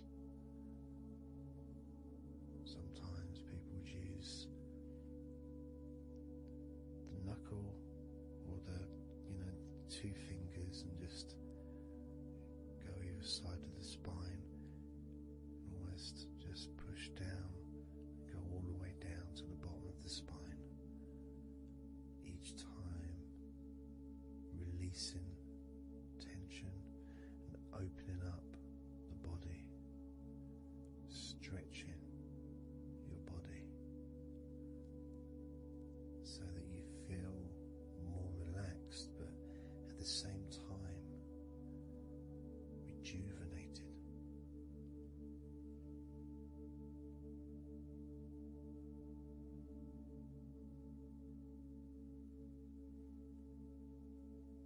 And now I'm going to move to one side, to your right side,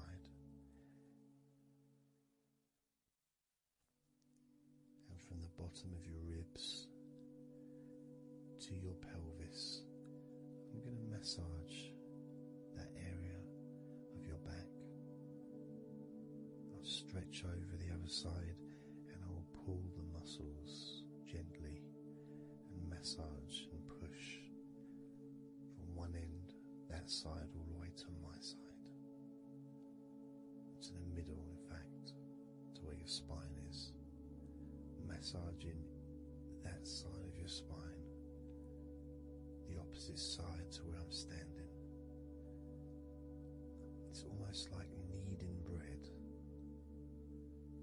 There's that big area which is firm, yet lots there to massage. Potentially one of the most important places to actually have a massage, because you really feel it. You really feel the release and the pleasure of having your lower back massaged. It releases so much from your body that's not useful, starting a healing process which will continue long after this recording is over.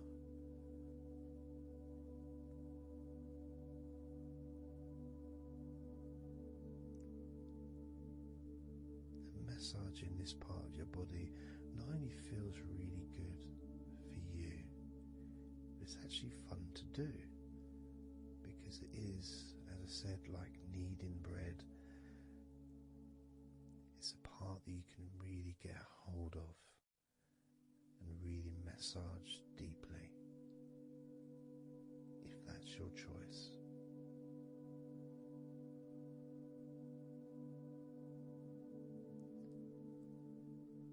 Then I'm going to move over to the other side of your body and do the same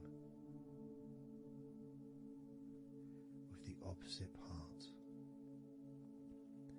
of your lower back. Kneading and massaging from your sides all the way to the middle of your back where your spine is. Pressing and kneading.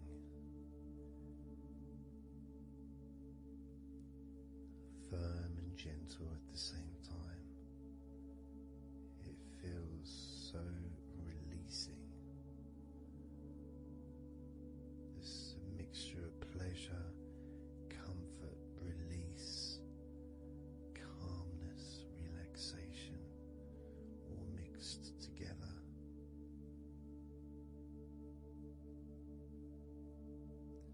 Plus there's that feeling from your stomach as it's being stretched. Even though you're on your stomach now, you can feel it being stretched because that whole area is connected to your stomach.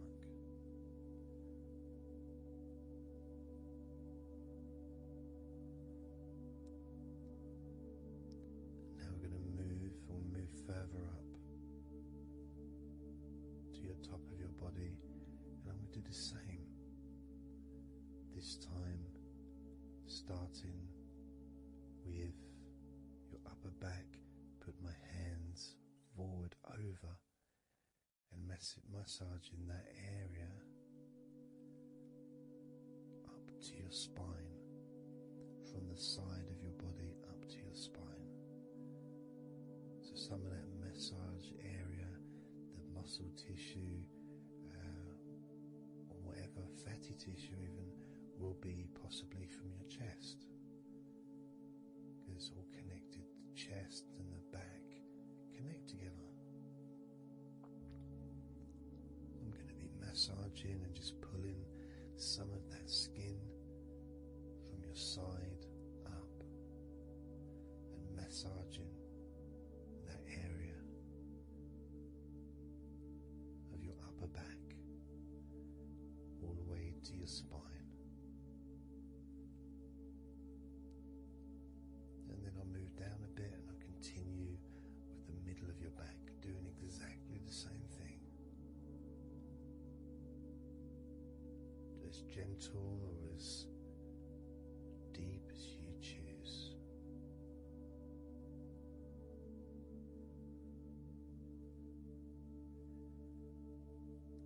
Now move the other side again and do the exact same thing with the top of your back on the other side, from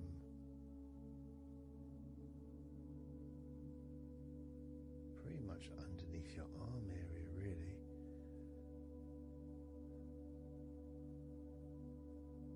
to your spine.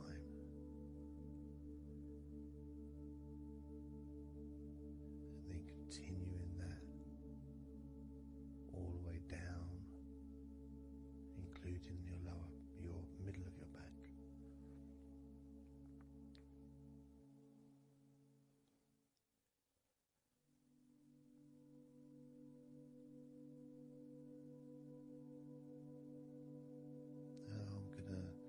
Go to your thighs, the backs of your thighs,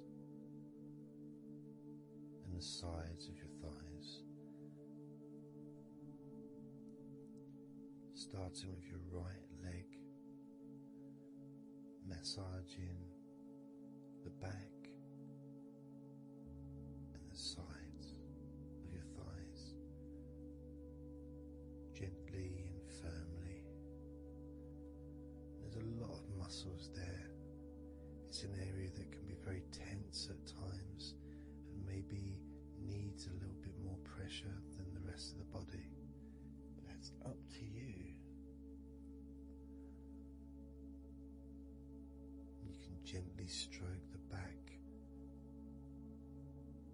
of your legs where, opposite your knee joint or underneath your knee joint. Very sensitive, gentle area.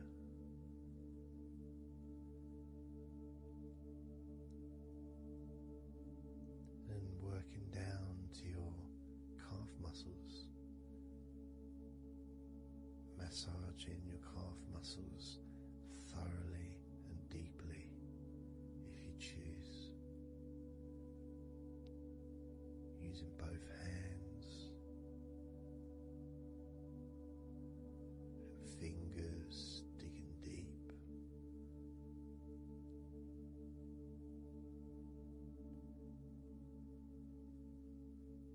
To your ankles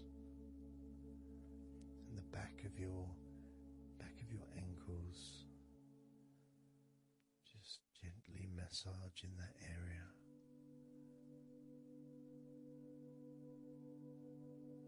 Maybe lifting the leg and stretching it a little bit.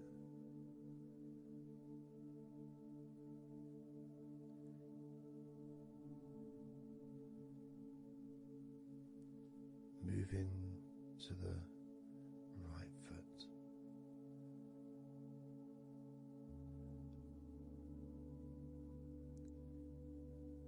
Massaging the bottom of your feet and the sides of your feet.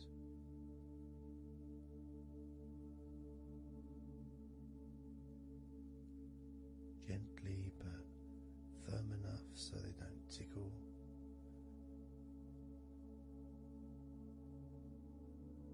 And just allow the pleasure that you get from having your feet massaged to just overtake you. As I continue to massage your feet, the bottoms of your feet, the sides, your arches, your heel. You can put a lot of pressure into your heel and it feels amazing. Yet the arches need to be a bit more gentle. Stretching your toes gently and massaging the bottoms of your toes with my fingers, each one individually.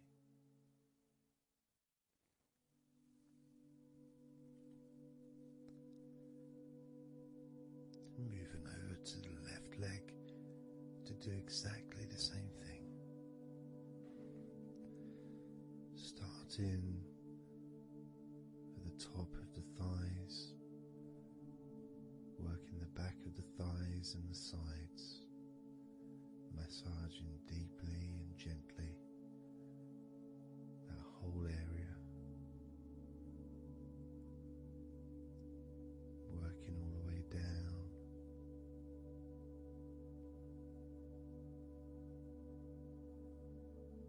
And this is an area that maybe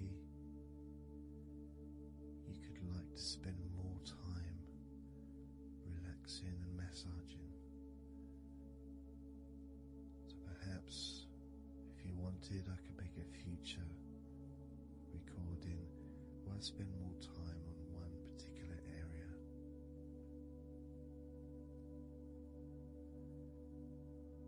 As you move down to your calf muscles,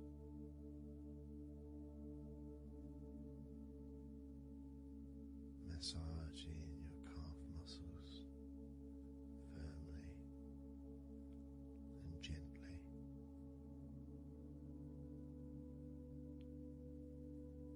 Moving down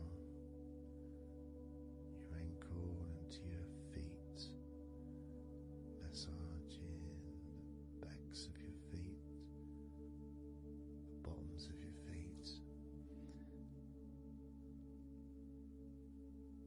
stretching your toes and massaging each toe individually. And that feeling of pleasure and release that you experience when you're having your feet massaged feels really good.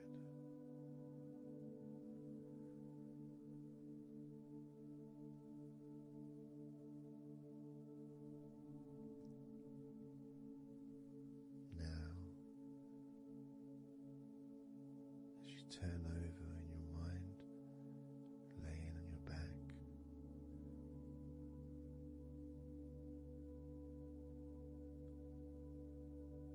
I'm just going to start again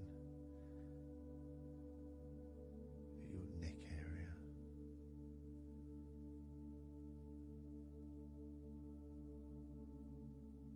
In your shoulders,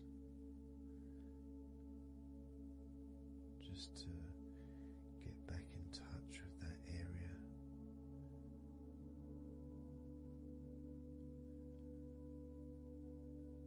And as we move up,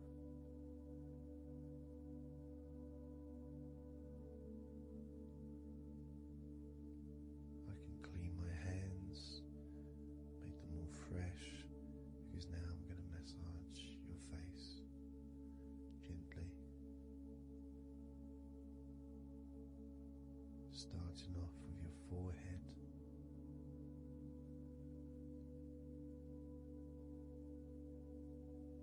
your eyes are closed, and I can just stretch your eyes a little bit, pushing up on your eyebrows,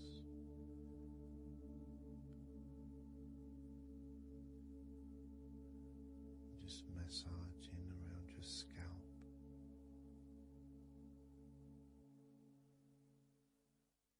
Massaging down your cheeks, around your ears,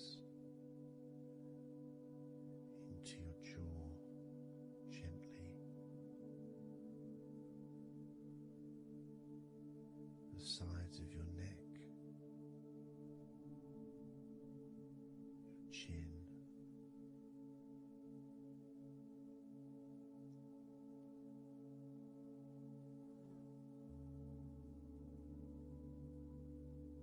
just moving down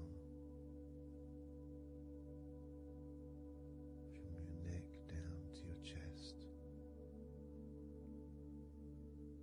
starting by massaging the very top of your chest, where the collarbone is, either side of the collarbone.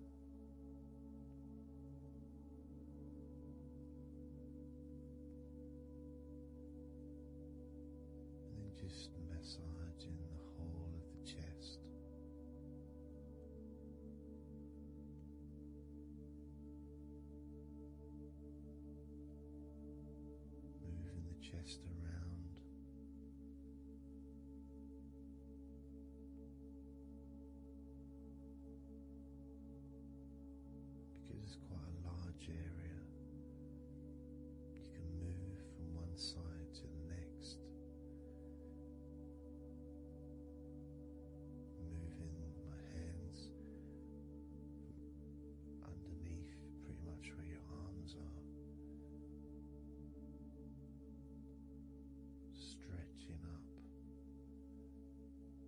massaging some of the muscles of your back in the process.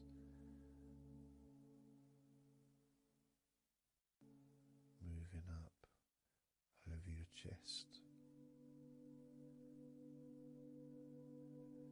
and then moving down again.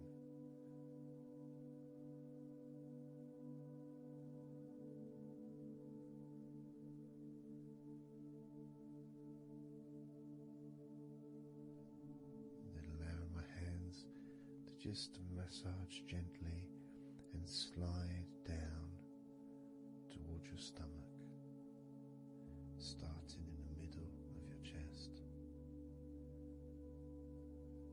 and then gradually my hands moving apart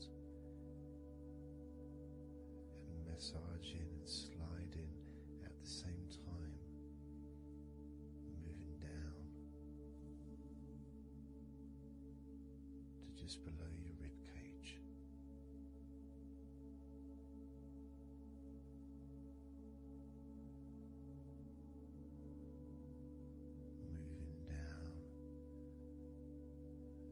Massaging up again, giving your chest all the attention that it needs to feel completely relaxed.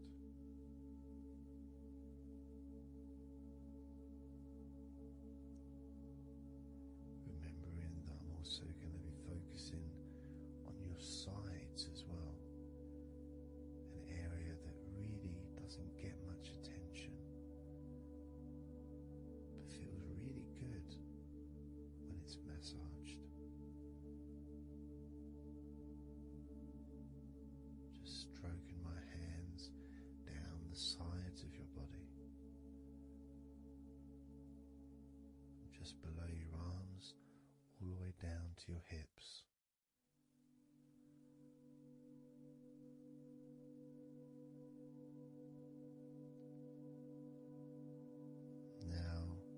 To your stomach area,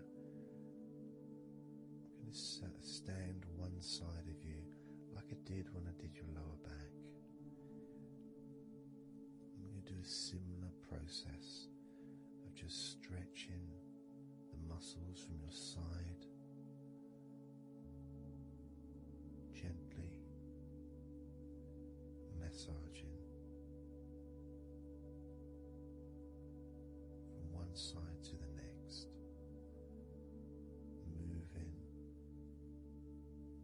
that whole area from below your ribs all the way down to below your belly button.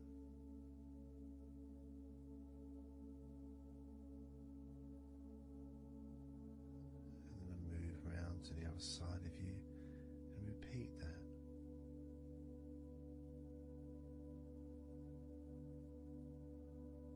Process of relaxing deeply, calmly. You feel loose, you feel free, and there's something about having your stomach massaged that's different from any other part, because we do have a tendency of holding different kind of stress in our stomachs that we may not be aware of.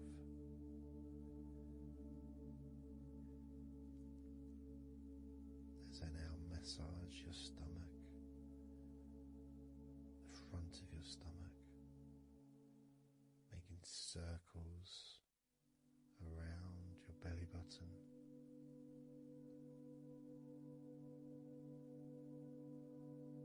Going the other way around.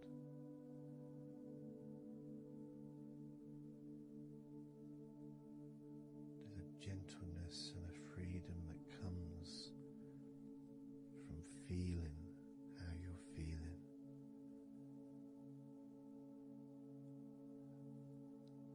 As I now move down the tops of your thighs, the muscles, massaging them. Do this two legs at the same time, pressing down massaging deeply those muscles in your thighs, the front of your thighs.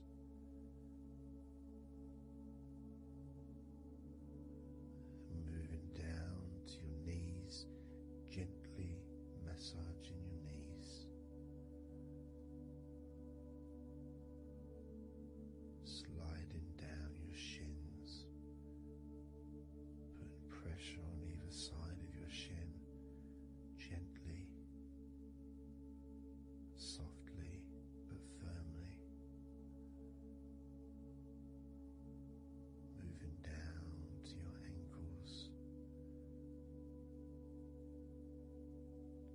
stroking the tops of your feet.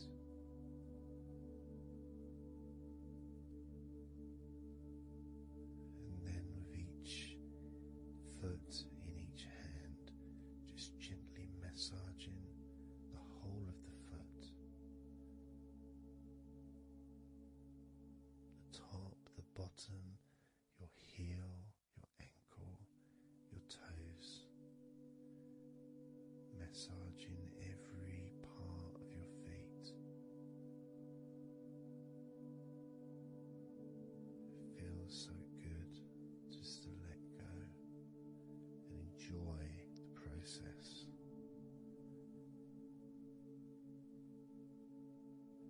Enjoy feeling so deeply relaxed.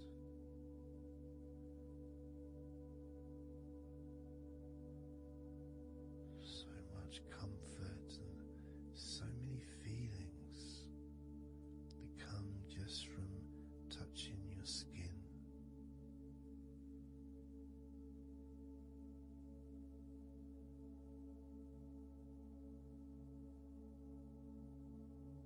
And you can just lie there for as long as you choose, enjoying the feeling of deep comfort from being massaged by me.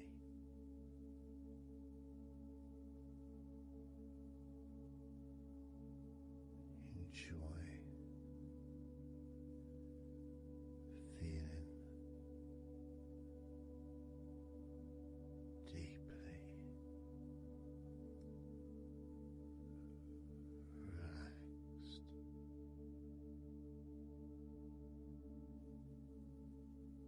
And all we're going to do is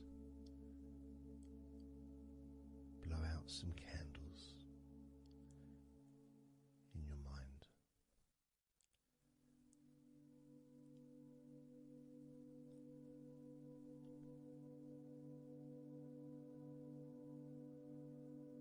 There are going to be 100 candles.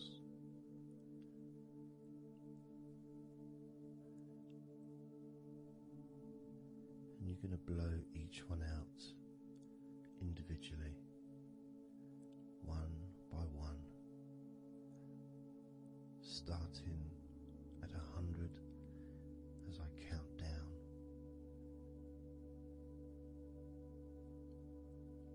All the way down to 1.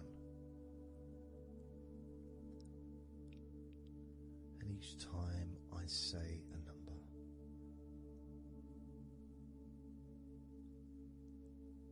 you can imagine that candle in front of you, and I'd like you to actually physically gently blow that candle out.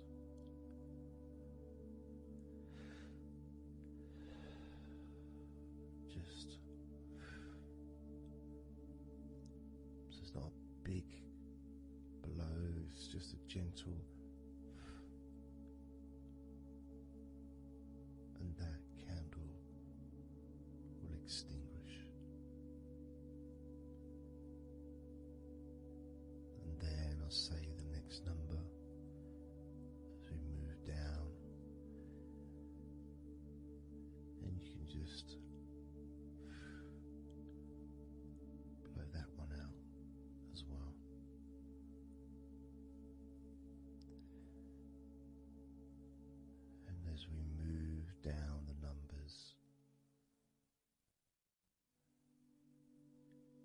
find yourself feeling more and more relaxed. And if you need to sleep, you'll also find yourself becoming incredibly tired and sleepy. In fact, you may struggle to blow out all 100 of these candles.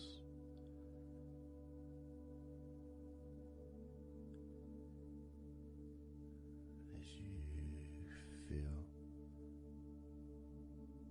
more and more deeply relaxed.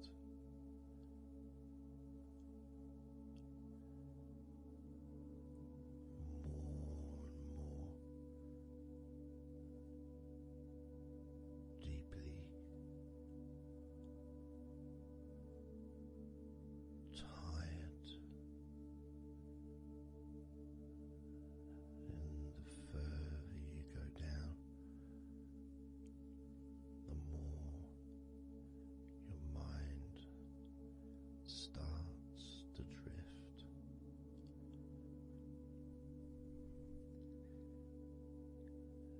You may find that you stop listening to me after a while.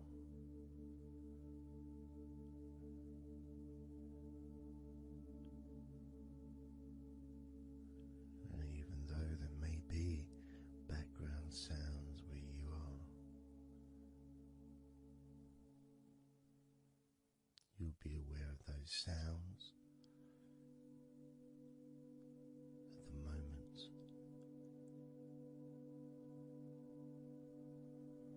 You may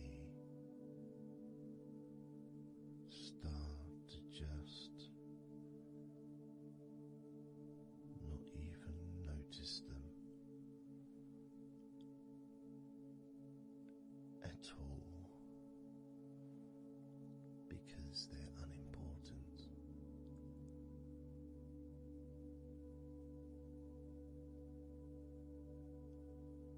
Where I am, I've got the sounds of the birds. There's Horace the pigeon, who likes to say hello sometimes. And there's the odd plane that goes by.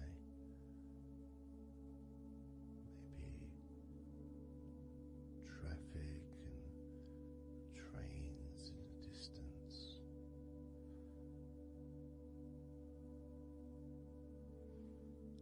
But none of that seems important whatsoever. The more candles you blow out, the less important anything is. The more candles you blow out, the further you seem to move away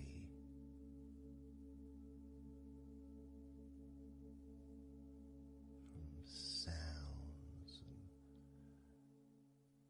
from general day-to-day stuff. Seems to just move away on its own as you feel more calmer with every candle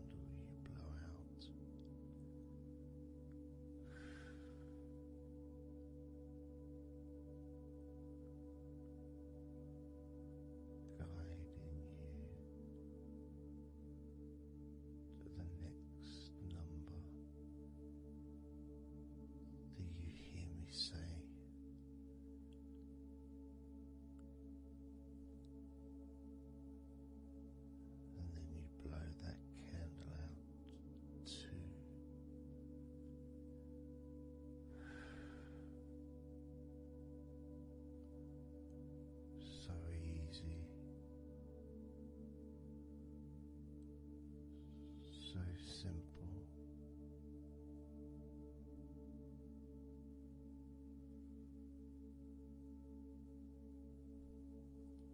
I'm going to start by introducing the first candle, which is 100.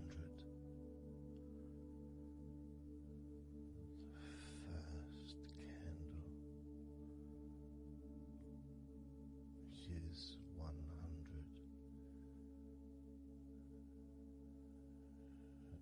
When you blow that candle out,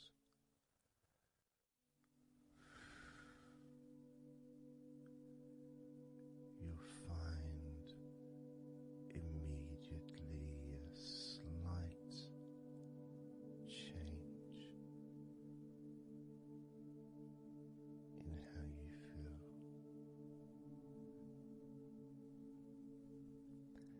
as well as a real sense of positivity growing within you.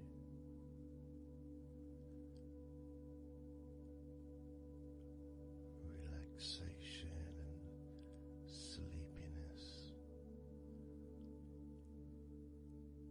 expanding,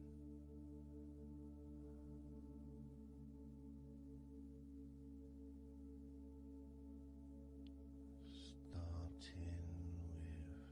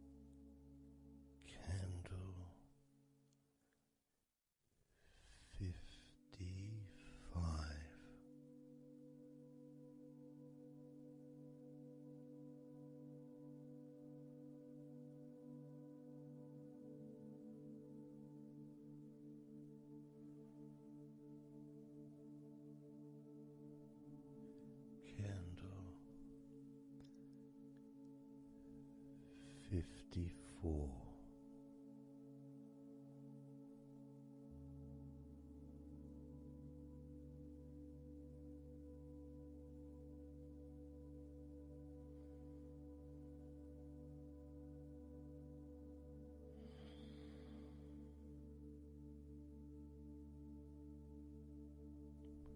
Candle 53.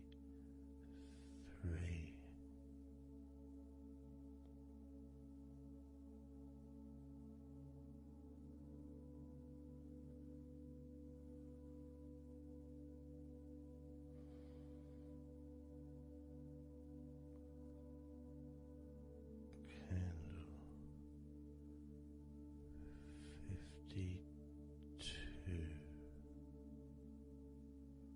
52.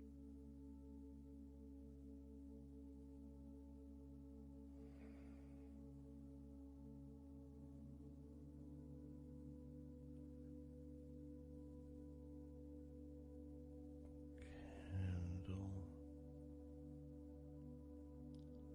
52.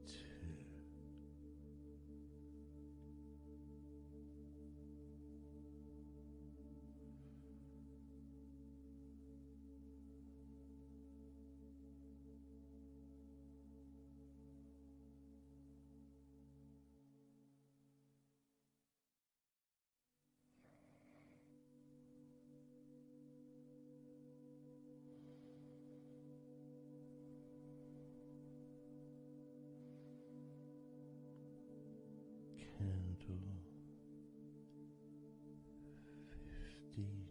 52.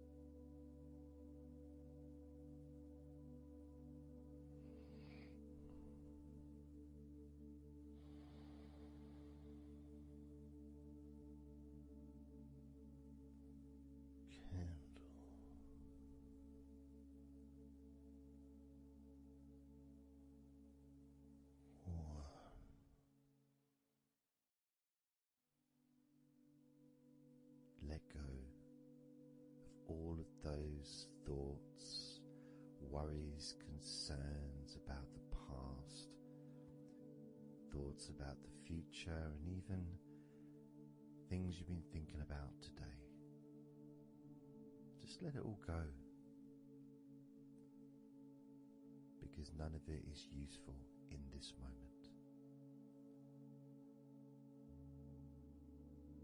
This is your opportunity to just focus on feeling relaxed, allowing yourself to get in touch with that natural sense of peace that we all have within us. It's available for everyone.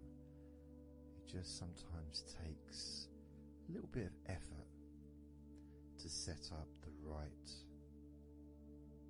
time and place in order for you to just let go. Because when you do decide to let go and relax,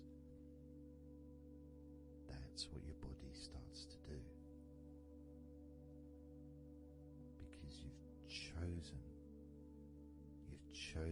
to just allow your body to unwind, and your mind starts to slow down. And it's a nice feeling. It's a nice feeling at the beginning just to know that you have chosen to decide to relax deeply. And because you've made that decision, your body will just follow suit. Because sometimes all the muscles in your body need is just permission from you to relax. Because so often we're busy, we're going from here to there, we're walking around and we're doing stuff, and the body doesn't have any time or space to really relax deeply. So it kind of waits for you to lead the way, waits for your permission. And when you do give your permission, when you give the say-so, when you say, okay, it's time for your body to let go completely and relax totally, your body just follows. It's almost like a breath of relief. Ah, good, I can now relax. That feeling at the end of a day, of a very physical day that you may experience in the past, where you get home and you just sit down on a chair, maybe you kick your shoes off and feels so nice. Knowing that you don't have to get up again for a little while at least. And if you choose, you can just sit there for maybe an hour or two. It feels blissful. And just by sitting down like that, your body knows that it's time to relax. Your body has been given permission from you, because it's a mindset in your mind. You're prepared to let go of everything and just completely allow all of the stress of your body to evaporate. Any tensions can just gradually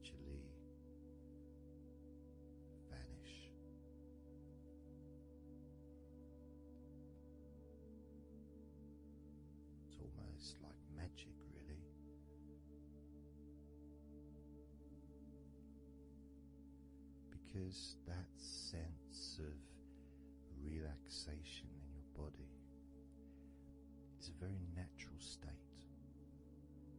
It's not something unusual. It may feel unusual when you first start to relax if you haven't really spent a lot of time focusing and giving yourself this space to let go completely and relax. It may seem almost alien, but it isn't. It's actually the most natural thing in the world to let go completely, to relax totally. The most natural thing in the world to allow yourself to feel really calm in your mind.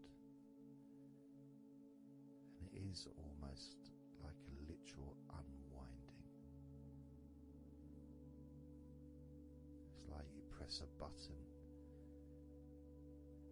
and all the tension just releases. And it's like a wheel, like a cog, like the inside of a clock just unwinding. And it's almost like you could see the little wind up knob that's used just going the opposite way that you would use to wind it up. And the energy, that frenetic, stressful energy, gradually winding down, losing its power, losing its strength, as the sense of relaxation becomes stronger and deeper. And you may find that the more relaxed you feel, that your mind starts to wander. Maybe you seem to stop listening to me for a while and your mind goes somewhere else, and then you realize you're listening to me again. And that was just your mind drifting to sleep, which is quite natural, because sometimes when we're stressed and tense, we may not actually be aware of what we need, what we physically or emotionally need in this moment. But when you allow your body and mind to relax completely, and you let go of all thoughts, concerns, worries, ideas, all letting them go, allowing them to drop onto the floor.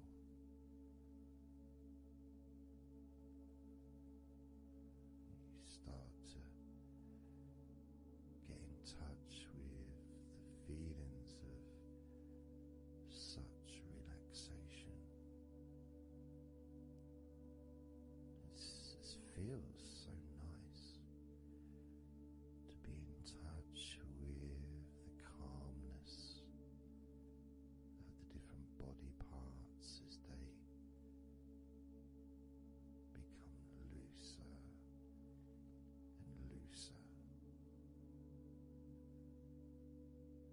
Even your breathing seems easier and more natural, effortless,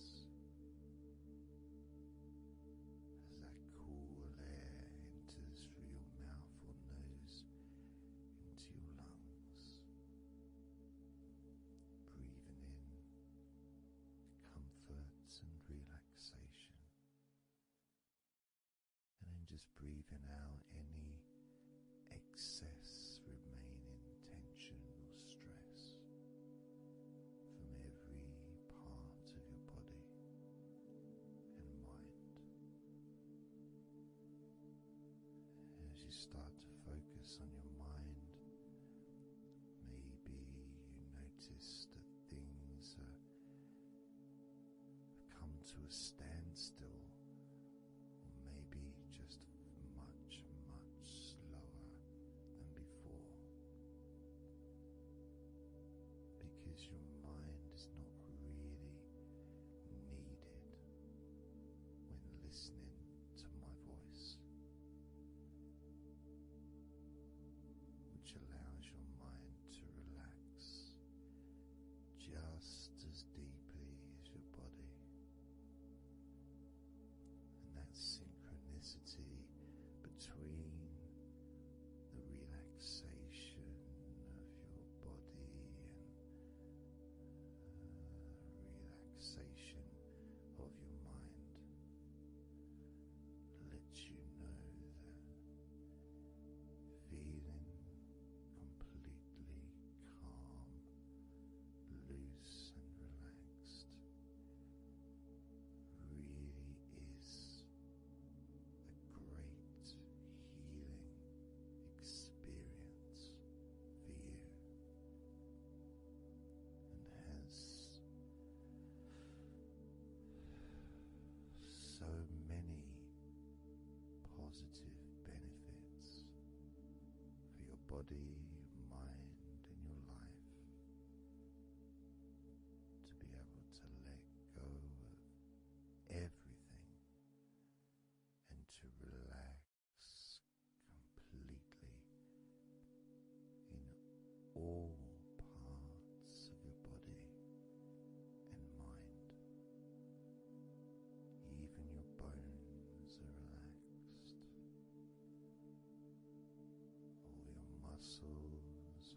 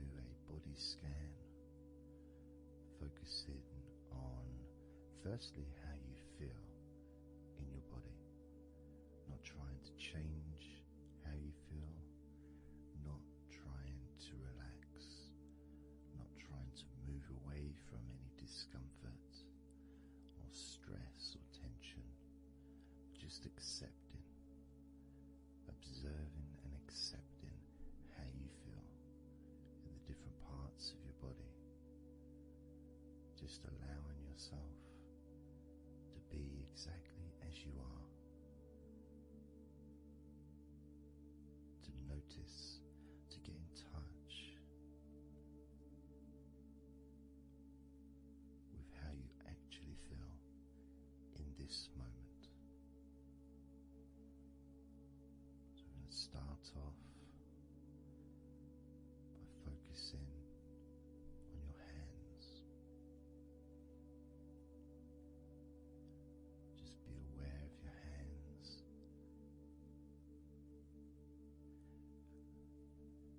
I'd like you to move your hands around. Just maybe move your fingers a little bit, opening and closing your hands very gently, just so that you can get in touch with how your hands and your fingers feel, with very, very slow movements.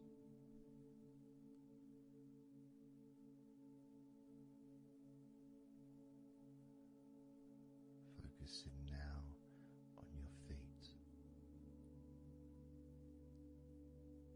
And if you can, just do kind of an equivalent with your feet as you've just done with your hands. Maybe turning your ankles, moving your feet around, moving your toes gently, but only very gently and very slowly, noticing how your feet feel in this moment.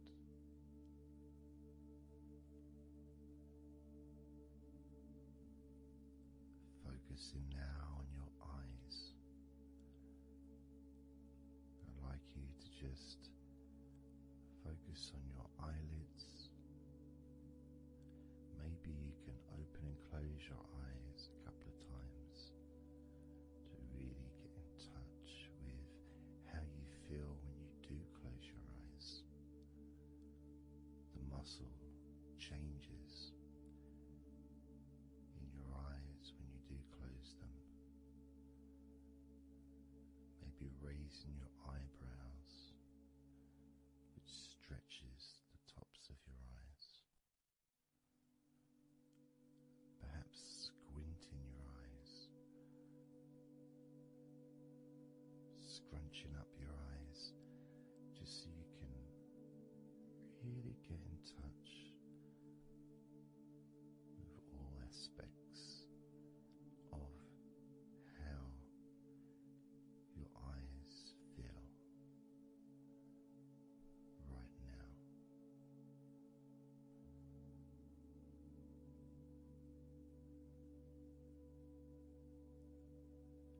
Now focusing on your thighs,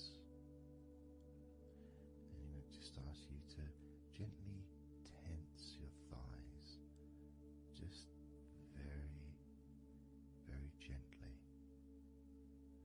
just enough so you can become more attuned to the physical sensation of your upper legs, the front of your thighs and the backs of your thighs. Noticing and observing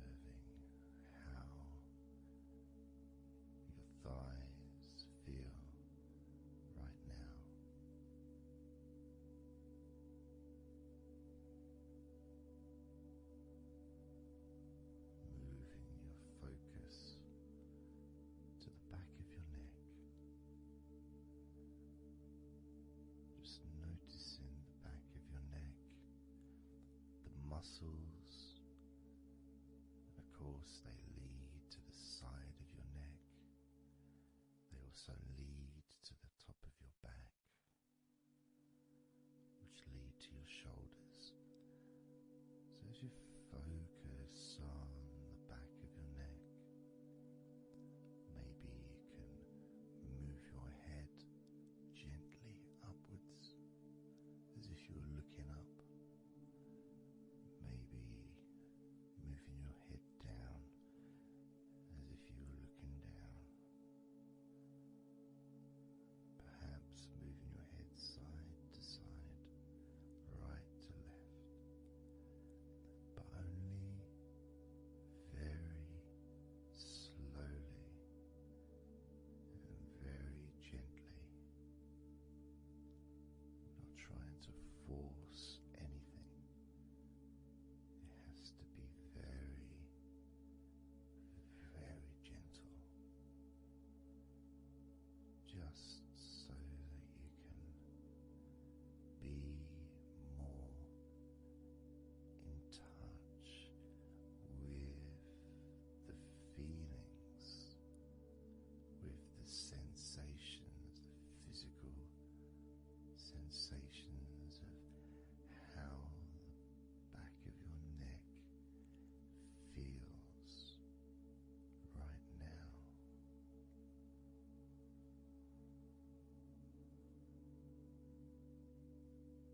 As we now focus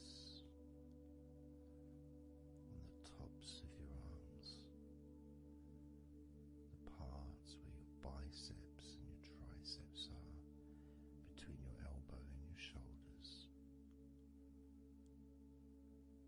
As you focus on those parts, the tops of your arms, you may like to just tense them, but very, very gently and slowly, so you're not straining or putting any pressure whatsoever on your arms. It's just so that you can gain more of a sense of how your upper arms are feeling in this moment. And just noticing as you gently, very gently and slowly tighten the muscles and then let go. Notice how the tops of your arms feel right now.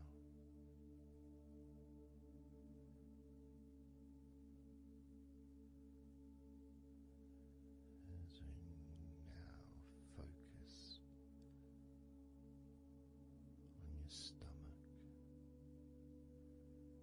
the area, the lower abdomen area below your belly button.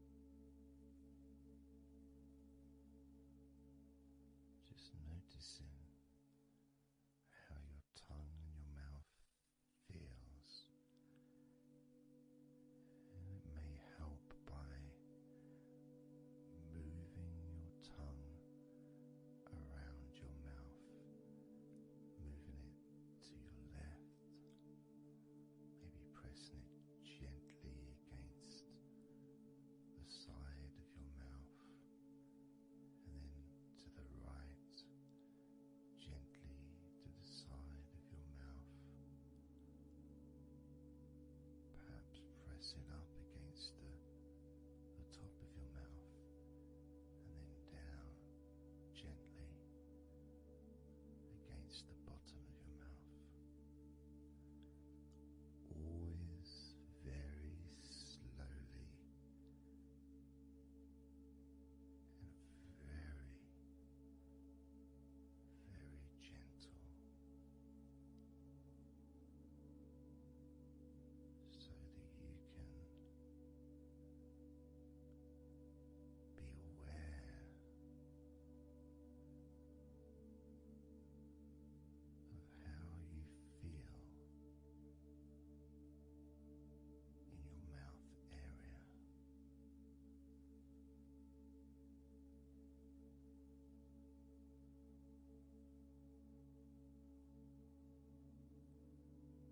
Now you're going to focus on your wrists.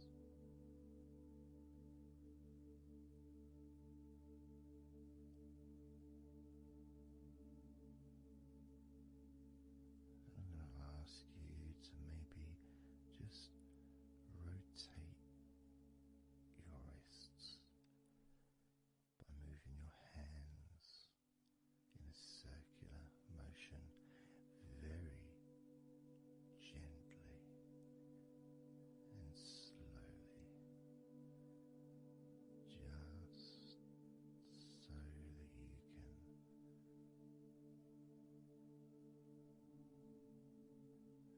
feel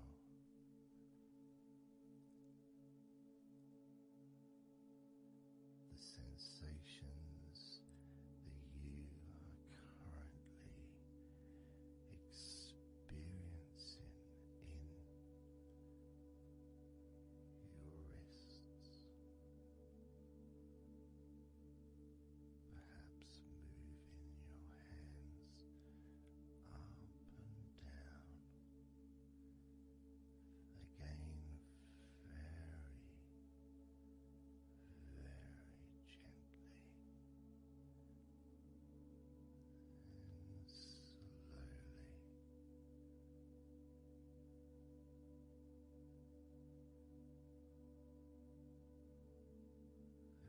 Very gentle and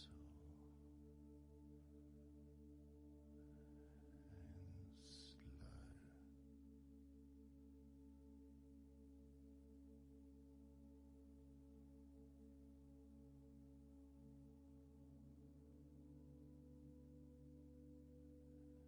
we now start to observe your lower back,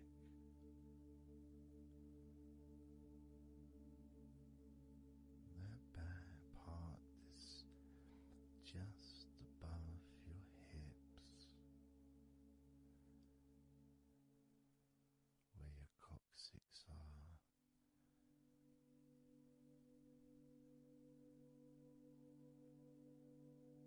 And a whole area which also really does include the sides of your body, because those muscles are very much connected.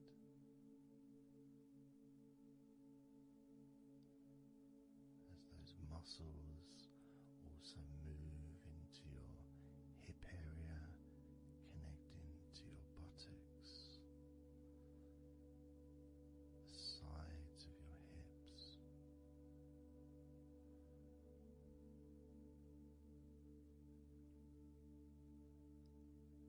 And if you're physically able to do so, maybe you can very gently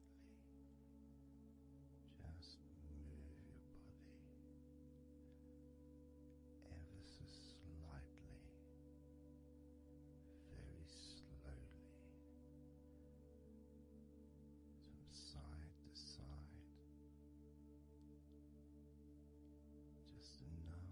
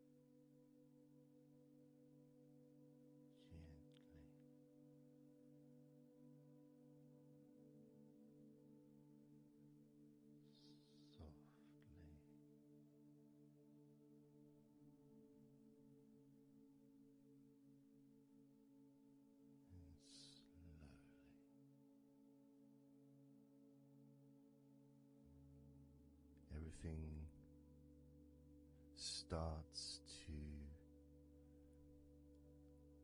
slow down.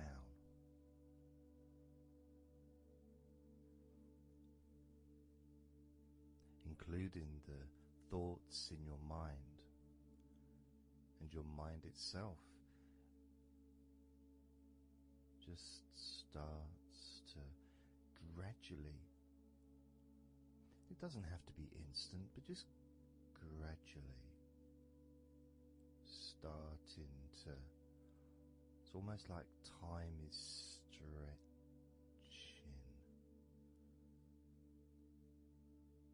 It's a slower pace to maybe what you're used to in your day-to-day life.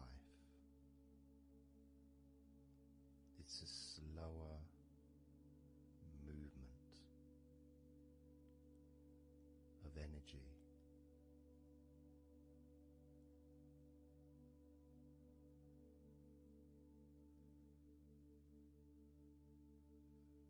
Very small movements which make up the larger movements, which is always the case. You know, when you move your hand, it might seem like it's one movement, but it's lots of minute different muscles moving in accordance with each other, and what happens in this space that we're sharing is we move from that big movement into those smaller movements.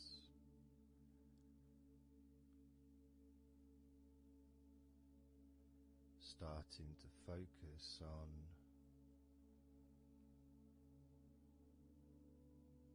how your body feels, but not just as a whole, not just, oh, I'm feeling this way, I'm feeling stressed or tense, or I'm feeling relaxed and calm, I'm feeling this way, I'm feeling that way.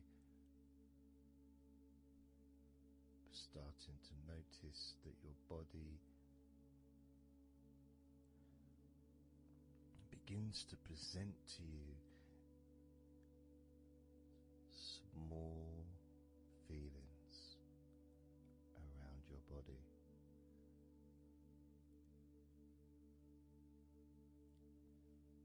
Small physical sensations in your legs, whether pleasurable or not.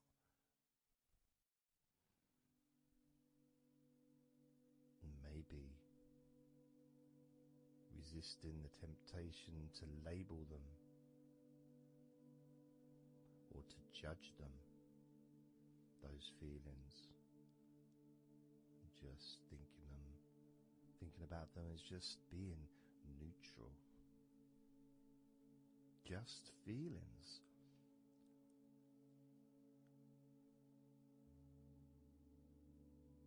Not being particularly concerned, but just noticing what your body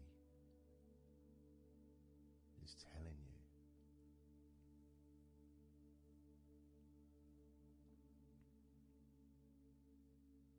The feelings in your arms.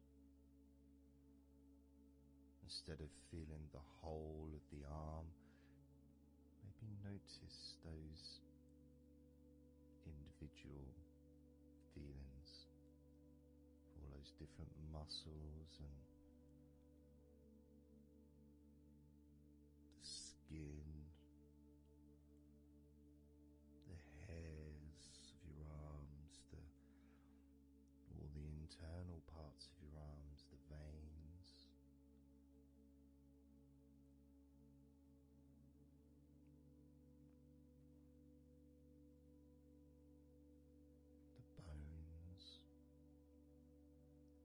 just being aware of maybe your elbow on your right arm has a certain feeling. Maybe your left wrist also has its own individual physical sensation.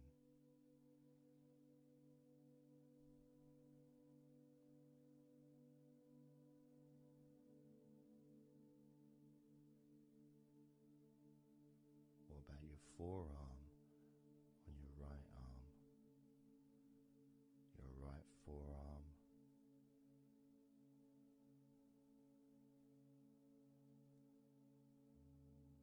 There may not be any particular feeling that you could even give a name to. It may not feel like anything other than just a feeling. You know, it's there.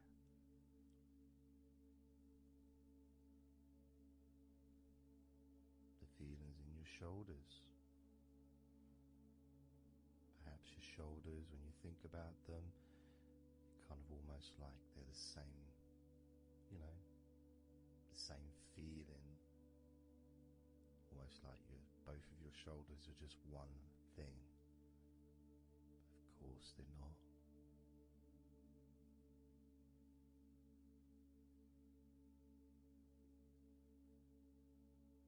And when you focus on your left shoulder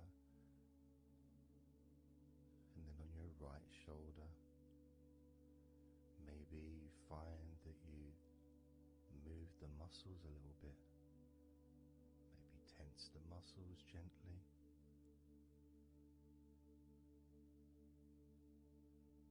Noticing the difference in each shoulder.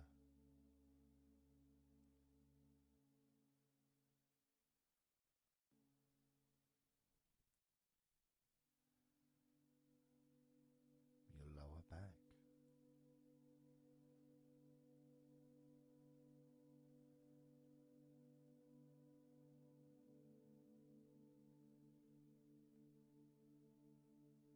The left side of your lower back and the right side of your lower back.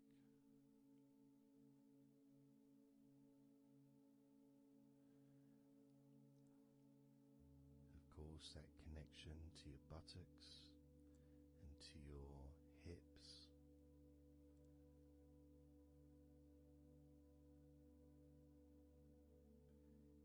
And also moving up into the middle of your back.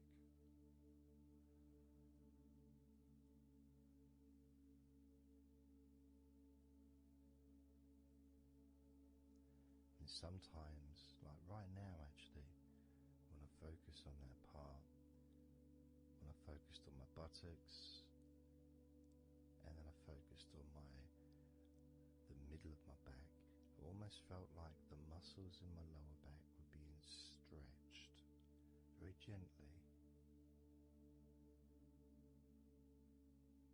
but just stretched a little bit, even though I wasn't doing anything to try to stretch your lower back. It just seemed to happen. The feeling of very gently stretching your lower back.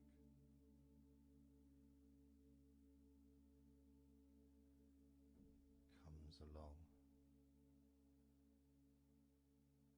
That feeling.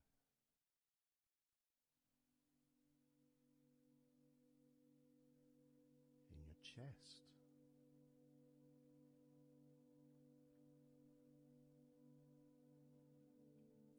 Just noticing what sensations you are experiencing in your chest right now.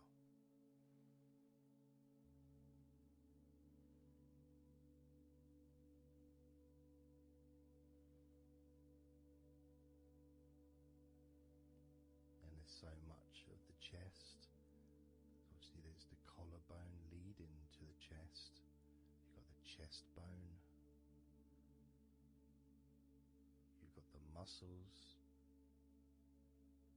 in your chest. Of course, if you're female, there's possibly the breasts. If you're male, you've got the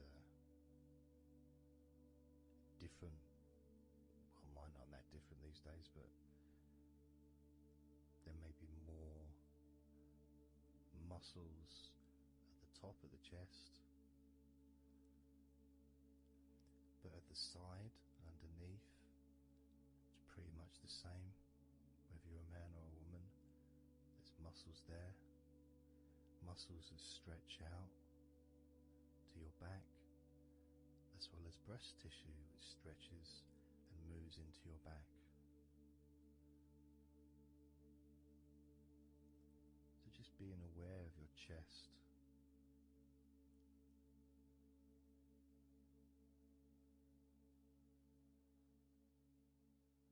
Being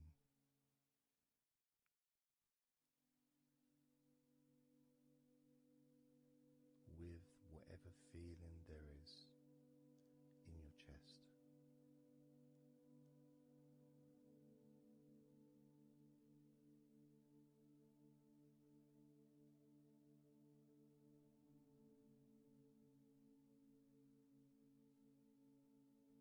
And when I notice that I focus on my chest,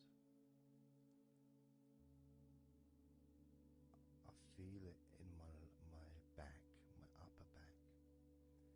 I mean, I guess the obvious reason would be because, I'm breathing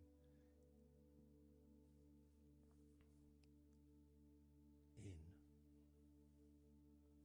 and it stretches my chest and my back at the same time.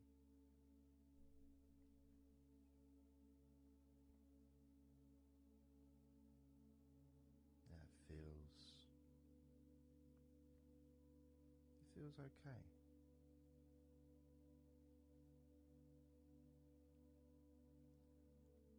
Doesn't feel. I got a little bit of pain in my right chest. A little bit, not pain, but little discomfort, maybe stiffness, possibly. I don't know. I notice my shoulders are also wanting to flex for some reason. I think that's probably part of my upper back.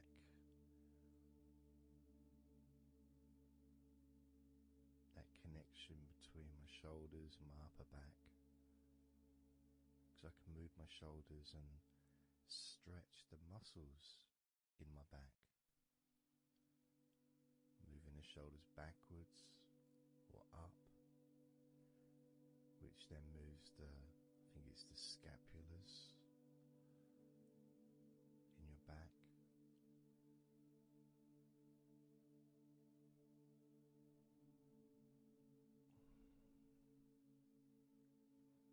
It feels quite nice, actually.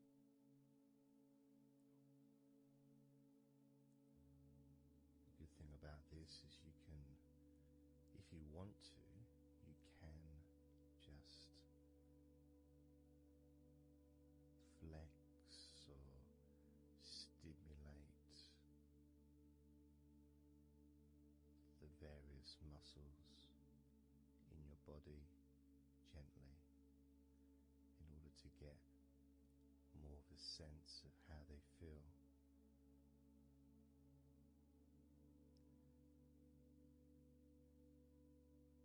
And when you're relaxing, when you do tense a muscle and you let it go and you let it relaxes way more than it would normally.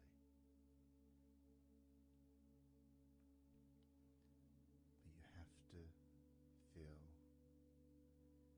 that you're able to do that. There's no point doing it if there's an issue with a part of your body. You need to be gentle with yourself at all times when relaxing deeply. It's important to be kind to yourself.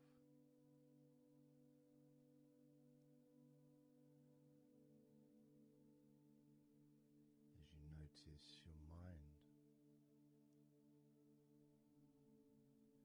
how much has your mind slowed down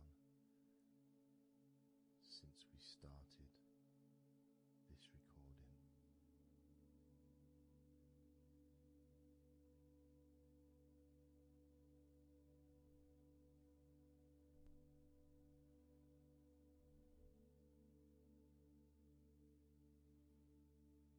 How calm and peaceful is your mind right now?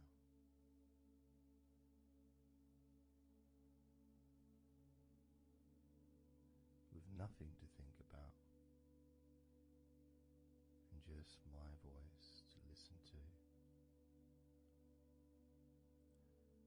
because you know the intention behind this recording is relaxation.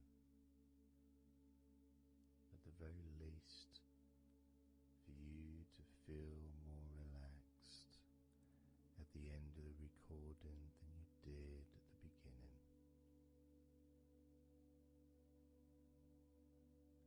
At the very least, for your mind to slow down as your body continues to relax. Because that's what you want to happen. That's what you expect to happen.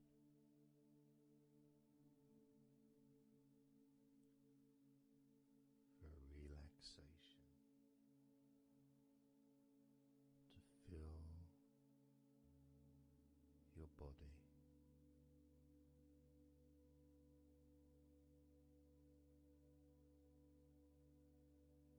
maybe calming your mind to the point of boredom when you start maybe to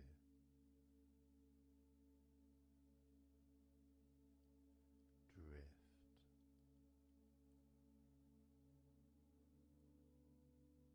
away.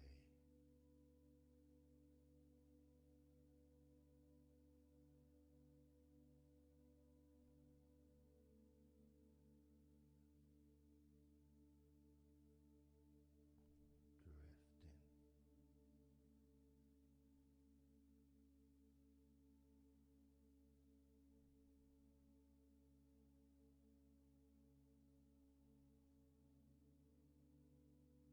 It's almost as if you're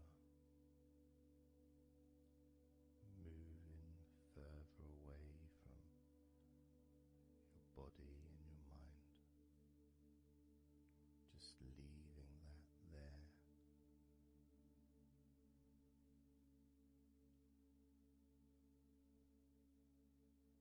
Kind of like an escape pod in a spaceship, a space movie, when they get into that little pod and it sends them